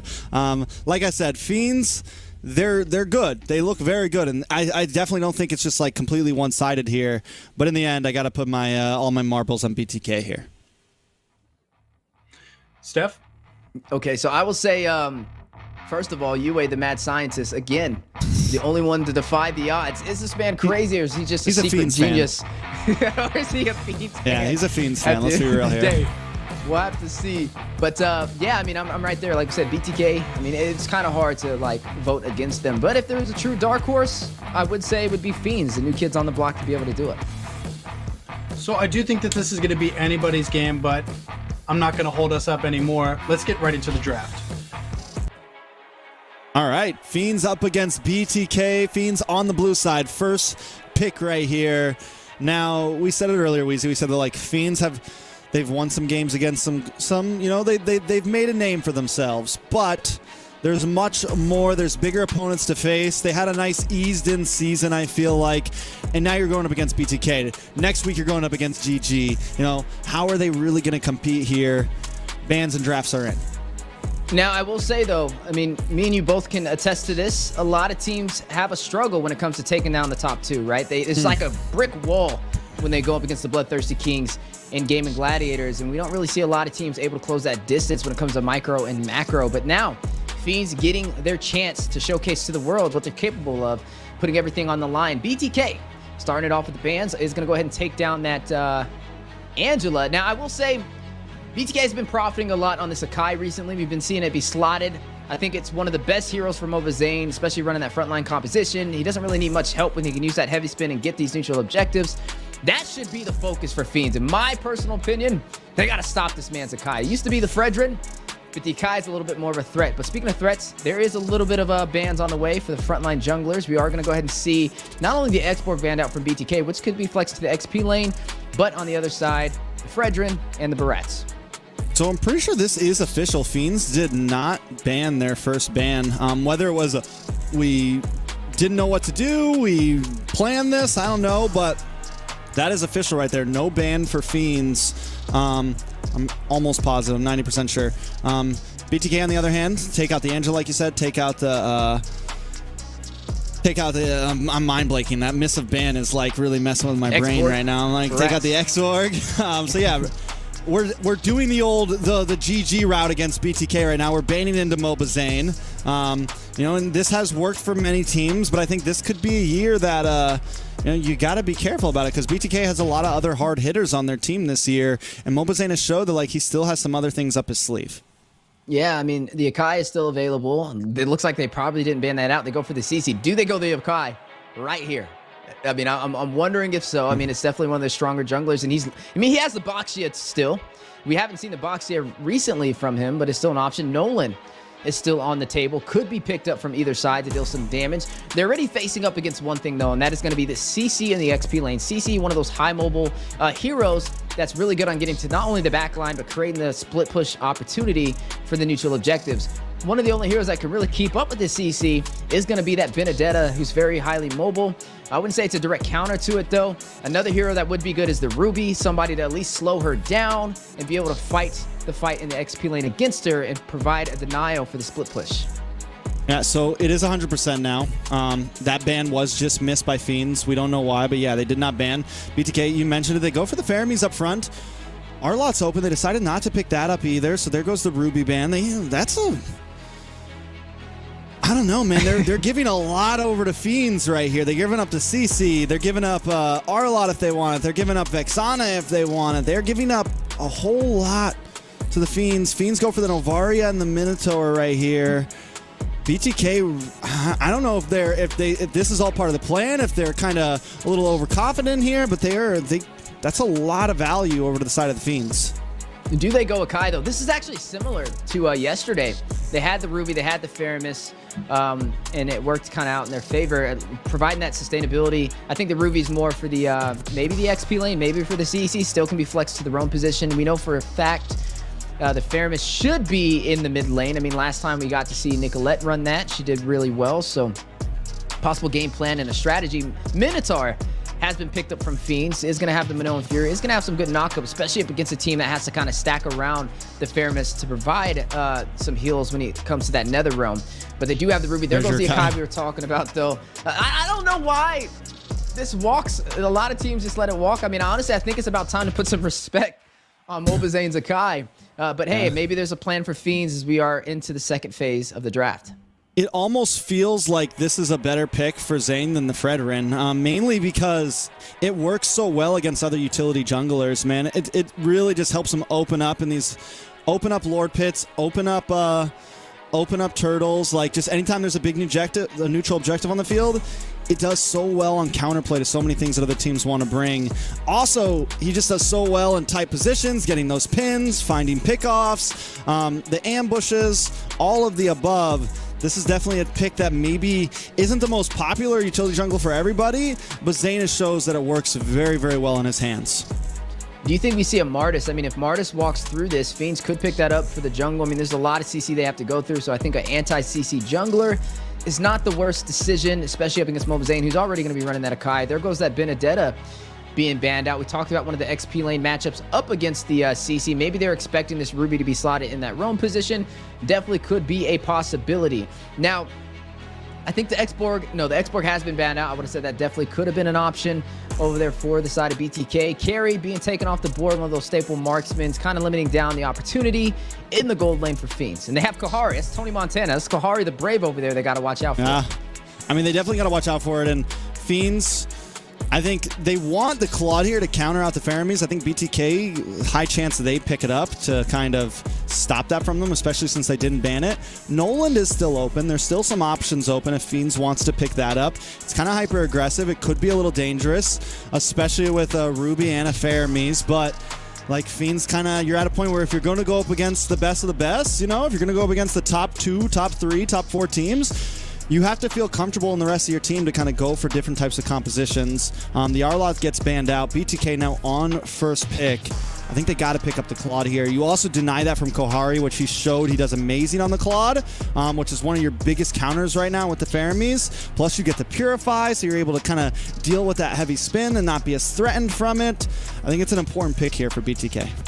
Go for the Paquito. There goes the Paquito pickup, though. I mean, you know, another marksman pickup can be the Ixia as well over there for BTK. I wonder if they're going to slot that in, provide them even more CC for these setups. I think overall they have a pretty solid composition, right? You have somebody to get to the back line, 2 heroes, actually 3, Milo, Mobazane, and Cold World to be able to get the job done. It's going to be very hard for Fiends to rush in onto these neutral objectives with this composition against them, right? You not only have the heavy spin from Akai, you have the Nether Realm to keep them alive, you have the CC, the Unfended from the Ruby, and there's not really any anti-CC in play. But speaking about things in play, his second appearance for today, Kohari the Brave, Mr. Tony Montana, bold statement, picks up the Roger. This Roger, at this point it's sealed, right? It's meta now, right? It's pickable. It's no longer just a joke. It's no longer just is this viable or not? We've seen it work. We've seen it not work. We've seen it have worked, but it's not doing horrible. And there's your Martis pick, something that can maybe dance around with the Akai, deal with some of the CC. So I think it's a decent pick. Will Nicolette, you know, get crazy? No, we need a gold laner for the side of BTK. Ixia. I'm going to say Ixia is probably going to be slotted here, maybe for some additional CC. The Claude's open. Did mention that could Basic be an option. has a good Claude. Yeah, I think the Claude would be okay too. He's going to have to watch out for that Minotaur, but I do think it could be an option. I think the Ixia, with this composition, at least this is what they've ran before. Exact combination on top of that, but it's going to be one of those two. No, it's going to be the Harith. They're going to go completely different, and I'm wondering why. This is actually the first time I've seen a Harith in the gold up against a Roger in the gold. Well, you still normally pick up the Purify on the Harith, right? Which I think you definitely want something that can rock the Purify and feel comfortable with it, which is why the Claude was kind of the pick for me. But now you get the Harith, who also is going to rock Purify, which means the Minoan's Fury is not as much of a threat to you. Some of those things just aren't as much of threats to you. But as you said, how is it going to pair up against the Roger? Like, none of these matchups we really know, right? Because we haven't ever seen them. Like, even when Roger was meta, he wasn't a gold laner, he was a jungler, right? So nobody really knows exactly how this is going to work out. He does have the chase, right? He has the Lycan Pounce, so he does have a way to close the distance when it comes down to, you know, later in the game. Definitely going to be interesting overall, though. Yeah, now we are going to be seeing Fiends going head-to-head up against BTK. First match of the day for the third series, the number 2 versus the number 3. Who will be able to take their first victory and have the advantage for the series? Hey, let's get this clear. They are tied in points right now. This is the number 2 up against the number 2. Oh. This is for the decision here. Lay down this story, right? But yeah, no, I mean, and it's true. And nobody thought Fiends would even be here, right? And right now they are going up against BTK and thought of as equals. But I'll tell you what's not equal. The audience predictions, the biggest landslide we've seen yet, 85% for BTK, Weezy. That's right. Everybody placing those votes. BTK, no secret, leading the way there. I mean, they've definitely been a little bit more successful than a lot of teams overall in NACT. Just a little bit. But we are going to see right now Mobazane running for more comfortability, running on this Akai, does go in for that concussive blast. The Roger will be slotted over there by Kohari. First time me actually being able to see him play this out with the Quantum Charge.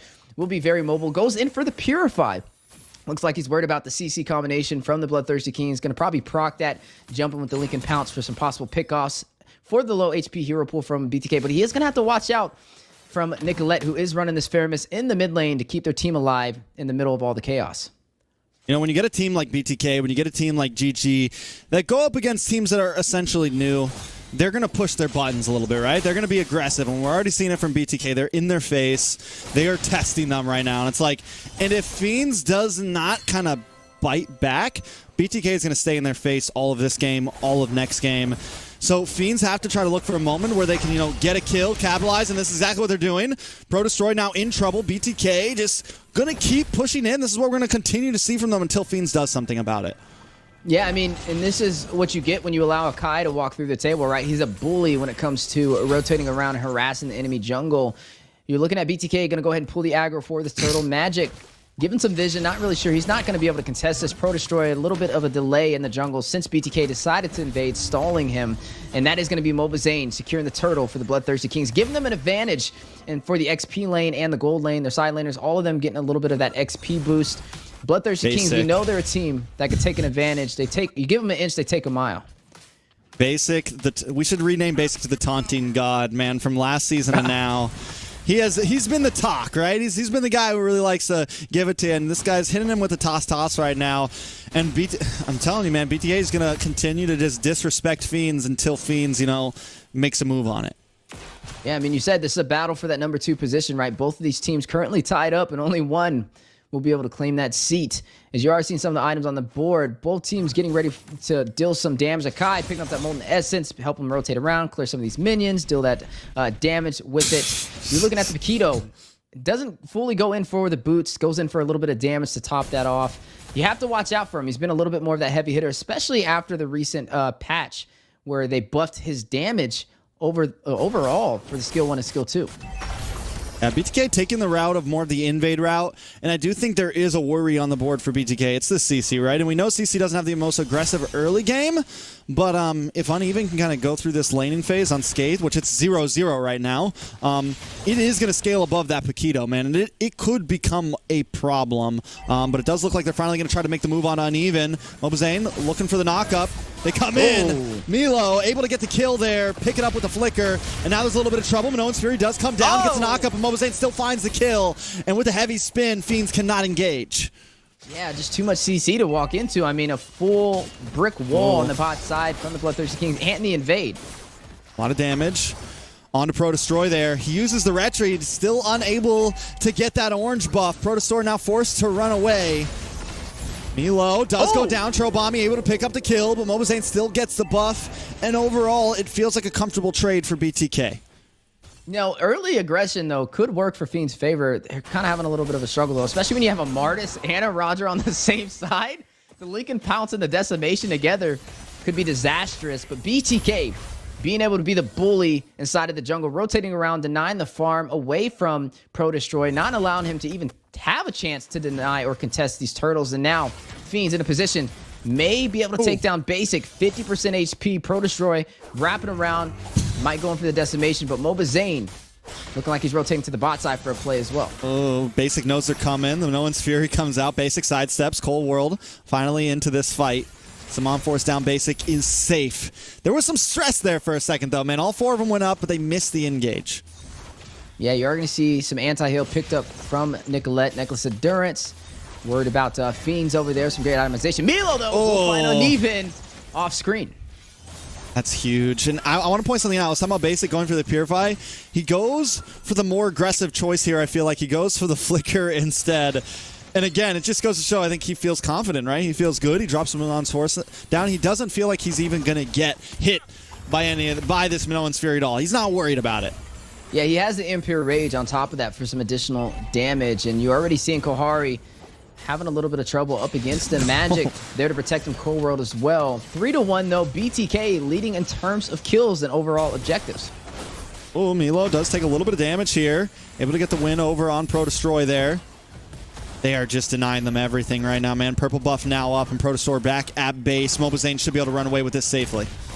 Yeah, I mean, he's just being such a threat with the Sakai. Should be able to get out of there. I'm not sure if they're going to take that fight, but if they want to, BTK will be able to pull that off. I mean, they have the numbers and the sustainability, and now on the top side, you are looking at Basic working on that tier 1 turret. It doesn't get the final hit. Kohari does a nice chunk of damage there. Cold World's always by his side, though. He's just hugging up on that gold lane. Yeah, but that turret hanging on by a thread in the play. Oh, Minoan's Fury. Netherrealm does come out. The Offended locks on and Magic goes down. Kohari now in a little bit of trouble. Does have some defensiveness, but goes down in the end. Basic picking up the kill. Yeah, it's going to be a 2-for-1 trade. 5-1 Basic. increasing his damage with the recall spams. Cold World joining the party right there. I think they're battling. It's like a little squat challenge between both of them right now. But you are going to see the proxy of the mid lane minions may be able to take this objective if Fiend is not careful. They're slowly finding themselves in a hole that they may not be able to climb out of if they don't find some objectives fast. Yeah, BTK giving them the warm welcome right now. Oh, Milo! And the I'm Offended connects as well onto Magic there. Magic forced to try to flicker away. mlbbnorthamerica not going to let him get away. A double kill for Milo. Huge plays by BTK. All in your face right now. Welcome to the big leads is what they're saying. This is looking rough for Fiends. It's a 6,000 gold deficit. Lord going to be up in about 90 seconds. It's funny, everybody recall spamming but Nicolette being a little bit more classy than the rest. Classy, you keep it classy. One turret. BTK now getting control even more on the map, and Fiends struggling to find an opportunity. 7-1, 3 turrets down, 3 turtles in their hands, and a 6,000 gold lead. Yeah, the pressure is there. The pressure is on. Fiends at this point know, all right, we got to buy time, right? We just saw Kohari up in the top side taking the gold crab, getting, trying to get whatever they can. Same thing. They also need Churobani to level up. The damage is starting to be there, with those meteors, with those hits, but it's still not enough just yet. Fiends needs probably, with the way things are going, maybe 10 more minutes or so till there's an opportunity. Minoan's Fury does come down. Kohari trying to clean things up. No Lycan's Pounce, though. Decides not to engage. mlbbnorthamerica taking a little bit of damage. Magic does finally go down. Tower drops as well on the top side. Basic. Kazumayam up there. Yeah, Lightning Truncheon picked up from Nicolette to do some echo damage onto the team of Fiends as well if they're not careful. Milo off to a really good start. Highest kills on the board for the Bloodthirsty Kings. 5-1-1 on this Paquito. Basic 2-0-0 hasn't fallen yet. With this Harith pickup, definitely doing a little bit better against the Roger, who has yet to find a kill. But speaking of kills, big stun. Oof, Milo locked on, looking for the last strike. Not able to get the knockout punch there. Uneven, able to get away safely. Fiends hanging on for dear life right now. Yeah, hanging on to dear life and needing to find a lifeline right now if they want to turn this around. The Lord has spawned in. BTK will pull the aggro of this pit, have control. Fiends, what's interesting? Their composition, they have a Roger and a Martis, which means... Oh, wait a second, Nicolette! A lot of damage on the Nicolette. Well played by Kohari, finally putting a kill under his name, and there's the damage. Fiends starting to show a little bit of possibilities. Uneven, takes a punch to the face, but backs off. Yeah, Nicolette needing to be careful, especially being the backline, but Cold World.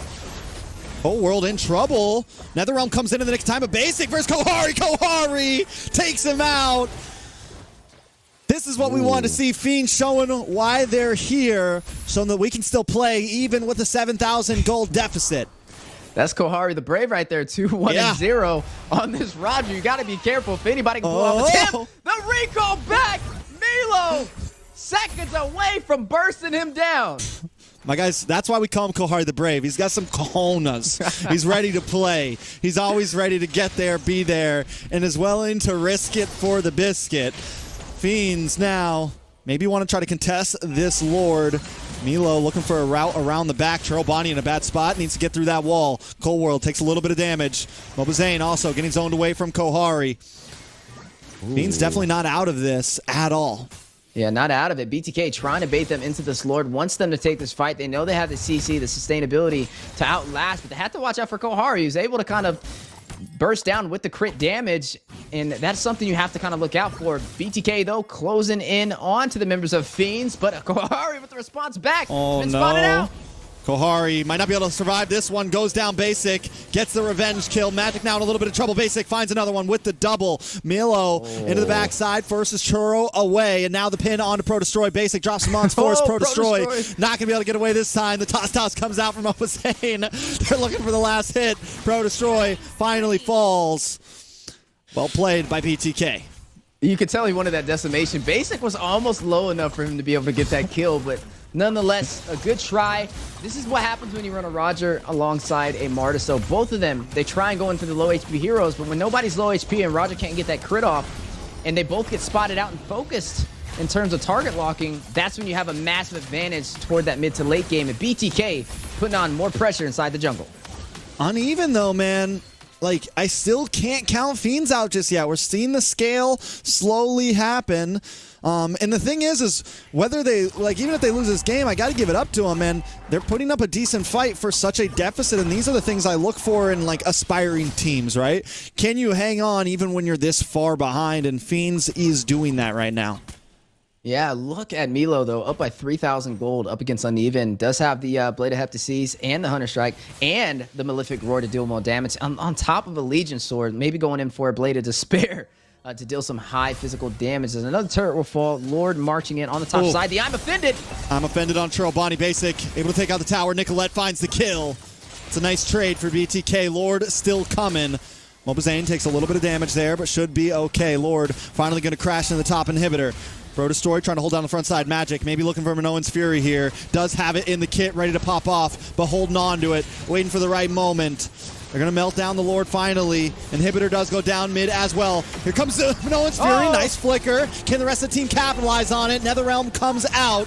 BTK still up. Magic goes down. Mobazane taking a lot of damage. Back to full bar health because of the Netherrealm. No. Pro Destroy into the midst of them. Looking for a decimation, but not able to connect in time. Samon's Force comes down. Basic against Kohari once again, and there's the flicker. The toss unable to get the kill. Still a minion on the field, though. BTK doesn't close it out just yet. Another wave coming in. They want more. Cold World does have the I'm Offended ready to go. Milo with the godlike kill on a Kohari. Locked onto the base, and BTK looking for the finish. The double for Milo.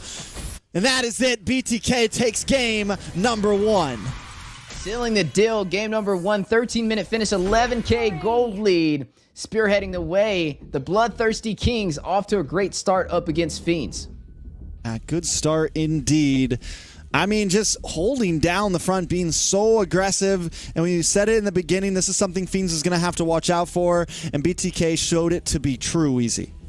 Yeah, I feel like it's a little risky, right? They ran the Roger, the Martis combination. I mean, that would kind of require them to take off in the early phase.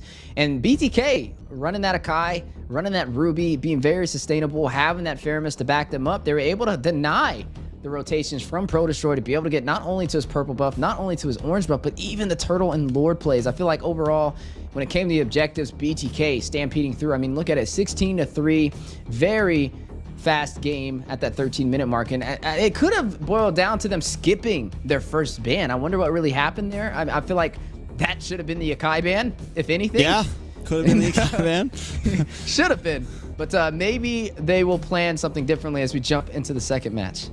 Could have been the Akai, could have been the Faramis, and this is the thing about BTK right now, right? Is it's just they prioed the Ruby and the Faramis, and it just shows how much confidence like Nicolette has in this pick. It shows how much confidence Cold World has in this pick, and it just goes to show, you know, banning like, and those aren't super meta picks. Those aren't like always on the ban list right now. They are sometimes, but not all the time.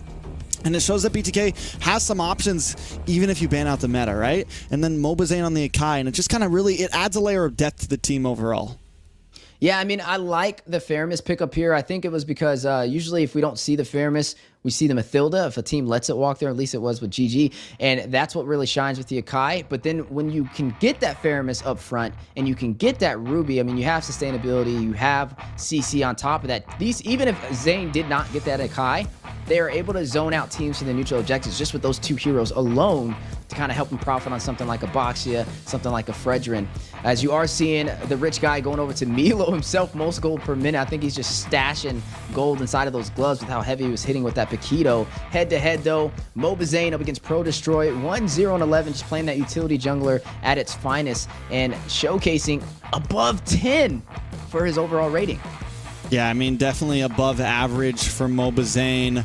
Pro Destroy this time up against some of the big dogs, you know, up against Mobazane here. Not able to keep up today. And I think what it really is BTK just played as such a unit that game. Cold World always there in the nick of time for basic. Nicolette able to save the day with some of those Netherrealms. In Mielo just putting on so much pressure. That was 58,000 damage leading for the side of BTK. I think it's funny because it's 0% Team 5 participation over there from the Martis, but I don't think that was true. But nonetheless, it was still a very good game overall for the Bloodthirsty Kings. If we got to kind of break down a little surgical here on what we have to see Fiends do to turn this back around and possibly take it to a game 3. Number one, man, you got to have a plan for that Akai. A lot of teams are struggling against it right now. Even Gaimin Gladiators were defeated by it from BTK with that reverse sweep. So I will say that's number one. Number two, don't skip a ban. I'm not really sure what happened there, but that's not something I recommend for anybody on the professional scene. You got to make the most out of every opportunity ahead of you. Number three, I don't really agree too much with going I would say not three-dimensional, but I wouldn't even consider that three-dimensional. I would say that's a little above three-dimensional. That's like four-dimensional when you pull out some risky plays against one of the top prospects in your region. I feel like you need to go for something that's a little bit more standardized, something that's a little bit more common meta, and not like all over the place. And I feel like that will work better for them jumping into game number 2. But speaking of game number 2, here we are inside of the draft. BTK with match point against Fiends.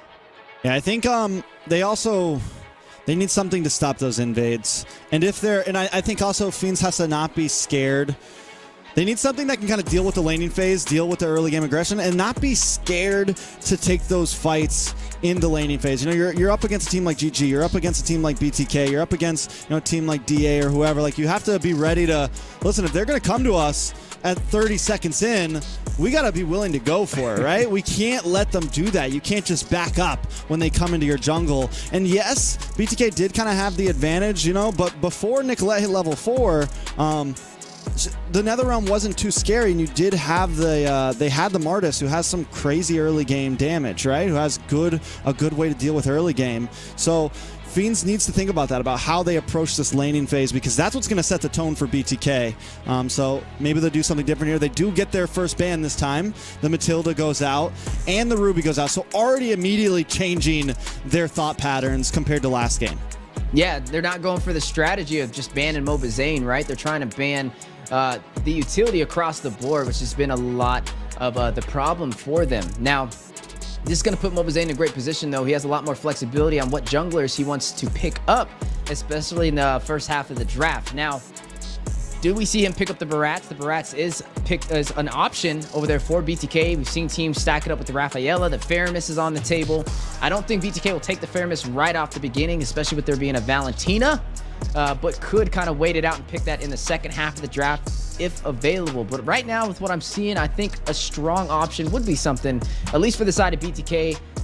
Maybe the Akai, maybe not, but the Barats is also another strong pickup. I think this creates him a very, very good opportunity. And this is probably where BTK starts to shine against other teams, because you have teams that focus on just trying to draft him out, and then it allows them to pick things across the board for multiple members on their team. But when they don't draft him out, he gets very comfortable in that jungle. Most definitely now first pick. Arlott still open for BTK if they want it. Vexana open, a lot of things still on the field. The Barats for Mobazane. I mean, that's kind of been the go-to when it's there.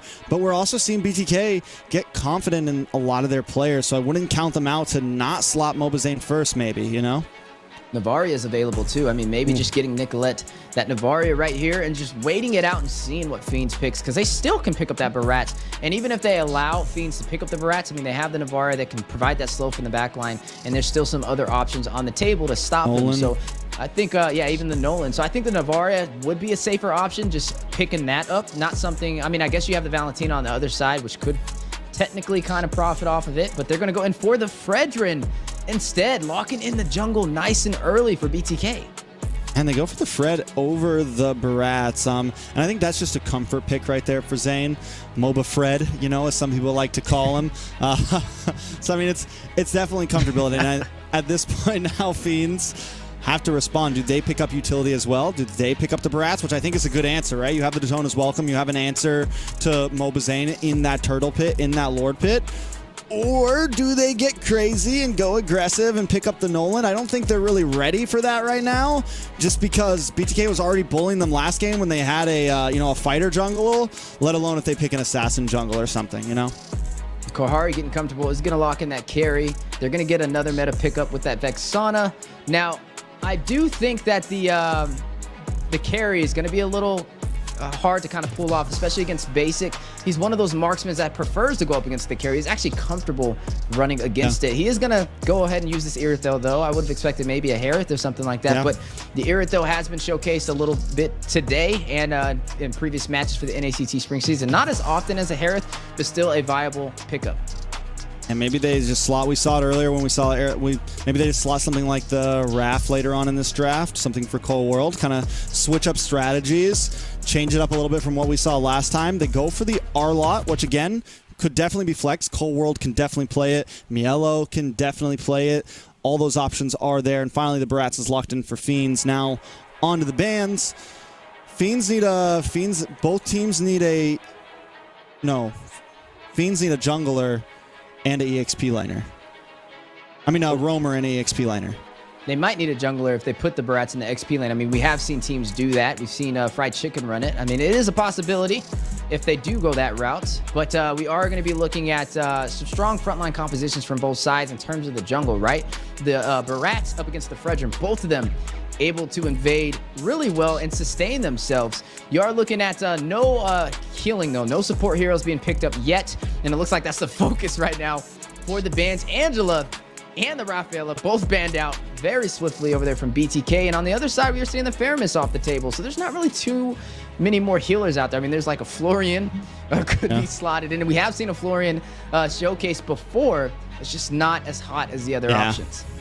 And Fiends is a team that is known to pick up these two heroes, right? The Kohari connection with Magic Man and the with either the Raph or the Angela, and BTK has definitely done their homework. Coach Midnight, has definitely done his homework, and Angela's on the chopping block immediately. Raph comes in second phase just to make sure, because a Barats and a carry could be lethal with a Raph behind it. Could be a big problem with a Rafaela behind it. Nana going to get banned out from Fiends. Nicolette still needs a mage. This could be one of those games we see the Luyi, I feel like.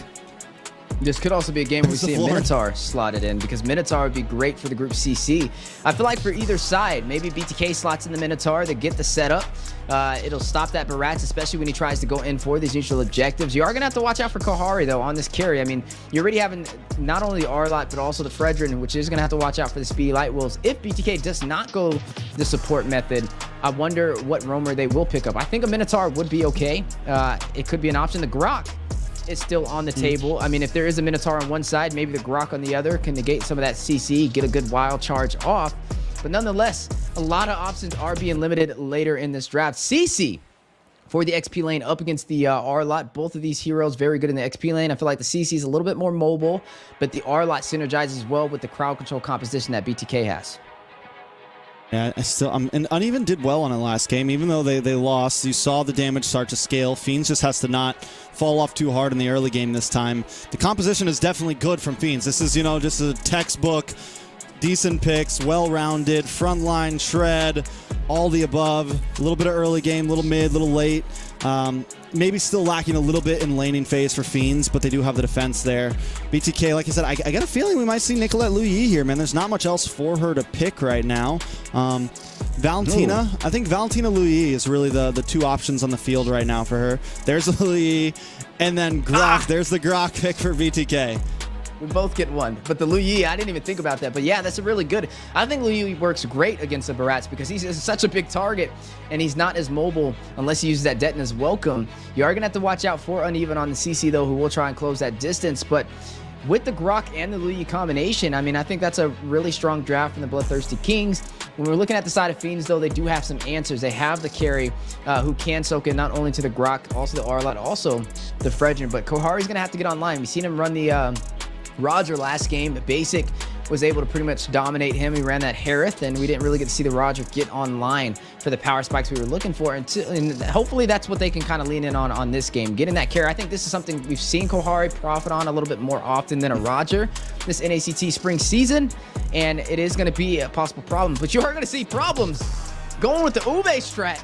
Oh, Estes in the building. You could ban out the Angela. You could ban out the Florin. You could ban out the Raph. But we're still going to get something here. So, yes, very Ube-esque. But the Luyi, I want to talk about that real quick because for those that don't know, Nicolette was like a forerunner of this hero. I mean, was picking this hero back when it was not meta at all, when nobody was really picking it, and was winning games against some of the best players in NA with it. So if there's anyone that I think could really show off with this hero, it is going to be Nicolette. Proccing the passive, getting that duality could be the big answer against this Estes, right? Because everyone's going to be grouped up. It should be an easy way to kind of proc that. Same thing, wild charge, final slash. BTK has some answers to this Estes. They just need to make those combos work. And not to mention they have the R-Lot, so if you can get that duality out, then the R-Lot will get some additional CC to profit on, as we are now jumping in to game number 2. The Bloodthirsty Kings up against Fiends. BTK currently sitting at match point, trying to close out with a sweep with Fiends, living to fight for another chance. But right before we jump into Land of Dawn, we want to spend a little bit more time with you today. You know, Trex and me, first time casting together. Just wanted to, we decided to pause the game. Want to vibe. Just to tell you guys that, you know, just to vibe. No, I'm kidding. There's a little bit of something going on in the background, but this gives us a little bit more time to discuss these lineups. You talked about Nicolette on the Lu Yi.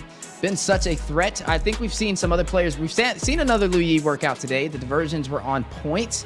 It worked out with Hoon a pick it the Roger. other day. Yeah, and then we saw Hoon pick it up, and he was just dealing a lot of damage with it. And now we get to see Nicolette with her showcasing on it. Now, this is an Estes, though. Estes will be able to keep the team alive, but you know what the thing is with Estes? He requires the team to group up, and that's what Lu Yi loves to see. Not only that, but the Estes and the Vex, you don't got much defense in your mid, right? You don't have much denying aggression to BTK, and this was something I was a bit worried about. And I kind of wanted to see a bulkier, like you mentioned the Minotaur way earlier. I want to see something a bit bulkier on Fiends, because here's the thing, with BTK right now, with Grok, with Arla, with Mobazane on Mobafred, they're going to be in their face once again. Even though they have the Barats, they're going to be in their face, and Fiends are going to need to buy time. They need to be very careful. Magic and Churobami, they got targets on their head right now, man. Targets on their head right now, because there's no defense on that mid side right now. Yeah, you know, it's funny, talk about the MOBA Fred. I always used to say, like, Fredrin walks around with his hand in his pocket, and I think it's a picture of Mobazane with how well they kind of synergize together. But, I mean, I do agree with you. If we kind of take a look at the first game, right, and talk about Fiends. Fiends had a very hard time in the early phase, taking the neutral objectives. Mobazane and BTK were able to invade very often and denying a lot of the farm away from Pro Destroy. But this time around, not running the Martis, running something that's a little bit more not only sustainable, but also having some support behind him to keep him alive. Is this the game changer? You are going to have to watch out, though. Cold running on this Grok. Not really too much CC. I feel like he's going to have to worry about. I mean, maybe a little bit from Churobami, maybe a little bit from Pro Destroy. But I feel like the Grok should be able to open up a lot of these engagements with some great wild charges. For the side of Fiends, though, there's nothing to really stop Uneven on this CC. Not really grabbing him in his tracks. Maybe the final slash from the R-Lot. Maybe there is CC on the table, though. There's a lot of CC for BTK, but CC is not going to be stopped in her tracks in terms of being completely immobilized since there's no suppression. And I think if she should be able to get to the back line, maybe basic. I'm wondering what battle spell he's going to be running on this Iritha. I've seen it kind of around with the sprint sometimes. Yeah. But I wonder if that's going to be the exact route he goes. I mean, I feel like sprint's the route here, right? Because there's not a lot of, there's a CC, but there's not a lot of CC on Fiends, you know? There's not a lot of... I do that gets me every time. They just had to name a hero CC, right? But yeah, there's not that much crowd control. Yes, you have like the Eternal Guardian, you have the Detina's Welcome. So I think sprint will work well with him kind of running away from CC and kind of kiting around the team as they're all grouped up. I think the big thing for Fiends here is, like, a lot of times when you see this classic Ube strat, right? Like this is real classic Ube. Even though there's some slightly different heroes, it is the Barats and the Estes paired up. You're looking for that 7-minute mark. Like back when you used to see Blacklist do it, we would call it the rubber band. Even if they take a death or two early on, right around 6, right around mid-game, as long as you're not, if you're only like 1,000 gold, 2,000 gold, it's not that big of a deal. You still start to hit your momentum around there. So that's kind of Fiends. That's the big goal here, right? Get Estes to level 4. Try not to take too many deaths, and wait for that, second turtle to really start popping off. And then like you said, with the CC, with those possibilities in there, shredding down, holding that front side, there's definitely some danger in Fiends composition if BTK lets it get out of control.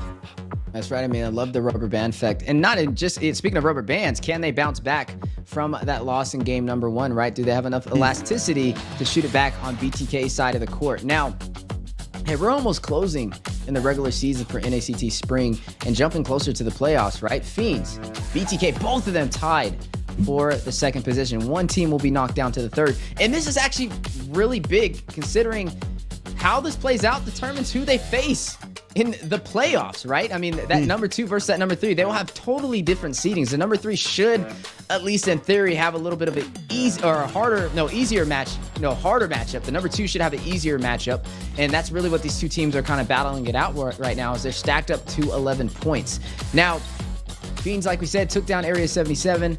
That's the team that took down BTK. So if they find that momentum, if they can kind of dig deep, they may be able to pull it off. BTK, though, they've seemed, ever since that Area 77 loss, I think they kind of sat down, did a lot of homework, and tightened up their shot group, and they've been stronger than ever so far. I mean, it kind of goes to show from that great performance in game number 1. So the lead pickup, I think that's something I'm excited to kind of see. It's funny how meta is shifting for North America. It's just changing the further and further we go in the NACT Spring season. I think in the beginning, we didn't see a Louis, we didn't see a Roger, but now these things are kind of slipping through the cracks, and they're profiting. I mean, it's definitely, there's just a lot changing, I feel like, and it's going to continue to change over the next few months. It seems like a lot of patches are coming in. We might even have another big patch before Grand Finals comes, you know, which playoffs could be a completely different beast for all we know. We got, what, one more week and then another week. Just let everybody know, we just had to do a quick redraft. All the picks are exactly the same. There was just some bug issues or something. We'll be getting back to the game very shortly in just a few minutes. So yeah, I think Fiends, I like their composition. This is dumb, right? This is something that they like to run. This is kind of they're in their zone with this. They got the utility healing support roamer with them. They have a nice bulky frontliner jungle, and they got Kohari on one of his signature picks, the carry, which things that he's thrived on is like the carry and the Claude. So if there's a time for them to pull something off, this could be it. Yeah, and this is their chance. Fiends, not off to the easiest start. BTK now at match point, trying to close out the series with a sweep. Fiends having a second chance to be able to hold it in. Can they do it? Can they claim that number 2 spot? Will BTK push forward and live up to the name? Now, unorthodox a little bit, but stepping.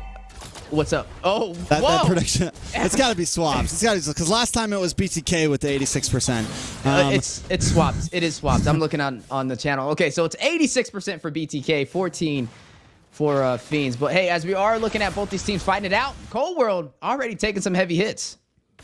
Now, I do want to point something out. Fiends has not been swept yet. They have taken some losses, but they've always at least put one on the board. So if time tells correctly, even if they lose against BTK, there are, you know, it's in their favor to maybe win a game here at least. I would love to see. I'd love to go to a game 3 between these two teams. Let's see if Fiends really has what it takes. Now, BTK are taking their time right now, and I don't know if that is the plan, man. I think they need to be moving fast and trying to close out Fiends' win condition as quick as possible. Yeah, I mean, game number 1, we saw mlbbnorthamerica and BTK kind of full send the jungle of Fiends, being very aggressive super early. But this time around, we're not seeing a Martis. We're seeing a Barat stacked up with an Estus to be able to keep them alive. And I think that's kind of forcing BTK to pull their punches a little bit more than what we often see. We are going to see this first turtle spawning in, though. Both teams getting ready to take this first neutral objective. Now, it's going to be a battle of sustainability from Fiends versus just pure damage and crowd control from the BloodThirstyKings. Overall, we have to see which one will kind of prevail and hit the mark early in the game, as you are going to see both teams fighting over this turtle. Doing a lot of damage on Uneven there. Uneven's going to be forced to go back to base and not be involved in this fight. Cold World holding down the side. Churro right there as well. Nicolette and Milo coming in. Nice duality. Gets the CC. Protosword takes a lot of damage. Eternal Guardian does come down. The final slash locks on a Protosword, but the tone is welcome. Welcomed him in and bats him against the wall, but still goes down. Cold World picking up the kill. Protosword finds one, though. It's a 2-for-1 right now. Uneven goes down to Nicolette. Nicolette now on the run. One more shot, and she's out of here. mlbbnorthamerica able to find the turtle now. Going to move on to the enemy jungle camp. Nicolette still staying in the lane. Yeah, 2-for-1 trade and a turtle for the side of the BloodThirstyKings. Good start for them. Not the easiest for Fiends. They are still in this, though. Need to find some answers. They need to find trades in the beginning. If they can't find these turtles, maybe go in for the turrets instead. Protosword got picked off right there. Milo was able to open up the opportunity with that final slash. He did fall in the process, though, finding his first death of the game, but the assist is what mattered the most to create that opportunity for the BloodThirstyKings. Speaking of matchups, though, we are seeing Basic on this Irithel, running that Quantum Charge. It's going to be very mobile. We asked about what battle spell he was going to be running. He actually is going in with the Purify. He's not going to go in for that sprint, but speaking of sprints, Cold World, Protosword kind of being a little bit of that bully that Barat's in the jungle, forcing him away from the invasion and the vision. That's the just in case right there. That's the just in case. Oh, nice final slash on a Churro. We'll get healed up from Magic. But the Purify is kind of clutch, right? Just in case he gets hit by a Detna's Welcome. Just in case an Eternal Guardian locks on.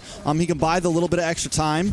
Does take a couple shots from Kohari, but willing to go the 1v1. Nicolette with an immersion. The wild charge onto Kohari. Kohari back under the base. More fights ensue up in the top side. Pro Destroy misses the Detna's Welcome. And now is in a little bit of trouble. Basic. Mobazane gets the final shot, though. That's another kill for BTK. And another death for Pro Destroy. 2 deaths of the game so far. Not off to an easy point over there. Pro Destroy, the jungler for Fiends. Not only just a jungler, he's running on the Barats. Magic not able to really keep him alive. Kind of protecting Kohari on the bot side against Basic. The king of recall spamming down there. Showcasing his comfortability in the gold lane. 3-1 though. 1 turtle under their belt. And Fiends yet to find a response. And he's getting denied a lot of jungle here. Mobazane in all of his camps right now. Pro Destroy 2 levels down overall. Oh, a lot of damage. Basic looking for the final shot. Kohari trying to survive, but unable to do it. Nicolette picks up the kill. Now Basic on the chase up against Magic. Watch for Churro Bonnie here. Not going to try to force the engage. Misses the Terrify. Wall comes up, and Fiends will be able to get away. Yeah, some good placement over there from Cold World. Stopping Fiends from rotating around with ease. Up to 4-1 on the scoreboard and up by 2,500 gold within the past 5 minutes. BTK showcasing their mastery, getting everything they came for. Mobazane and now ready for the invade. Oh, gets the taunt off. I want to say he was able to steal it. No, doesn't get it. He didn't have the retry. I was like, I thought he was about to take that one. A very close call. A little bit of damage on a Kohari. Basic finally takes down the tower. Cold World able to get the wild charge, but the rest of the team is there. Cold World switches gears and moves back. They got what they came for. They take a tower. Good win for BTK. Yeah, Nicolette, very good positioning so far. Able to teleport at any moment to keep Fiends on their toes. They were able to find a kill onto Kohari as well, running on this carry, which is going to delay him his late game potential. Now, Kohari, we know he's one of those marksmen that likes to play heavily aggressive, but you have to be careful, especially with Nicolette on the table. She's waiting for you to overextend. Big play! Nicolette does so much damage on a Kohari there. Melo able to get the double kill, though, and clean up what she started. Well played for BTK. Cold World coming around the side, looking for maybe a wild charge or just getting vision for the team. BTK, now that they've taken the lead, they're right back to being aggressive. We just talked about it, too. Look at Nicolette already ready for the setup. Diversion. Mobazane takes the taunt too, trying to buy that split second, but not there in time. But what they do is cut the lane, and Basic takes another tower. Now the siege for the orange buff. Ooh, Daytona's welcome does land on to Mobazane. Mobazane in the midst of 4 members will go down finally. Wild charge does come out from Cold World. Nicolette now trying to run away. Hangs out, gets a couple more shots. Melo dashes in, getting some nice damage on Uneven. But they decide to go back and just take another tower, and they switch gears. And that's still overall a good trade for them. They lost Mobazane, but they take the tier 1 turret in the mid lane, but Uneven on the chase on the Cold World. Should be able to get back to safety, but Basic. Ooh. Basic dashes in. He's being aggressive. He's felt good the past 2 games. He's felt confident the past 2 games. Yeah, I mean, it was Kohari the Brave. What is it? What do we call Basic? We got to get a nickname for him over here. He's the retry god, man. Come on. We know that. Oh, my. All right, Basic the retry god. But you are going to see 6-2 for BTK. Now up by 4 kills up against Fiends and 3,000 gold and climbing almost to 4,000. Cold World very low, though. Needs to get out of there. We'll be able to hug that wall to negate the CC. The BloodThirstyKings still holding on to every single turret. Hasn't lost a single one and up by 3 towers and 2 turtles. Diversion play, though. Where are they going? Oh, down to the boss side. On to Kohari. Kohari's in trouble. Milo flickers in. Gets a wild charge on a Magic there. But the Blessing of the Moon Goddess does give some heal. Pro Destroy able to get the nom-noms. On to Mielo. Mielo goes down. Fiends finally picking up a kill. We're starting to see the snapback. This is what I'm talking about. Right after 7 minutes, you got to start to be careful. Mobazane is going to get the Tonto onto Kohari. Kohari able to dash back. The heal comes in, and everyone's safe for now. Yeah, Magic doing really well in the Blessing of the Moon Goddess, keeping the team alive. Kohari was very low right there, and then he procced it and was able to help him to sustain himself in that fight, and it turned around and worked in Fiend's favor. BTK definitely need to be a little bit more careful on these engagements. Speaking of being careful, diversion play from Nicolette. Ooh, they're waiting in that bush, Cold World. Oh, wild charge. Let's lock on a 2, and the cleanup happens. Nicolette with the killing spree. Clean up on aisle 3. Clean up on aisle 3. BTK, Nicolette. If anybody's getting an MVP, it's got to be her with the Smash 3 plays of this Louis, a hero that we've seen her use time and time again on the professional scene, and has been kind of known. I would say this is a signature pick over there from Nicolette, and she's showcasing just how strong the Louis can be. Yeah, I mean, it's becoming definitely a problem. You never know. I mean, at that point, you start to put fear into them, right? It's like you just never know where they are, man. They could be in any bush at any time. Fiends has to think about that. Now it's become a mental game as well. I think at this point, Fiends, they just need to stay grouped up, man. I mean, I know it's tempting to try to, like, go and try to stop them from split pushing, but you got to group up. You got to wait for the next, you know, maybe this Lord, and maybe try to make the play before it becomes too much. Yeah, but I mean, Nicolette able to pull a trick out of her bag any second of this game with this Louis has been a problem. Even when you think they're at one place, they're at another, and I think that's where they're kind of shining on. I mean, look at Nicolette, 5 assists so far, almost tied up with Cold World, who's the roam for the Bloodthirsty Kings, and she's also leading the way in the most kills. You are seeing a great Guardian's Barrier dropping down. Ooh, the pincer, they're around the back, the knock-up. The slay, but wait, Protosaur able to get the nom-noms. Spit back Mobazane, get the stun on 2 members. Blessing Moon Goddess does keep them up for just a minute. Uneven now into the midst of the fight, but Magic taking too much damage. The Appraisal's Wrath takes down 2. A double kill going to Mobazane, make it a triple. Zane under the tower, exerting dominance. Zane the main, able to my main properly go in there, take down 3 members with the triple kill. Pro Destroy, Magic, and Uneven 3 for none trade, now increasing that lead even further for them. Fiends having a hard time keeping up with the momentum and the pace of the Bloodthirsty Kings. Kohar the Brave, though, willing to take the fight. Oh, did he go too deep? No! Wild Charge knocks him up. Too brave today. Basic takes him out. Magic and Churro Bonnie forced to watch and then get pushed in. Another Appraisal's Wrath paired up with a final slash. They're going to move in. Magic goes down. And now Uneven is alone. Pro Destroy trying to come around the backside. Knows it's not a fight he wants to take today. BTK on a roll. Milo with the alley-oop to Mobazane with the final slash, and now the recall Oh, rips him out of the base. Pro Destroy looking for something but finds nothing. My goodness, BTK breakdancing with confidence right now with the recall spams, ready to knock into the base of Fiends. Uneven left to defend with Churro Bombi. BTK feeling themselves right now. BTK here to play, here to slay. Fiend's not feeling okay. All right, Lord gonna be up now. And BTK aren't even forcing it. They're not even going straight for it. They feel good about this matchup right now. Yeah, you're already seeing BTK in a great position to possibly try and close this out. Here in the next few minutes, if Fiends is not careful, Lord has spawned in. They may wait for it to go to the enhanced version. Kohari, though, the overextension. He is not afraid of anything. The recall back Milo. He lets him go for free. Yeah, he's like, I don't want that smoke right now. Because even though Kohari's behind, he's still a little bit of a threat, at least in the 1v1. Lord brought down to half health. Cold World looking to push Fiends back.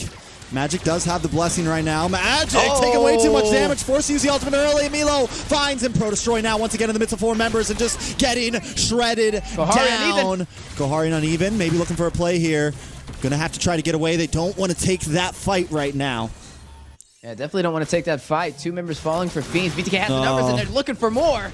Kohari, the brave, Kohari on the run, whatever you want to call him. Gonna get knocked up. He's able to kite back.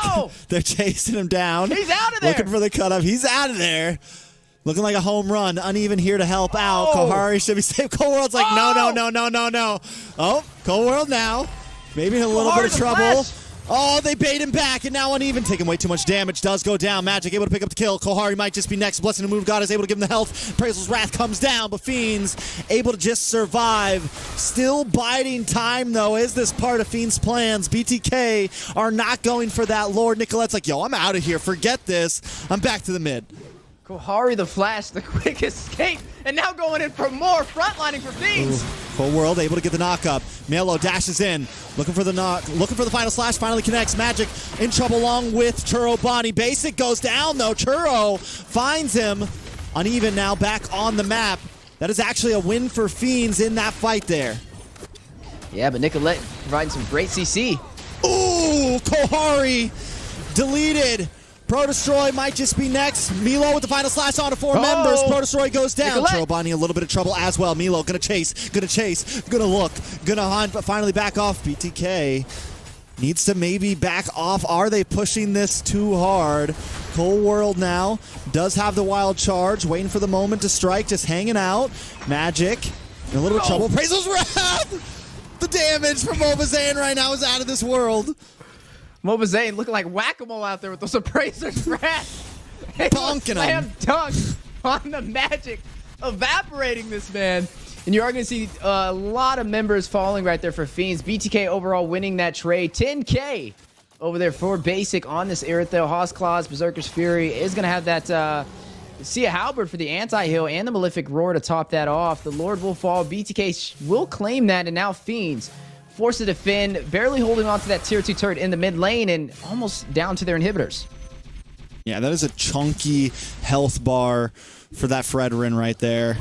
The shield is out of, I mean, the heal back is out of control, and that's why those Appraiser's Wrath are just so out of this world. Nicolette with the diversion. Cold World once again, catching them from the offside, but the Blessing of the Moon Goddess keeps them all alive, and now they're looking for a moment to come back. Cold World very low.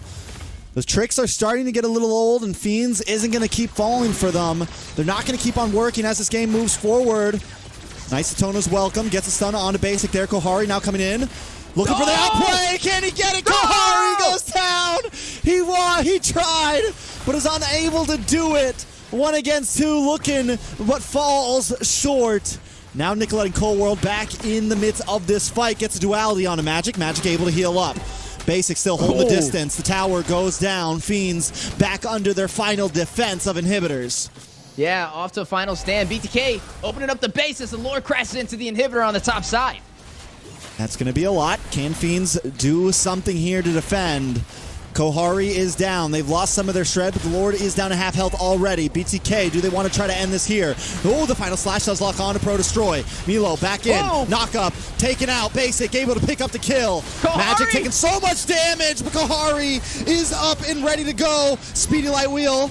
Not able to connect just yet. Nicolette able to find another. It's nothing but Kohari and Churro against the world. And the minions are closing in. Will this be a 2-0? Fiends still trying to put it all on the line here. BTK feeling confident, dropping the toss. Just lock onto the base and finish it. Kohari going to be the next to fall. Milo looking for it, but now Kohari gets the shutdown. And now the minions are back up. It's Churro and Kohari still against the world, but BTK's not playing anymore. They find the 2-0 sweep. BTK looking stronger than ever, shutting down Fiends, not creating the opportunity for the reverse sweep, able to close the doors on that amazing victory. A great finish and a very explosive match from both sides, as you are seeing the team stats. 25, 6, and 60 overall assists from the BloodThirstyKings. 372,000 damage, almost hitting that 10 mark for the team rating. I mean, I'm a little tired. My stomach hurts. The diaphragm is feeling it. Definitely some crazy fights. BTK comes out on top. Now maybe playing with their food a little bit too much, but definitely an entertaining game. And Fiends, like, they were able to bide some time there, man. If BTK let that go a little bit longer, the opportunities was there. Kohari may be a little too brave at times, but still almost making the statement happen. Basic still ends up getting the win in some of those final 1v1s, but a good series at that. I think my highlight was seeing Kohari versus Milo. Both of them facing off. We seen Kohari in the bush. He ran to the bush. Milo didn't even want that smoke, but then they got the 1v1. And Kohari was able to get the kill, but overall, BTK was able to get the game. As you are going to look at 14 assists over there from Kohari, but 19 assists from Nicolette on the Lu Yi with 4 kills on the board. If anybody got MVP in that game, it's got to be her. Yeah, 4-0 and 19 just played it so cleanly. Was definitely the playmaker. Nicolette and Cold World, I mean, the combo right there every single time. The diversion and the wild charge was deadly, was lethal. Yeah, definitely lethal, as you are seeing both the head-to-head for the junglers. Mobazane up against Pro Destroy. Mobazane again, another rating over double digits, hitting that 10%. He's able to keep majority of the junglers he goes against below 5 with how well he's able to rotate and get these objectives, and definitely shows you why they are that top 2 contender. Speaking of top 2 contenders, winning this series officially earns their spot in the top 2 and forces Fiends to the 3rd position. I mean, I think at this point, they are pretty much clear and ready to go, unless they take some horrible sweep next year and Fiends gets a sweep against GG. I think BTK, like, that is the only opportunity, really. Night Horde can't catch up even if they get a sweep. So at this point, BTK is pretty much secured into top 2 for the playoffs. Yeah, and you are looking at the overall stats, the team fight participation. 92% over there from Nicolette, 100% from Chirobami on the other side, though. Definitely showcases the importance of the mid laners for both teams, but Nicolette able to step to the playing field, a wizard out there for the Bloodthirsty Kings. Bloodthirsty Kings, man, they came in thirsty, consider them quenched, taking a 2-0 win over the Fiends. I'll tell you what, dude. I thought that second game, I thought Fiends were I thought they were waiting it out. I thought Kohari was gonna take some traction and make something happen, but you know, Zane got in there and said, "No dice for you, sir."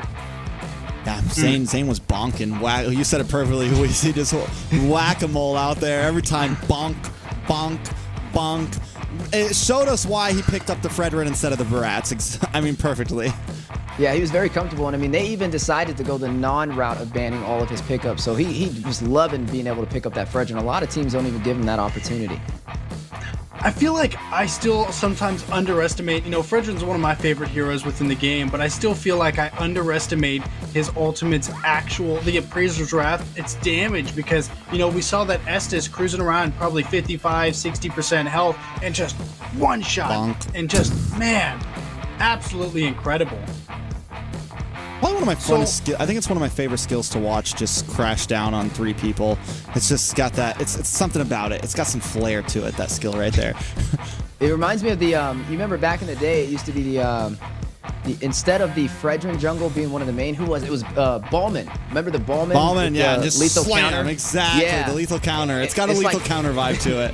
Yeah, Fredrin kind of took that mark away from him, and now it's kind of that Ballman, staple. Weezy? You actually cosplayed as Ballman one time, remember? I know. Oh my God, I do. I don't know if we can consider that one Ballman though. I don't know what that was, but hey, maybe next time we'll get a little bit closer. All right, who do we got going on for the MVP of the series? I'm Nicolette? Nicolette? It has to be. Or Zane? Nicolette or Zane? Nicolette or Zane? Nicolette with a clean one.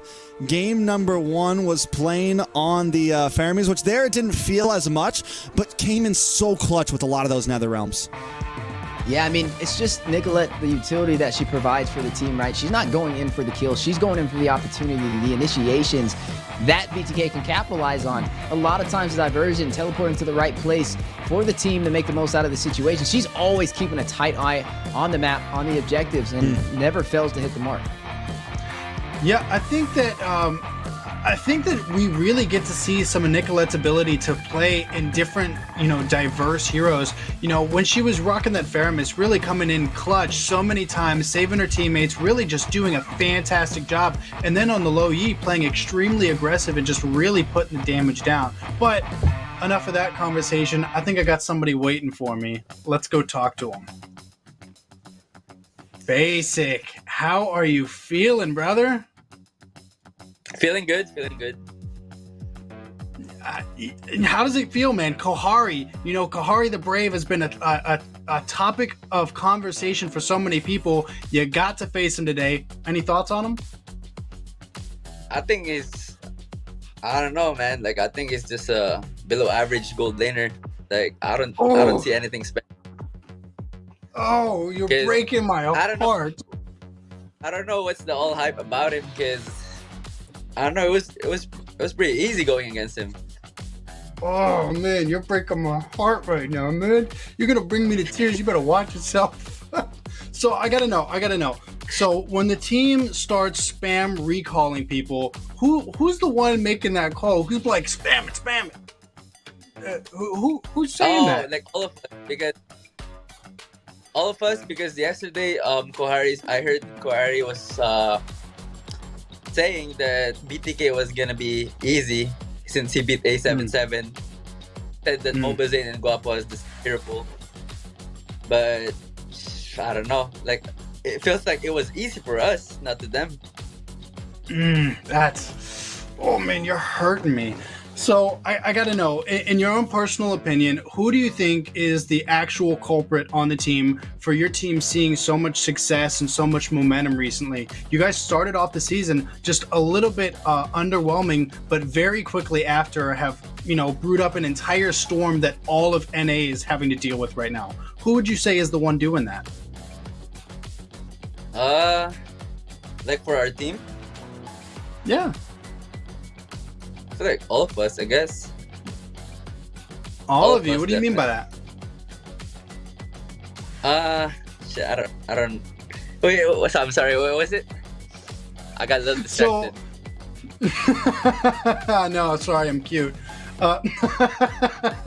So, who are you giving credit to on your team for you guys being such an effective, you know, powerful being in building so much momentum on a game-to-game basis? I would say all. Like every each member. I would say Milo, Zane, Apple, Chris, but all of them. Like, I feel like it's just team, you know, it's just us five basically. There's no one. Actually, it's just us five. That is interesting. Maybe Coach Midnight. He actually helps us a lot. So I think people are saying that Cold World might be a better roam than Shark. You know, how do you feel about that? Cold World versus Shark. I feel like they're toe to toe, but I would say Nicolette over Hoon for sure. Nigga, what are you talking about? I mean, if you're comparing about like mid guy, like two players in mid, I feel like Cold World is toe to toe with Shark, but Hoon versus Apple, I don't know, man. I think Apple is better because I team up with both of them. So for me, I think Apple is just way better. So, you know, you guys have faced Area 77, you've faced Fiends now, you've faced Night Horde, you've faced DA, some of these other top dogs in NACT right now, but who do you think is really the best out of all of them? Of course, Gaimin. Gaimin, of course. Outside of Gaimin, who do you got? Outside of Gaming? Maybe Area 77 because we lost to them, but that was when we were kind of having a team problem, so I don't know. Maybe if we face them again, we'll see. Outside of that, everybody else was just easy. Yeah, outside of that, everyone was easy. All right, well, I'm not going to take up all of your time. Thank you so much for coming out and talking to me, man. Don't go winning too many games, okay? We'll try. Thank you. Got him, coach. Oh man, he's so funny. He said, "I don't really get the hype." Oh man, how you feeling, Trex? Okay. I'm just trying to process this. That was a lot to break down. A lot in that interview. It was a lot, but it was entertaining. I mean, definitely showcases his confidence. I feel like you should have asked him. How many times does he think he recall spams in that game? Because there's a lot of recall spamming, but nonetheless, basic, really good goal later. We've seen him time and time again step up to that position for North America to make it to a grand finals spot. So I can't wait to see him in future matches. And hey, it was definitely a treat watching him go up against Kohari. Yeah, I had so many hopes for that matchup, and you know, BTK as a whole, I don't want to say they did in fact make it look easy, but they did make it look easier than I had initially anticipated. Yeah, they made it look easy. They showed why they're top two, for sure. And I think I mean, don't get me wrong, Fiends has done good this season, done outstanding compared to some of our expectations. But though Kohari is fun to watch, but there are definitely some things to work on, right? The AKA the Brave is it's a double-edged sword that he needs to work on. And you start to see those cracks in teams when they go up against some of the top dogs. Do I think Fiends are completely out of this? Not at all. Do I think BTK, though, is definitely on the upswing right now? For sure. Yeah, I feel like Kohari is just one of those marksmen. He likes to rush in for the adrenaline plays, right? The flashy plays is what he kind of lives for. But you can't always play flashy when your team's on the back, and he may be able to pick up a couple of kills, but also him being the gold lane, if he gets bursted down from the over-aggressive plays, then it's hard to come back in that late game.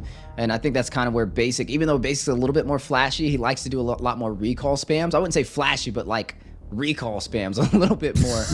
He knows to kind of limit himself with how far he kind of pushes out. So I'm right there with Trex. I think through time, Kohari is definitely looking stronger than a lot of marksmen we've seen, and he's looking very promising. Fiends, a newer team on the scene, and they're just getting started, right? We're a couple of days before the playoffs, and I can't wait to see how they perform. But overall, a great victory over there for the BloodThirstyKings. You guys hear that? Whoop, whoop. What is that? Whoop, whoop. I think that's a giveaway alarm. That's crazy, Steph. Oh man, these pass offs, man! I didn't know where he was about to throw us. I didn't know if we were going to break. Or... Darting Star 1-1 out there, limited quantity 30. Make sure you guys claim it while it is available. It is first come, first serve. Go ahead and scan that QR code now. But if you can't scan it in, there's the code above it. Limited opportunity, so claim it while it's available. First come, first serve. So if you're not there, it's already too late. Probably. Probably. These things go fast. I don't feel like I've ever, even when I've actually tried in the past watching different NACTs, I don't think I've ever been fast enough to actually secure a skin. How about you, Trex? You ever got one? I'd hate to toot my own horn, but I've always casted an ACT, so I've never tried to get one from the other side of the camera. Yeah, we're not allowed to do that, Zeke. This is crazy that you would even. This is no, I'm playing. I mean, hey, I wish I could, but there's 30 of them out there, so claim them while you guys can. All right, so I'm not gonna hold you guys up any longer. Let's get to a break.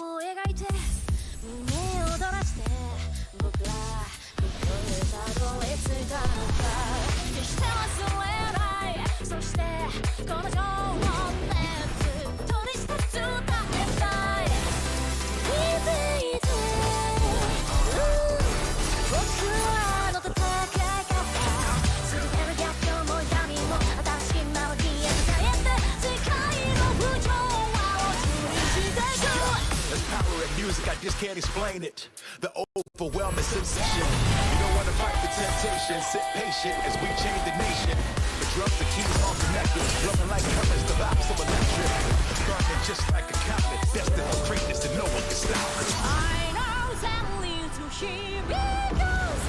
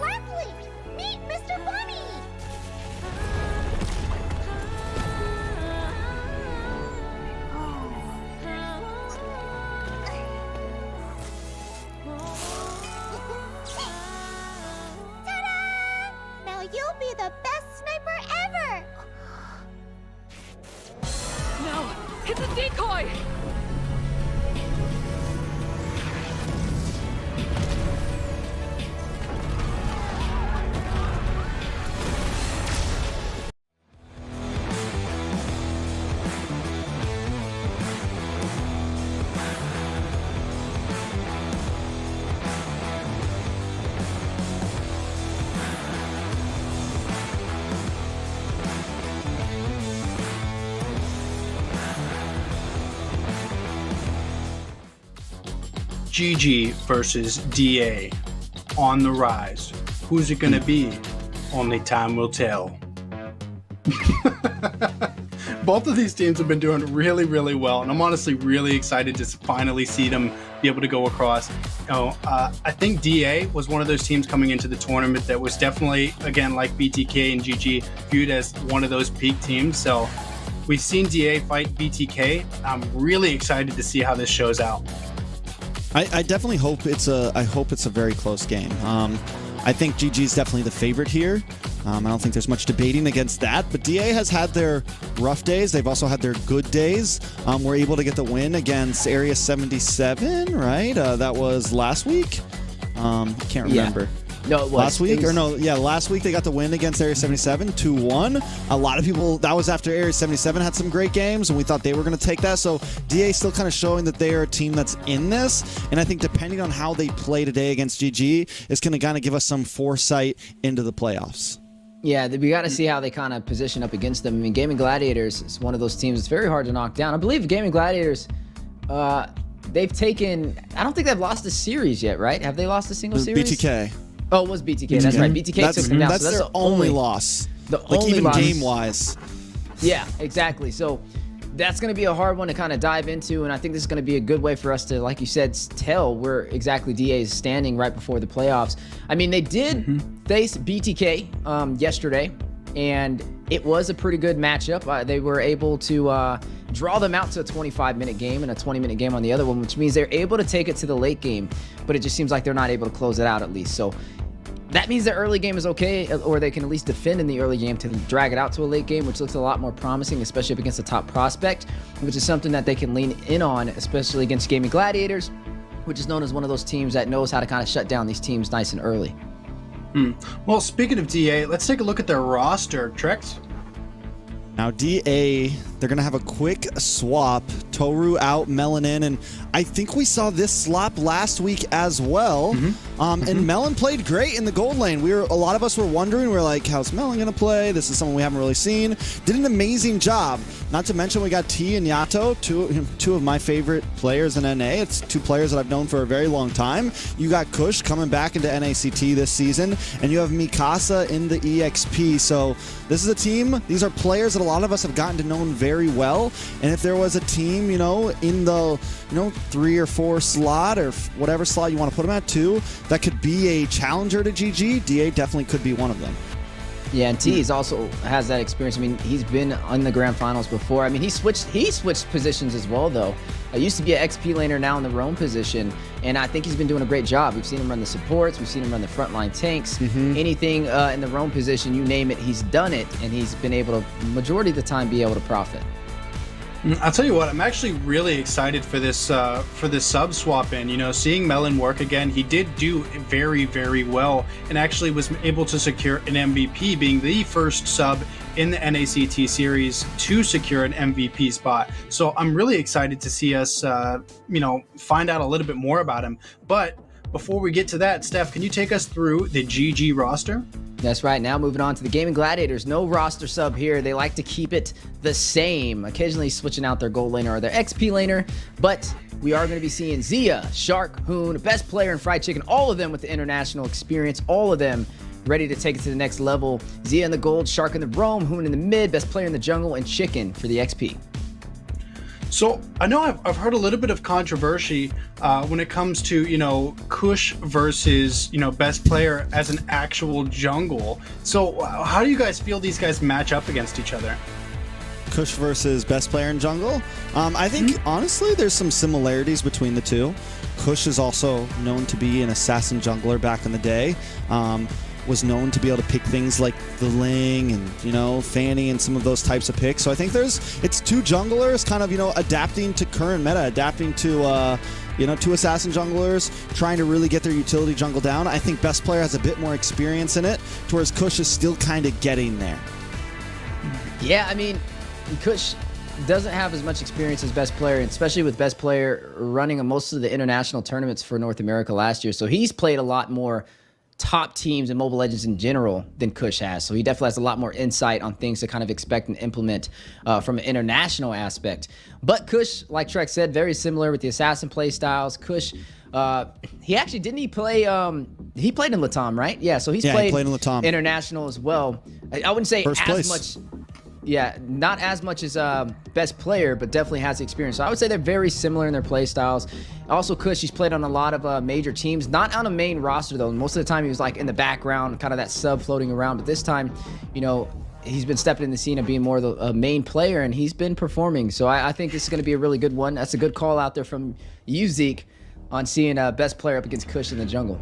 So, I think whether you are for Kush or for best player, I gotta ask, what are your predictions? Which team do you think is gonna come out on top?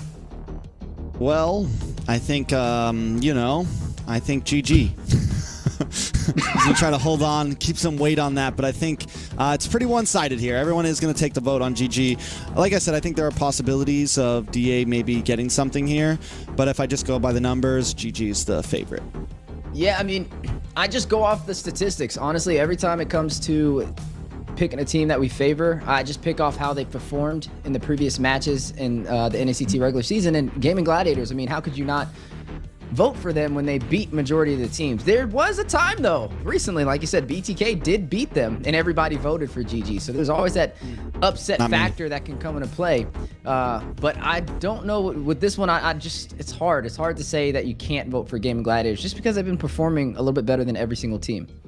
So for me, whenever I'm putting in my votes, I typically look at the teams that I can see consistently and historically doing well. You know, how much experience do the teams have and how well do we consistently see them doing? So for me, of course, I did also have to go with GG because, again, you're talking about a team that's built up of some of the best, you know, arguably the best players in North America. So I think not voting for them is kind of tough. I mean, honestly, I just look at Liz's votes and do the opposite. That's how I've gotten here. Oh, you should say Yue if it was the other season. Yue's doing decent this season. Yeah, he's doing way better this season. But if it was the other season, yeah. I mean, honestly, it's very hard outside of the top two teams to really get an accurate prediction because there's a lot more upsets and surprises with the level of competition this season. So I think going into this matchup, I think either one of these teams is really going to have to reach out and see if they can, you know, grab onto UA's head for good luck. And with that being said, it's time to get into the draft. All right, draft number 1, GG. First pick on the blue side up against DA.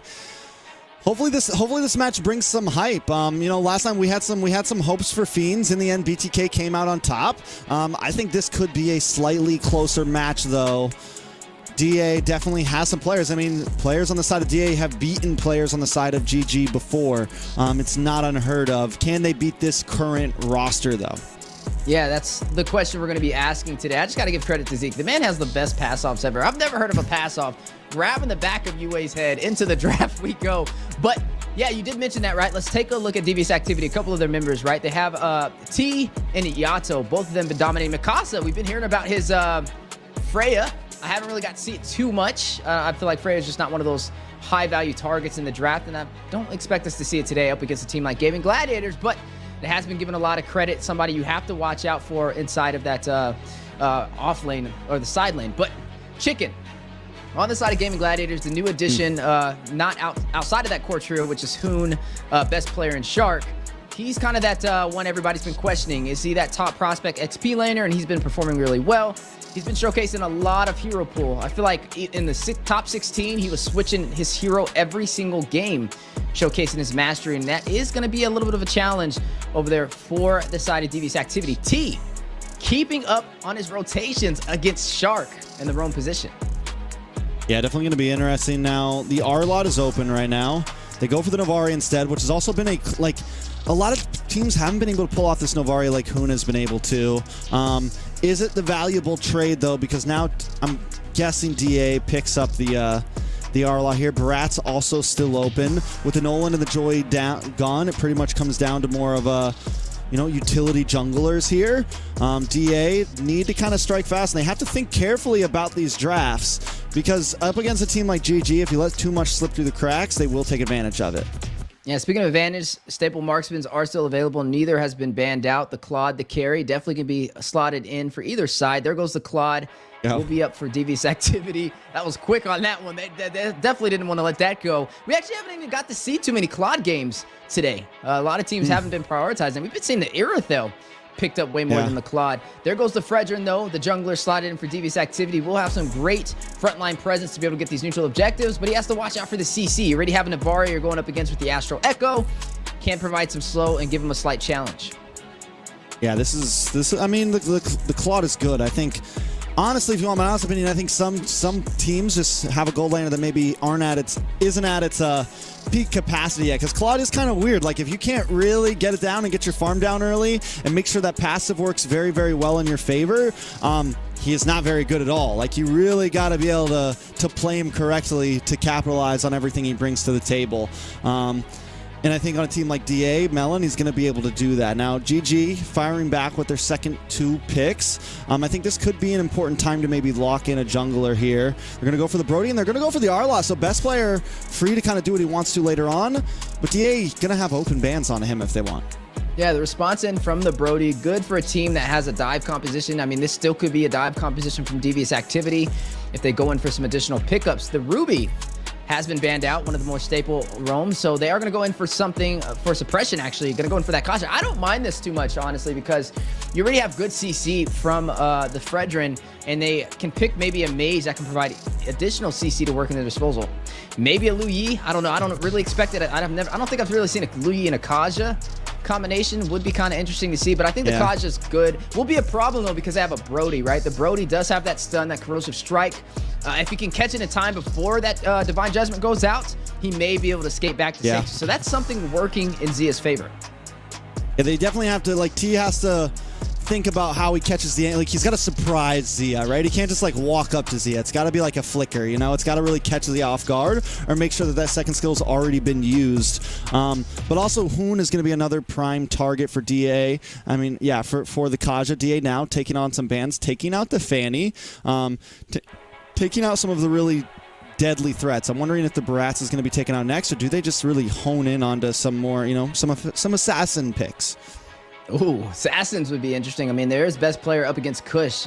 Both of these junglers have a very high hero pool and can be very creative when it comes to some of these pickups. I mean, it is going to be that Fredrin, though, from the side of Devious activity. So if they go an assassin, Fredrin may be able to bully, may be able to go into their side of the jungle and invade, depending on the mage they pick up. Valentina is still on the table, can be slotted over there for Devious activity. I think that would be a great pickup, especially not knowing who the roamer is going to be for Gaimin Gladiators. Minotaur is an option for some great crowd control, some good knockup for the side of GG.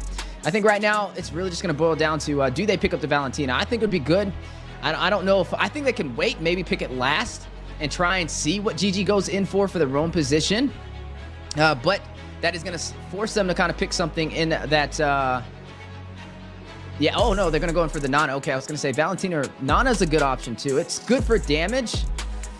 It's good for the Brody, maybe to get the stun on the Brody with the Melina and then go in with the Kaja.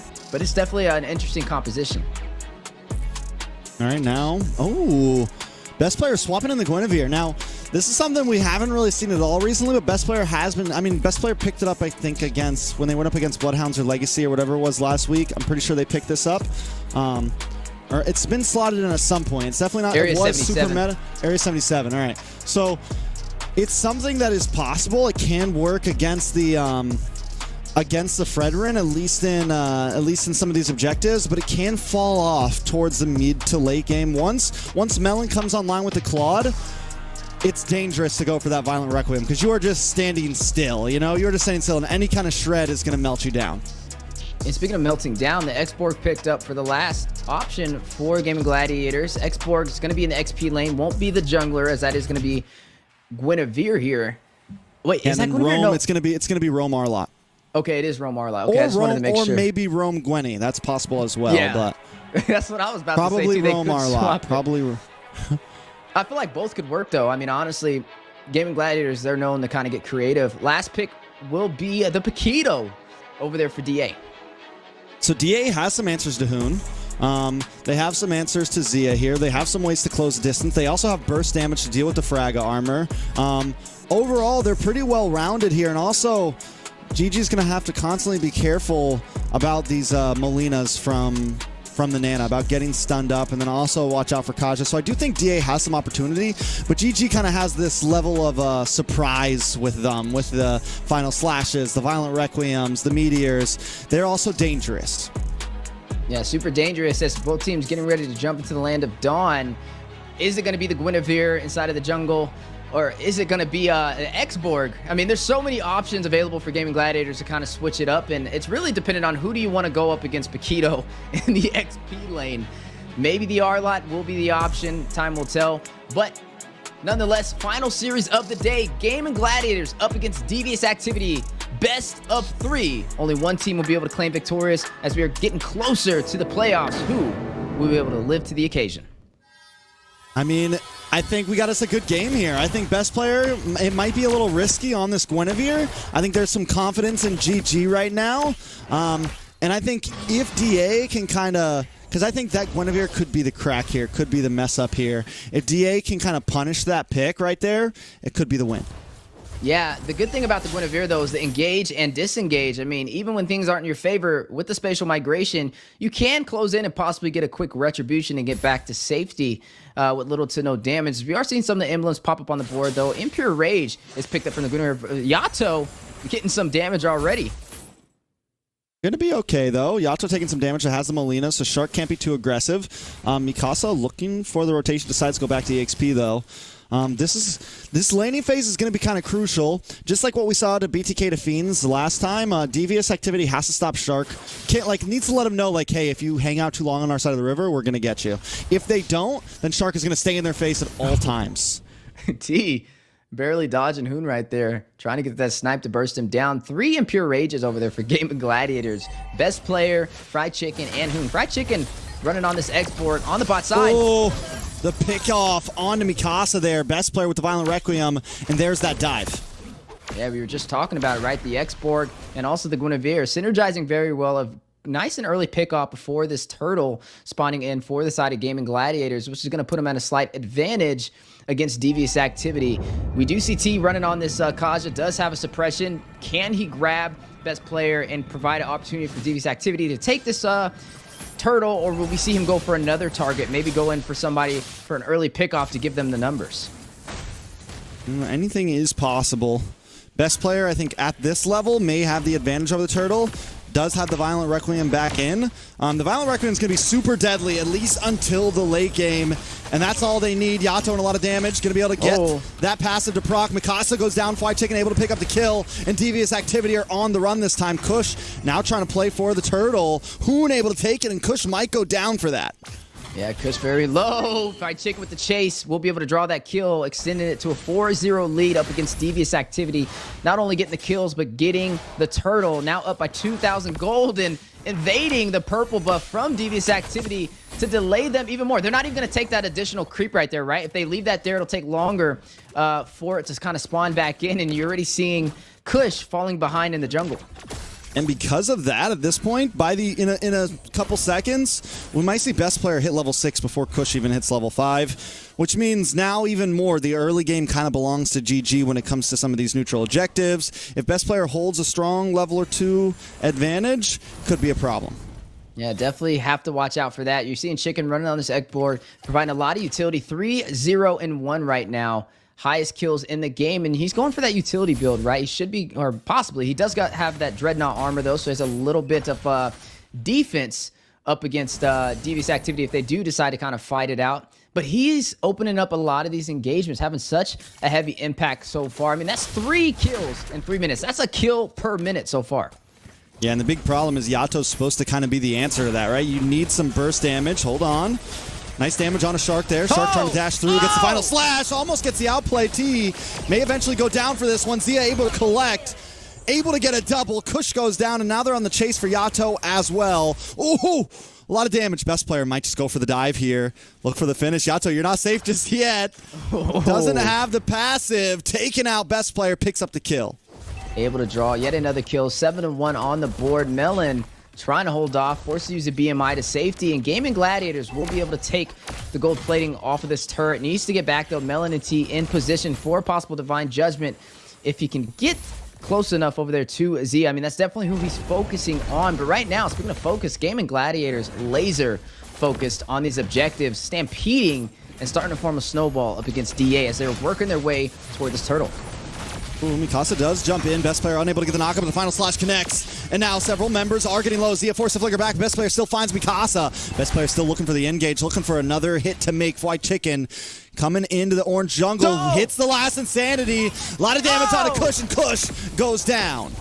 Not letting their foot off the gas. Pushing through, getting a kill. Melon, 3v1. Melon is in a little bit of trouble. Able to use the Blazing Duet. Get some nice pick damage on Zia there. Best player. Melon's going to walk right into Best Player in a killing spree over to Best Player. Oh, that's a little unfortunate for him. The rotation for Gaimin Gladiators just better, hitting the mark way faster than Devious Activity. Now at 5,000 gold at 5 minutes, looking like they're trying to close this out early. I mean, this is the team sitting in the #1 position so far. Mikasa on the 1v1 up against Fried Chicken. Will burst down that Faraga armor with the heavy left punch. Now, Zia, he's 2-0-2 on the Brody. You're looking at his counterpart going up against Melon, 1-1-0, slightly behind in kills. Melon has fallen once, though. He's running that Claude. We haven't seen him too often. He's that late-game damage dealer that Devious Activity is going to bank on. They need to find a way to get him online, but GG, look at him. Ready to proxy this lane and take down this turret. Yeah, this is a big problem. This is a huge problem. Wait a second. Nice Violent Raccoon does land on Yato. Yato does have the passive, but Best Player should be able to chase him down. Whoa! Under the tower, Yato flickers. Best Player still finds the kill. Nice final slash onto Kush there. Mikasa here trying to help out. Hoon does go down. They finally put a kill onto the board, or a second kill onto the board, that is. Hoon 0-1-10 right now, though, still. Able to find a kill, but not able to find any real estate on the map. As you're looking at Gaimin Gladiators already taking down the turret on the top side. And soon enough, with the advantage, may be able to claim some more. Malefic Roar picked up from Zia. We'll be able to soak into the defense picked up from Devious Activity super early in this game. Turtle is going to spawn in. First 2 turtles have gone to Gaimin Gladiators. Devious Activity yet to find a way to properly contest it and make it work in their favor. I mean, there's a big problem here, right? Because GG, you got Zia, who's 2-0-2. I mean, and that's one of the most snowballing marksmen right there with the Brody, right? You have Chicken, who's 4-0-4. Nice final slash on a T there. T gonna go down. Z able to pick up another kill, make him 3-0-2. You have Chicken on this X-Borg, who normally is hard to kill in the late game. But when you're sitting at 4-0-2 on an X-Borg and you've just been free farming, he's already a menace to everybody on the map. Yeah, I mean, he kind of paved the way in the early game for Gaimin Gladiators, and then Best Player started to snowball and got some kills of his own, 4-0-5, slightly ahead of him on the KDA. GG, off to a good start. Devious Activity needs to find a way to turn this around. They lost another turtle, which means 3 turtles and a turret in favor for Gaimin Gladiators. No objectives have gone to the side of Devious Activity outside of 2 kills. 1 going to Mikasa, 1 going to Melon. The side laners, which I guess if it goes to anybody, it should go to them. T, needing to find a way to get a good setup with this Divine Judgment, trying to find an opening, but Gaimin Gladiators is not making it easy as another turret will fall on the bot side. Yeah, Gaimin Gladiators got the scalpel out once again, just cutting away piece by piece. Kush gonna get knocked out, Violent Requiem, and an unstoppable kill over to Best Player. Yato under the tower, Mikasa there to try to help out, but DA unable to do anything right now. Yeah, Kush gonna find his fourth death in the game. Let's play! Dive final slash onto Yato. Yato goes down. Shark able to pick up the kill. Blazing Duet comes in. A little bit of damage. Zia finally does drop. Best Player might just be next. DA finally finds the shutdown. Shark. Get a nice bit of gold. Shark in trouble. Melon not in safety. White Chicken with the flicker and the takeout. Mikasa unable to finish it, but now he's going to walk right into T, but he is confident. He is comfortable. Sharks got his back to final slash, and White Chicken's facing off against him. Oh, they're treading in deep water right there. Very low from both sides, but still ready to take the fight if either side crosses that line. Gaimin Gladiators, though, overall, the team fight engagements has definitely worked in their favor. Now up 15-4, still 5,000 gold lead. Big Astro Echo down the mid lane, connecting all 4 members of Devious Activity, and able to take a turret on the bot side, which means now Gaimin Gladiators has 2 turrets up against Devious Activity, who has had a hard time finding their momentum for game number 1. And now the siege for the tier 1 turret in the mid lane on the way. Chicken and Hoon trying to go in for the aggression, but the minions falling. with the swiftness. Lord does spawn in. Gaimin Gladiators has a position where they can kind of bait this out, try and force Devious Activity to take this fight. And if they don't take the fight, it's a free Lord in their favor. And now, I mean, at this point, I don't know if DA even wants to try to contest this, but T and Yato are there. Kush taking a little bit of the brunt of the damage. Yato does show himself. Shark going to go check out the bush, and best player able to take the Lord freely. White Chicken just zoning them away. He is unkillable right now. But Melon in a little bit of trouble. Will go down. Zay able to pick up the kill. They lost a turret on the bot side, but in their favor, the minions by themselves were able to clear the mid turret for Gaimin Gladiators, which means they still have map advantage, and overall were able to win that trade. Mikasa, though, trying to make up the difference, right? He took the tier 1 turret on the bot side, almost took the tier 2, didn't have the minions to work in his favor, but off to a good start to try and turn it around. They still need a little bit more, though, as you see in GG on the push. Another pick off here. Should be able to finish this up. Nice final slash, gonna pull T away. T able to get the dash to safety. Torn apart memories does go off, does not connect onto T. Kush now holding down the front side. Mikasa looking for an angle, looking for a way in. Best player able to get the knockup and pushed away. A lot of damage on a best player. Praise's Wrath connects on no one. Kush gotta go back to base before White Chicken comes in with the last insanity once again. Unable to clean up this time, but get some more damage. Melon chipping away at the Lord. And Gaimin Gladiators does not even break down to an inhibitor just yet. Yeah, engage and disengage. Mikasa gets some nice punches down, but the tower finally does drop. Will go down, tries to get the flicker, but unable to connect. I mean, I don't think they're going to be able to take that fight. It's 8,000 gold for Gaimin Gladiators at the 10-minute mark. I mean, technically, if they fight it out 5v5, they have way more items to be able to hit harder than Devious Activity, and it's showing right there. Now, the engage and disengage is what's the issue, right? They're able to go in and go out with little to no problem, especially with Zia running on this Brody, up 9,000 to 7,000 against Melon. Melon, 3 kills, though. I wouldn't say it's the worst for him, but with his team falling behind on the neutral objectives, is putting him at that deficit, especially running on that Claude. Engage and disengage, though, is where Gaimin Gladiators is shining. They not only have the Guinevere to be able to rush in with the Spatial Migration, they have the Corrosive Strike from Zia, they have Fried Chicken all the time jumping in with the last Insanity. And then, I mean, you have Navaria from afar. Hoon, able to get the Astral Echo, able to get the Snipe, able to slow down the entire team. A little bit of damage. Shark maybe going a bit too deep. Will get taunted. Pulled back from T. Able to get the kill. Fried Chicken comes in with the last Insanity, putting a lot of damage on several members. Best player able to get the Violent Requiem on Mikasa. Mikasa in trouble. Taken out. Double kill. Over to Zia. Kush back to the base to get some health back. Melon here as well. GG still unable to crack an inhibitor. Yeah, but Immortality procced by Fried Chicken. Snipe goes out over there by Hoon. Best player. Spatial Migration play out there, trying to get a knockup on the Kush, showcasing their comfortability. They're forced Devious Activity back to the base now. They've lost all of their turrets minus their inhibitors, and now Gaimin Gladiators in a position to possibly go in for Luminous Lord, as it does get enhanced right here. And Devious Activity not really in a position to contest. Yeah, I mean, I don't think there's any option. I wanted to take a look at White Chicken's health bar real quick again, because that Fraga armor looked chunky. I mean, it's literally 80% of his health bar right now, and this is going to be the big issue. And that's not even accounting for Zia. It's not even accounting for Hoon. DA needs the play of a lifetime right now, where they just need to buy another 6 minutes, maybe another 6-7 minutes, get past the 20-minute mark. They do have some shred. They have wave clear with Yato. They have Melon to work on the Lords. If they can play very cleanly, maybe they can push it the long haul. Yeah, I mean, they have to stay in this for the long game if they want to have a chance. And here goes the chance for GG. T just keeps getting picked. The final slash over. T, though, still alive. Shark unable to connect. Mikasa looking for some engage. Will go down to save T. Don't know if it was worth it or not. Last Insanity in the flicker. Fried Chicken once again. Yato in trouble. Will go down. Best player able to pick up the kill. Melon now trying to chase him down, but goes down. Zia smashes him. That's 3 down for DA, and an 11K gold lead for GG, and the Lord is still on his way. Big torn apart memories as well from Zia, and now possible game ender, early finish. Gaimin Gladiators looking to take the opportunity. And the Lord is enhanced, is luminous, will get the crash. DAT gonna get knocked up once again, taken out. Immortality pops. Kush next on the list. They're gonna move on to the base, and that will be GG's for GG.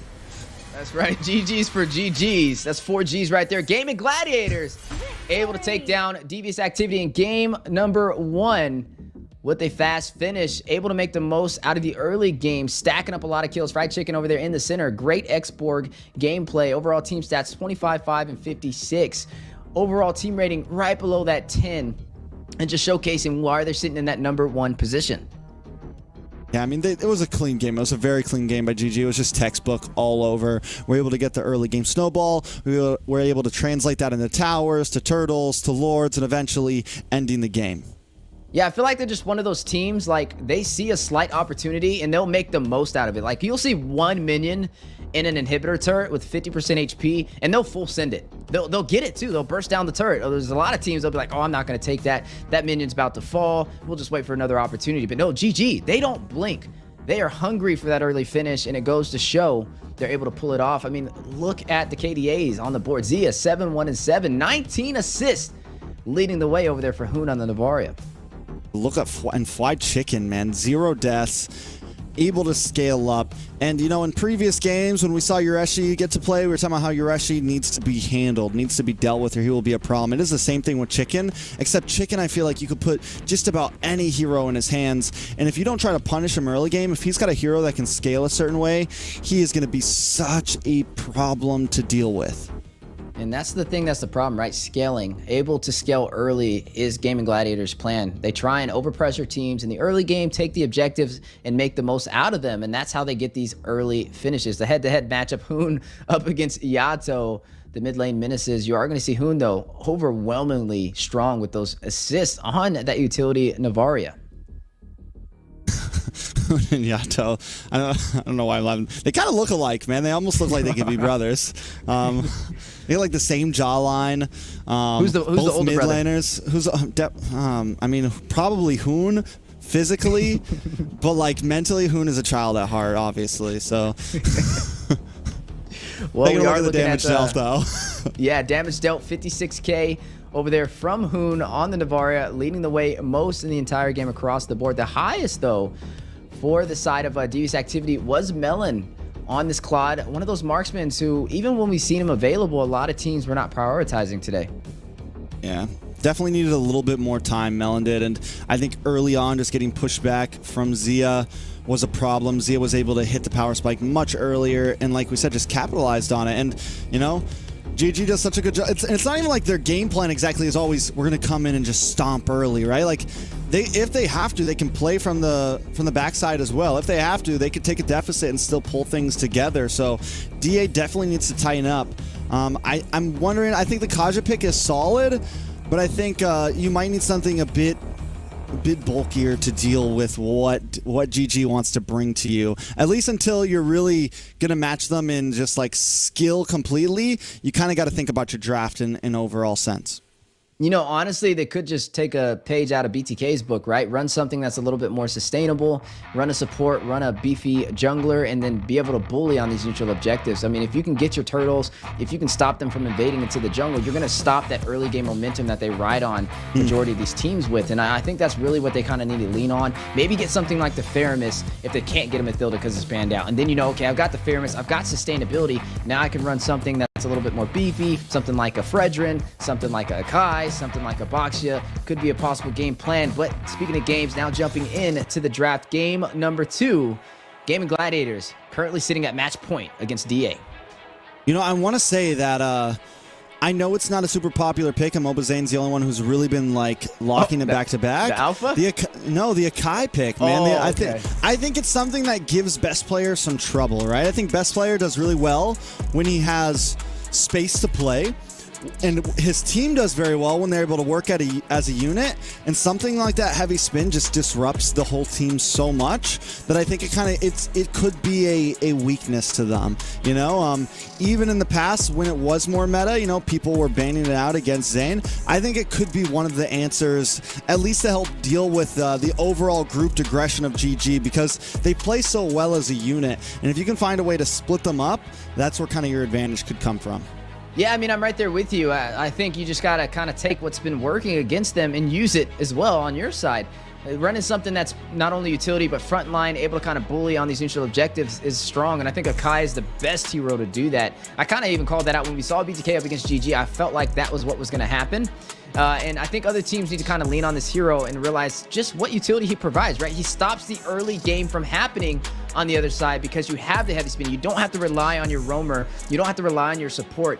As long as you have that heavy spin, as long as that turtle, as long as that lord is at about 25% HP, it's go time. You can go in there, get the setup, create the separation, and try and get that neutral objective in your favor. Now jumping into game number 2 though, it's going to be a hard one, right? Gaimin Gladiators, they've been able to close out against a lot of teams with sweeps. The only team able to shut them down so far has been the BloodThirstyKings. Devious activity, we kind of stated this jumping into this game. Where do they sit compared to other teams? And it's really a good spot to see. Like, when you go up against the top team in the NACT Spring season, you get to kind of fairly assess the power level of their opponent. And right now for Devious activity, I think we're kind of both agreeing it's the early game that they kind of need to work on, and hopefully they have a game plan for game number 2.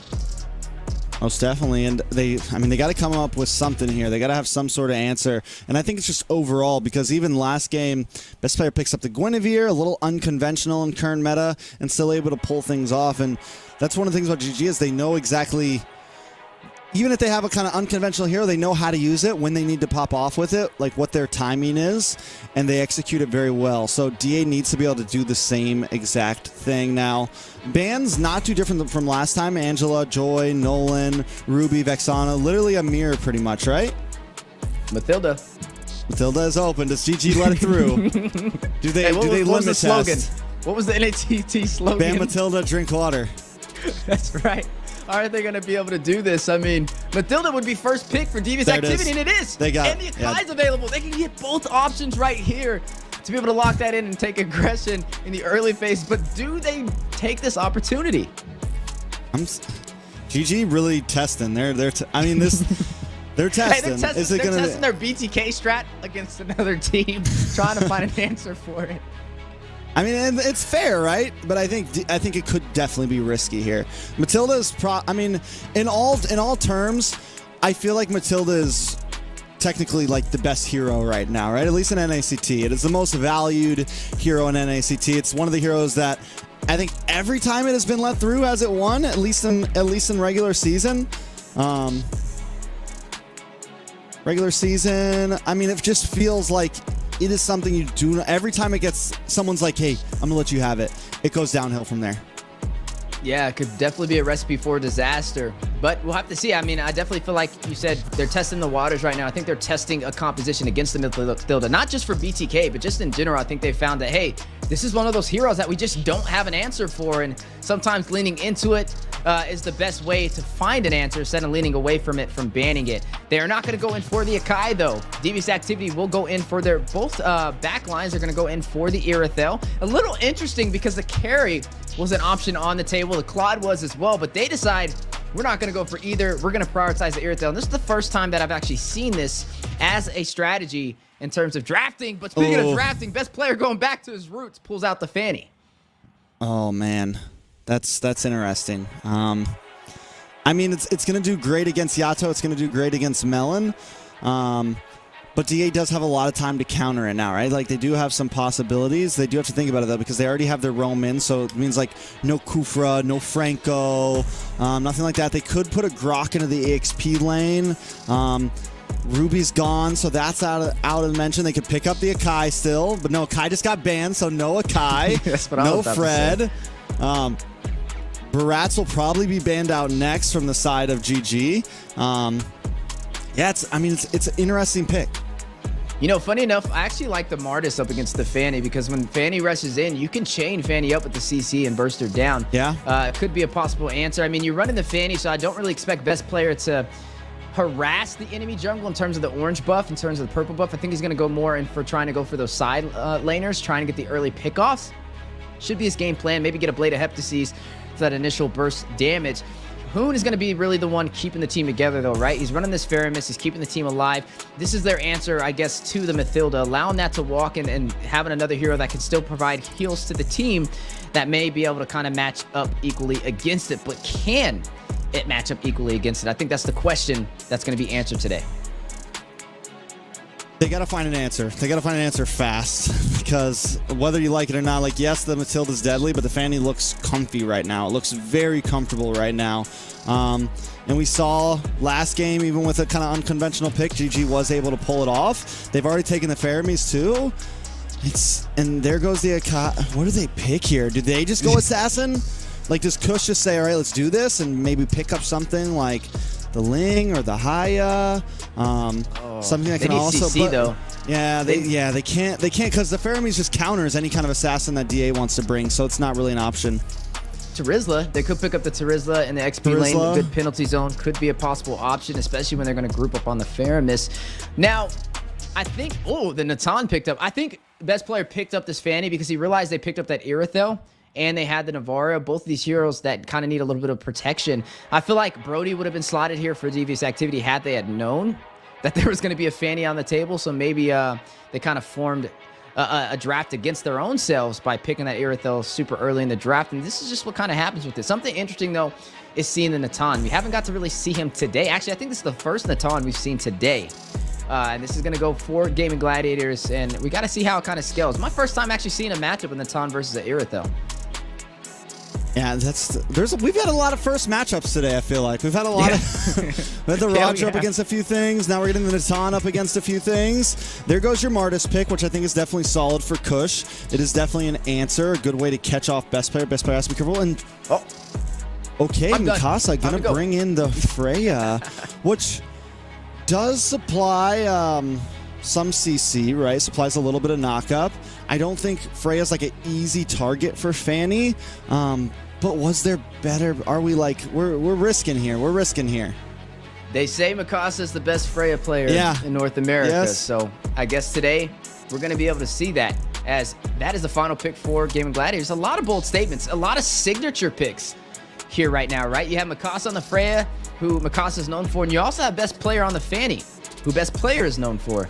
We have to see how these kind of go head to head, but Fried Chicken, keeping things interesting. First, Edith that we've seen slotted in today. A lot of firsts on the board for these matches. A great way to kind of close out the final series. But keep in mind, guys, this is not only the final series, but a possible match point for Gaimin Gladiators. Is if they win this one, it is a clean sweep up against Devious activity. They need this victory to be able to stay in this series.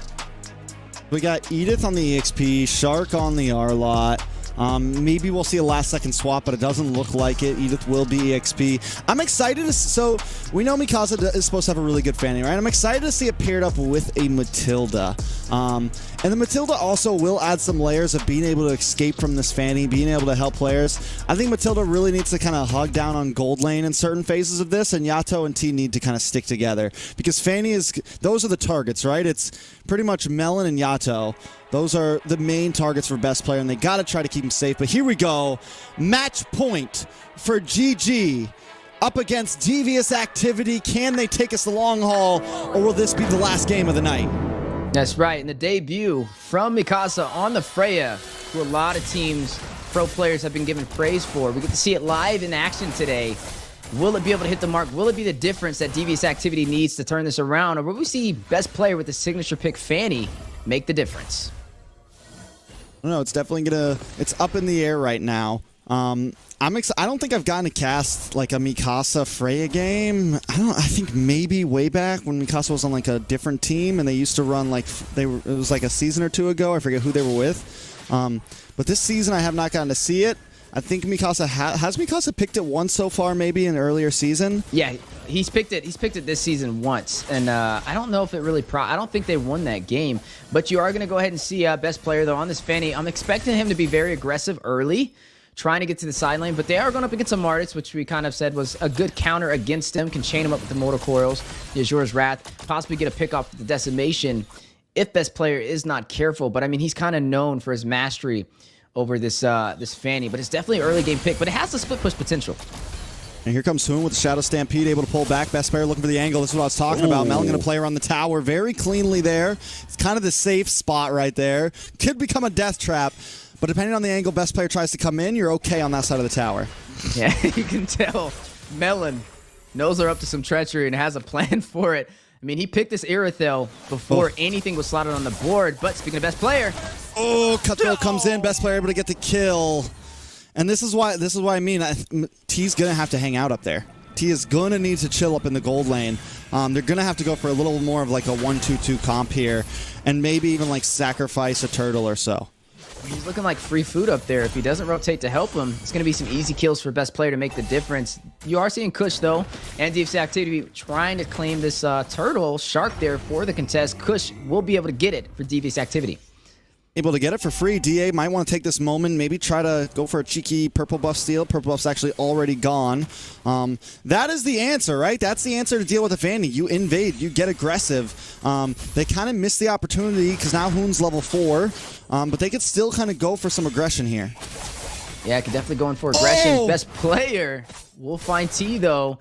We'll be able to take that orange buff as well, trying to deny the invasion over there from Devious Activity. A little overly aggressive. When I said aggression, I mean like the whole team, you know? Not just T on his lonesome walking up to best player's already got a kill under his belt and a purple buff. But hey, you know, I don't know. DA still somehow holding a 100 gold lead right here, though. Yeah, I mean, I don't even know if best player is going to try and take these turtle fights. I think he's just going to go in for the gold lane. I mean, he smells the vulnerability, but Kush is going to get pulled back in. Should be okay. So best player won't be able to engage Kush like that, and it's going to have to be careful when invading close to Kush like that from what we just saw there. You know, it's funny, too, because, I mean, best player is a great Fanny player, but so is Kush, so he understands the limitations that a Fanny has at his disposal. Mikasa, though. This is the play they need to do. Try to bully down on a best player, give him as much of a hassle as possible, and it could be their opening. He used his Valkyrie Descent, though. A little questionable. Top side. Right there. Top side, though. Dark looks for the play on a Melon. Melon will be able to capitalize and get the kill. Nice meteor down onto Zia there. T there to help out. Melon here to help out as well. Nice guiding eagle. Zia gonna go down. T picking up the kill. To be able to close that distance, and that just showcases how strong Matilda is. I didn't even think they were going to be able to get there in time, but very mobile, using that guiding wind, using that circling eagle at its finest. Devious Activity now evening out the scoreboard 2-2, but best player. Oh man, is it happening? The Matilda effect is here. Hoon able to pick up Melon though. Shark looking for T there. Best player back to the jungle. It's 3-2, gold still at a standstill.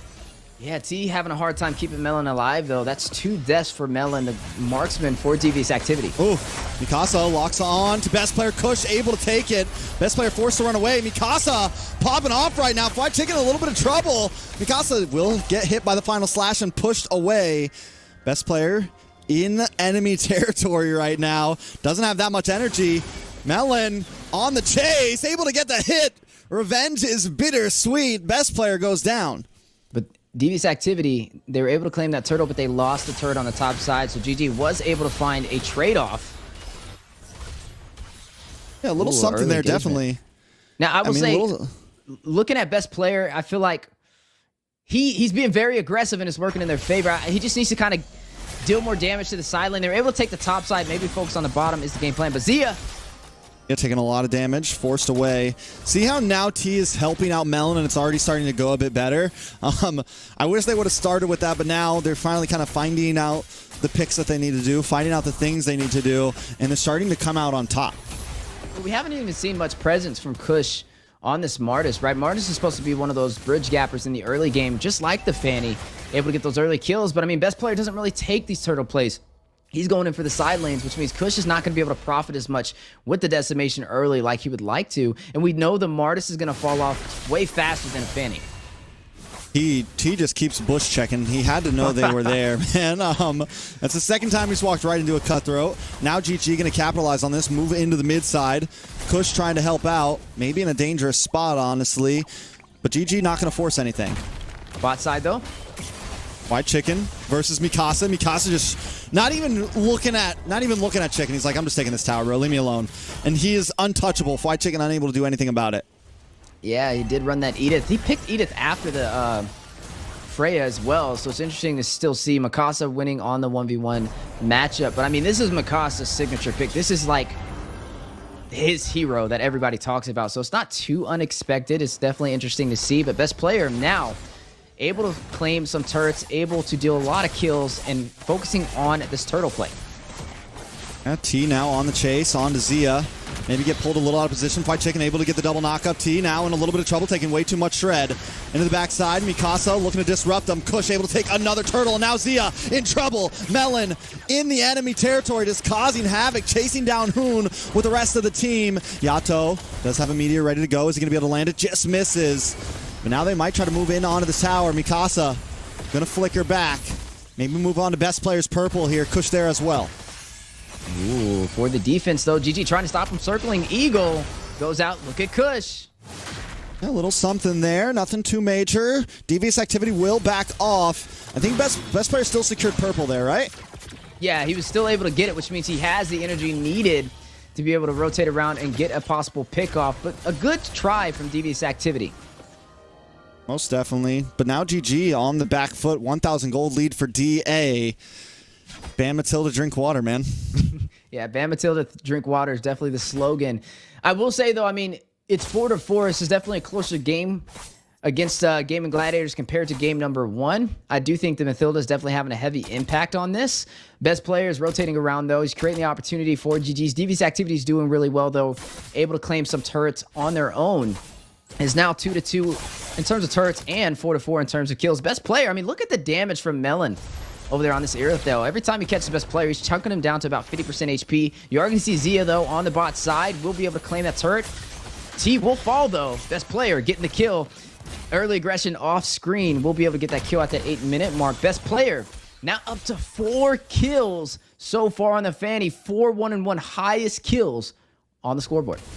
Yeah, I mean, you'd be surprised, man. Like, even though Fanny, everyone talks about early game, Fanny can have a decent mid game. Once there's like 2 items locked in, it becomes even more treacherous, and there's even more possibilities. So this could be the point that we start to see best player really pop off. Entropy does come out, but it's more for an escape route. Zia just ready to flicker back, ends up doing it.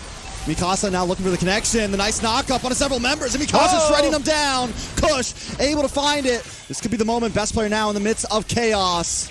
Zia and Shark backing off as well as Mikasa and the rest of the team shred down on this Lord. Best player looking for an angle in. Unable to get it. Unable to hit the drive-by. Kush finds the Lord. Oh, close call, though. He was almost able to get there for a last-minute retribution, just showcasing mobility on the Fanny. But now best player, caught by Mikasa. Oh my God, we're going on a ride, baby. Back to the base. We're going a long way there, but it's okay. T's okay. Kush now going to take down that tower. T with him. Nice meteor does land onto Fried Chicken. GG onto the tower trying to defend. They do get the knock up. The toss up. T in a little bit of trouble. Able to just get away. Ooh, best player on the backside. Able to find Mikasa, though. Going to move on to the Lord now is Melon.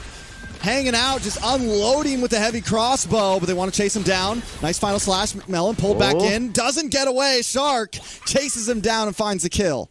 If anybody's getting an MVP, at least for the side of Gaimin Gladiators, it has to be best player. For the side of Devious activity, Melon dealing a lot of damage over there on this Aerithel. Needs to be checked as he's definitely opening up the gates, keeping Devious activity in this game. Mikasa, we got to see a little bit of that Freya, definitely dominating on the 1v1 matchup up against Chicken, running that Edith. But the later this game goes, we're starting to see the Edith kind of profit more. Speaking of profiting, though, a little bit of damage there on T. T's okay, though. T's definitely had a few issues. I feel like maybe being a little too aggressive or not saving certain skills to be able to get away. Needs to find a slightly better rhythm with this Matilda, because as the game creeps on more, if T goes down, it spells trouble for the rest of the team. This is a very close game, too. I mean, it's only not even a 2,000 gold difference at the 10-minute mark, and only 1 kill ahead for Gaimin Gladiators. Both sides able to claim a lot of turrets. Best player trying to find an opportunity for a split push for a pick-off. Goes in! A lot of damage on a best player. Best player going to be able to get away once again, but now the rest of the team, it's 4v5 if DA wants to force a fight. Yeah, and that's what we're going to be looking here. I mean, best player's going in with this Fanny. The later this game gets, though, the harder it is for him to get these kills. If you notice, he's starting to get bursted down. As soon as he spots somebody out, he has to kind of be careful. But I'm keeping my eyes on Zia, right? He has 2 deaths so far on this Natan. Hasn't really had the hottest debut with it. But the later this goes, that's when the Natan's going to start hitting harder. Melon's been pretty much on point with the damage. I feel like he's been showcasing his power throughout today's entire match, even with best player kind of giving him a little bit of a problem in the early invades. But you have to watch out. I feel like Zia can creep up on Devious Activity, especially if they can kind of build this advantage. They are down in gold, though. Devious Activity up by 700, allowing this Mathilda to walk. Looks like Gaimin Gladiators trying to find a way to work with it than having to ban it out to kind of strengthen their overall drafting. And they're doing an okay job. I mean, it's pretty much 50-50 right now from both sides. Yeah, I mean, it definitely could turn around at any point. DA has the small advantage here, but you got to be careful. Zia's going to be able to shred more and more and more. Hoon's going to start outputting some decent damage as well. Ooh. It's surprising how much damage a Fermis can end up doing, but Shark in a bad spot. Whoa! Melon pops a heavy crossbow. Best player looking for the kill. Able to pick it up onto Yato. That's one member down for the side of DA. Lord now up. Does GG take advantage of this? That's huge, too. Taking down the mage. That's the first death over there for Yato. Kush on the hunt now, 6-1-1. He has every single kill that's happened for Devious Activity has been in Kush's hands so far. Best player looking for Melon, able to pick it up finally.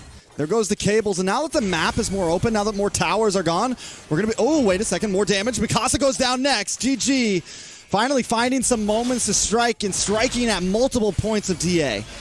Yeah, that's 7 kills for best player so far. And climbing, Kush being invaded on the purple buff. Astral Echo going out. And the aggro for the Lord in favor for Gaimin Gladiators. They're going to try and take this objective. This is a Luminous Lord, which will open up the opportunity for them to push in to Devious Activity. They're able to take that Lord. Now GG pushing forward even more. Kush just dodging the knockup. Like I was saying, best player, now that so many towers are gone, best player can really kind of... Oh! Into the backside on a Melon. Best player will be able to get away safely, but still, now the kill pressure is there. Nice final slash onto T. T gonna go down. Zia picking up the kill. Zia is low, forcing Entropy away. Fried Chicken able to take the tower. Mikasa, Kush, along with the rest of the team, trying to do some damage, but the Nether Realm comes out. Kush in a bad spot, but Mikasa chipping away. Fried Chicken able to just get away safely. The best player looks for the play, but goes down. Melon finds the kill. Okay, that was a little greedy over there from best player, but now the push play. Oh, Melon, what were you doing, man? I don't know. He was on whatever best player was on right there. Full sending by himself and taking water, a lot of damage. Yeah, it's all in the water. 2-for-1 trade. Best player Wolf Ball still working in Gaimin Gladiators' favor. Overall, they've just been doing a pretty solid job of controlling this game. You are seeing that pressure, though, that Astro Echo going down. Zia finding T, creating the advantage in terms of numbers. Fried Chicken claiming that tier 2 turret in the mid lane. The big knockup. The Nether Realm forced out by Hoon to keep the team alive. Best player with the crazy play, though, did get bursted down there. And now Kush in a situation. Full Stampede on to Kush there. Is in a little bit of trouble. Mikasa's going to get tossed up, flicked up, taken out. Killing spree for Zia, sitting at 3-2-1 right now. And those are going to start stacking up more if he can have his way. Yeah, we got to see the items over there for Zia. We were talking about him being a ticking time bomb on the Natan. And now looking at the items, you are going to be seeing him pick up the Wind of Nature, so he has a little bit of that defense. He's going to have the Divine Glaive, the Silent Requiem to be able to deal additional damage. Speaking of damage, Siege into the base. Yeah, he was maxed out. Zia, I think, was maxed out in items. Zia, though, he's taking a couple shots to the face there. Ooh, Kush looking for the entrance with the decimation, but the Netherrealm going to be able to help out here. Devious Activity unable to do anything big there. Losing an inhibitor on the top side, and the next two are going to go down with a blow of wind. Best player gets one quick little blade onto the tower and backs off. It's like that fly you can't swat away right there. Man, it's a super fly in the land of Dawn today. Now, super fly. Gaimin Gladiators just has been on point. I mean, a lot of this has been in best player's hands, though. I feel like there's been a lot of focus on his Fanny creating this opportunity. But the later this game goes, this is where you're going to start to see some of the other members shine. This is where Zia's damage is going to be picking up. This is where Hoon's heals are going to be kind of showcased a little bit more often as Devious Activity starts to get the items they need. You're going to see the utility to go up against it, right? The Netherrealm keeping them alive. Is what we're going to kind of see showcase a lot more. Maybe some setups from Shark.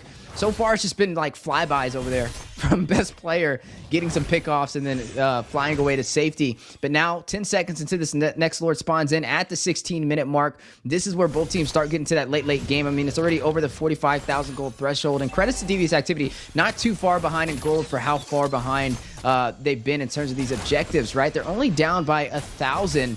They may be able to contest this Lord. Will be a little bit of a tough fight, and definitely have to watch out for best player flying into the back line.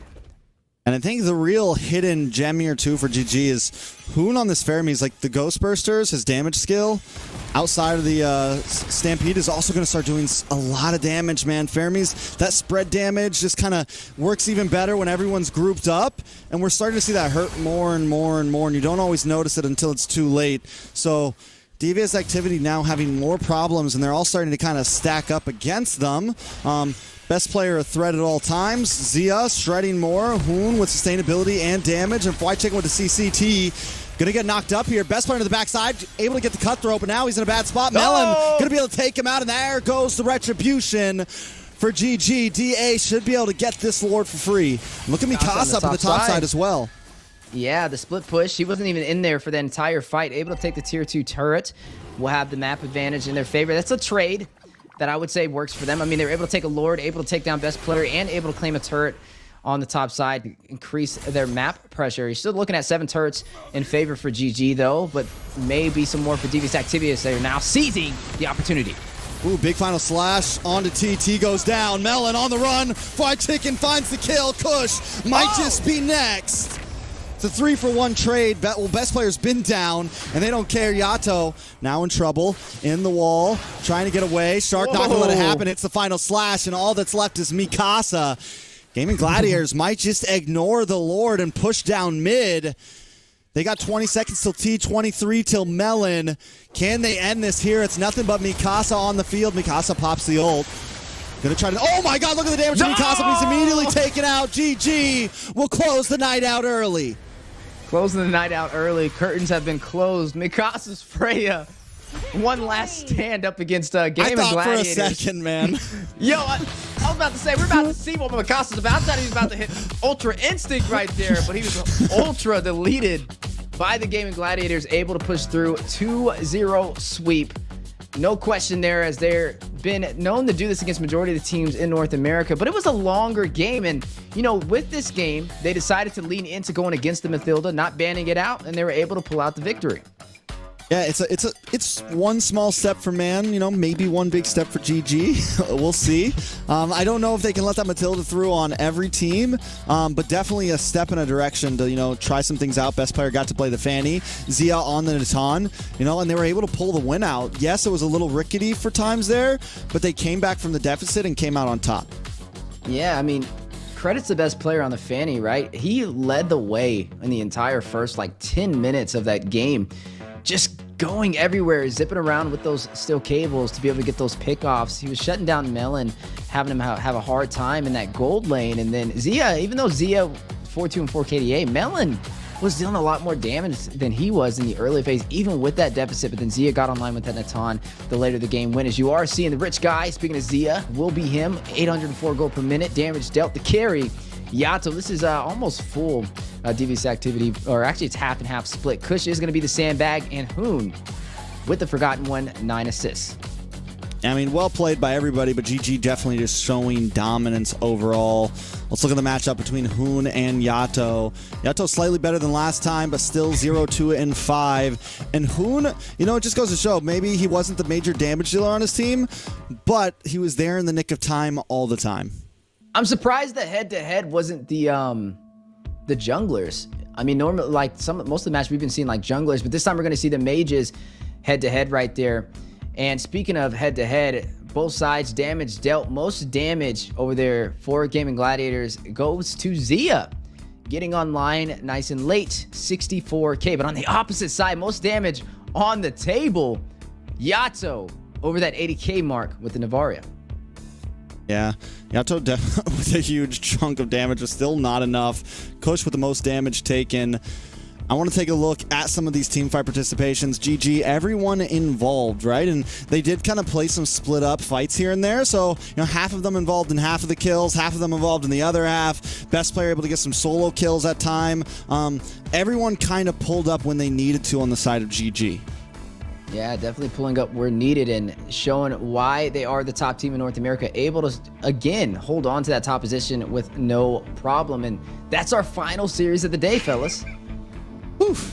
What a great series. Man, I went into that last portion of that last match. We saw Freya. We saw her pop her ultimate, and she got that first shot ready, and she's like, all right, let's go. And then just instantly decimated. I was like, for a second there was a second where I was like, oh, because all their health bars dropped. Oh, I was hopeful for a second. It just steamrolled. But overall, great gameplay coming from both sides. You know, GG did exactly what we thought GG was going to do. And DA, although they didn't take a win and they did go out, I think it was 0-2, I still think that it's worth putting into the statement that they did do, I felt like, an exceptional job. A couple mistakes here and there, but overall, great gameplay. Most definitely. Great gameplay. GG comes in very strong. One more day. And with that sweep, they're just cementing themselves in this #1 slot. After taking a look at the scorecards, I don't think there's anyone that can catch up. They are pretty much first seed for regular season. Which means they are definitely going to have a little bit of an easier time in the beginning of the playoffs, at least on paper. But hey, I mean, anything could still happen. If something's going to show with this NACT, it's full of the most surprises. It's been full of upsets. It's been kind of flipping everything on the back end. So tomorrow's always another day. One more day for the regular season before we jump into the playoffs as well. And I just can't wait to see where this goes. Overall, though, we've had some fire series. I think all the series have been good overall. But every single day, it's just been building up, and we're just one step closer to the playoffs. Yeah, honestly, you know, again, today was a great example of that. Some of these series that we're watching are so awesome. They're fun to watch. They're heated. They're back and forth. Again, we've seen huge upsets so far in this tournament. So for me, it's like, you know, you would assume that, you know, GG being the, you know, right now that top spot, looking at that first seed, you know, going into the playoffs, that they're going to have an easy, you know, entry to playoffs. But if LEGACi and BloodHounds continue to develop and make the adjustments that they have been making, you know, I won't say it's an easy game for them, but I do think it'll make for a much more eventful matchup. I agree. I think overall it's going to be interesting. I think playoffs, I think a lot of these teams still have some possibilities. Like, even though we saw GG just sweep DA, I think we still got to keep our eyes on DA, you know? We still got to keep our eyes on Area 77. We still have to keep our eyes on Fiends. I think playoffs is going to have a lot in store for us. Yeah, definitely going to have a lot in store. If anything, I don't know what's more entertaining, these matches or Zeke's interviews, but it's definitely been one for the books and one of the most impactful and eventful NACT so far. Yeah, man, honestly, whoever's letting me do these interviews, they're making a mistake. With that being said, let's get straight into the MVP and see who the best player was. Are we hinting at best player there? Smooth ones. Another great toss. Best player one is going to be the best player for today, the MVP of this match, Weezy. Yeah, no secret there. I mean, his rotations led the way for the early game pressure of Gaimin Gladiators. I mean, he was literally just chopping everybody down with the steel cables. He had 100% of the kills for the first 10 minutes of the game, showcasing just how strong of a player he is overall. And Fanny's his signature pick, right? He's not just your typical Fanny. He's known as one of the best Fannies in North America. And if you had questioned it before, definitely are not questioning it now. So does anybody know off the top of their head, best player one, is that in opposition to like a best player 2 or 3? Is there multiple of him? Anybody know? It's the different multiverses, you know? They say one day they will open up and it'll just be a team of best players. Yeah, I can't top that one. I'm definitely right there with you. It's the multiverse, and every single version of them is a different skin of Fanny. Yeah, just exactly. A different skin of Fanny. Well, I think it's time for the next interview. Let's get into it. Fried chicken, man. How you feeling? Oh, I'm feeling good. Feeling fine. Feeling good? I got a question. I got to get right into it, man. You know, last time I talked to, I think it was Hoon, he said, you know, ban Mathilda, drink water. I'm assuming y'all have been drinking your water because I didn't see you guys banning Mathilda, but I did notice somebody sleeping in bed, you know, tucked away. Was that part of the strategy? Yeah, you know, to actually have a chance, Shark has to be like half asleep to make it like a somewhat challenging game, you know? That's awful. So we do see that you guys drafted a combo heavy composition. Do you think the meta is currently favoring some of these combo hero pickups, or do you think it's a little bit more geared towards some of these single hero pickups? I I think this meta is just very geared towards what you're comfortable on and like synergy between certain heroes. I don't think it's like a certain specific strategy. It's just like whatever comp you can pull off the best. That's fair. That's fair. So I think, you know, I think a lot of people are looking at some of these different teams in the NACT right now, and obviously, eventually, GG and BTK are going to have to face again. You guys took a loss to them. Have you guys been talking about, you know, or even creating plans to, you know, deal with them coming up? Oh yeah, of course. Just not that I would say here, obviously. Oh yeah, it's just like a don't lose strategy, right? I got you. Definitely, you know, Perfect. saving things for when everything's on the line. Yeah, I'm honestly extremely excited for it. With that being said, I think it would be safe to assume that BTK might be your guys' rival at the moment. Would you agree with that? Yeah, I think it's a safe thing to say. Would you guys have anything to say to those rivals? I mean, just good luck. Let's make NACT interesting, you know? That's valid. That's a good response. So I asked Hoon, you know, you're the last interview of the night. You got any advice to these Mobile Legends players? I know EXP is a very difficult role to play, and there's a lot of people still struggling to pick up on it. Do you got any good advice to those people? I mean, if you really want to get better at the game, just watch pro play. MPL Indonesia, MPL Philippines, you know, all those kind of other regions across, you know, just really try to analyze that kind of stuff if you really want to get better at the game. Well said. You know, it's late. I'm not going to hold you up, man. Thank you so much for coming out and being able to talk to me. All right. Thank you for having me. Have a good night.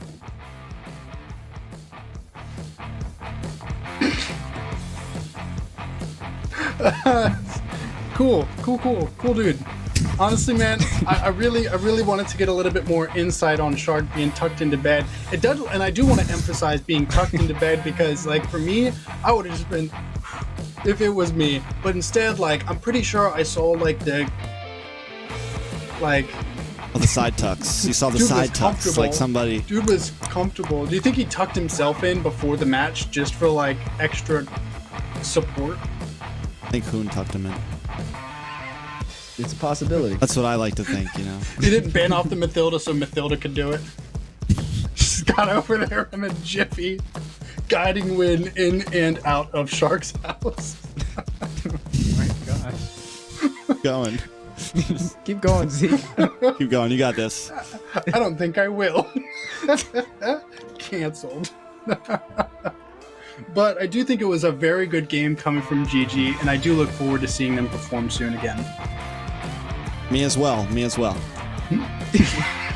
Oh, okay. I said I don't know what's more interesting, the series or Zeke's interviews. It's definitely Zeke's interviews because, oh my God, that was just gold. But nonetheless, yeah, just a great player overall. Fried chicken. I mean, he has the international experience. He's one of the highly decorated XP laners. He's the highest, actually out of all XP laners in North America, he's gone the highest inside of M3. So definitely got to give him credit where it's due. But give Zeke credit where it's due too, is going the highest with the interesting interviews. Put some respect on my name. All right, I do think that we've got some standings to look over. Trex, would you want to take us through those? Sure, gladly. This is going to be the last day's matches right here. BloodHounds end up getting the sweep over LEGACi 2-0. Area 77 with the 2-1. BTK with the 2-0. And GG with the 2-0. Very well played. Now, Weezy, tell us about the standings. That's right. As we are now moving over to the standings, as we have one more day for the regular spring season before we jump into the playoffs. Gaimin Gladiators, no secret there, sitting at 16. BTK 14 at the second place position. Fiends at number 3. Night Horde at number 4. Area 77 5th. Devious Activity 6th. BloodHounds 7th. And LEGACi now falling in 8th place since they did lose their game up against the BloodHounds. And this is pretty much official. I would say Gaimin Gladiators should be good to go for the number 1 position, unless... Actually, no, they should be good to go because, yeah, there's only one more series. So, yeah, that's the standing so far. One more day for the regular season. I do want to take a second and say it's so crazy to see these current standings, and although the regular season isn't over yet, but it's so vastly different from what I would have, ever guessed going into it. I mean, it has definitely been one of the most upset-filled one of the most interesting, one of the closest seasons I think NACT has ever had. Yeah, I mean, it's just full of surprises. You never know which way to go. I mean, even in the casting predictions, I got one wrong today, unfortunately for me, but great for you guys. Hopefully I'll catch you guys in the back end.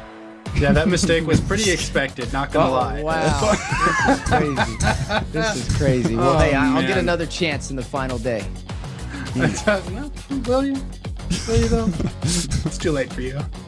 We gapped him, boys. We gapped him. We diffed him. No, all I gotta do is pick all the same picks as Trex and guaranteed died for first. Is that what you're doing, Zeke? Now I gotta go back and check. Yeah, he picked a different pick than me today. He picked a different pick. That's how we caught up today. And I was right. Just for legal purposes. All right, we got anything else? Zeke? I don't think that we do, unless somebody in my ear says that we do. So with that being said, I think it's pretty safe to get out of here. Any last thoughts? Just that if we let Zeke, he would stay here all night with all you guys. He loves you all so much, and we love Zeke. Thank you guys. It's been a wonderful night. Regular season almost closed off. Going into playoffs in like 2 weeks. NACT coming close.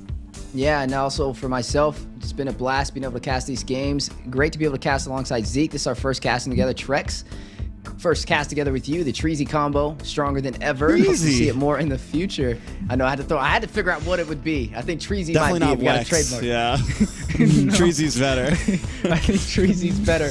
But guys, thank you so much. It's been a blast, and look forward to seeing you guys on the final day for the regular season. And until then, drink more water. We'll see you guys later.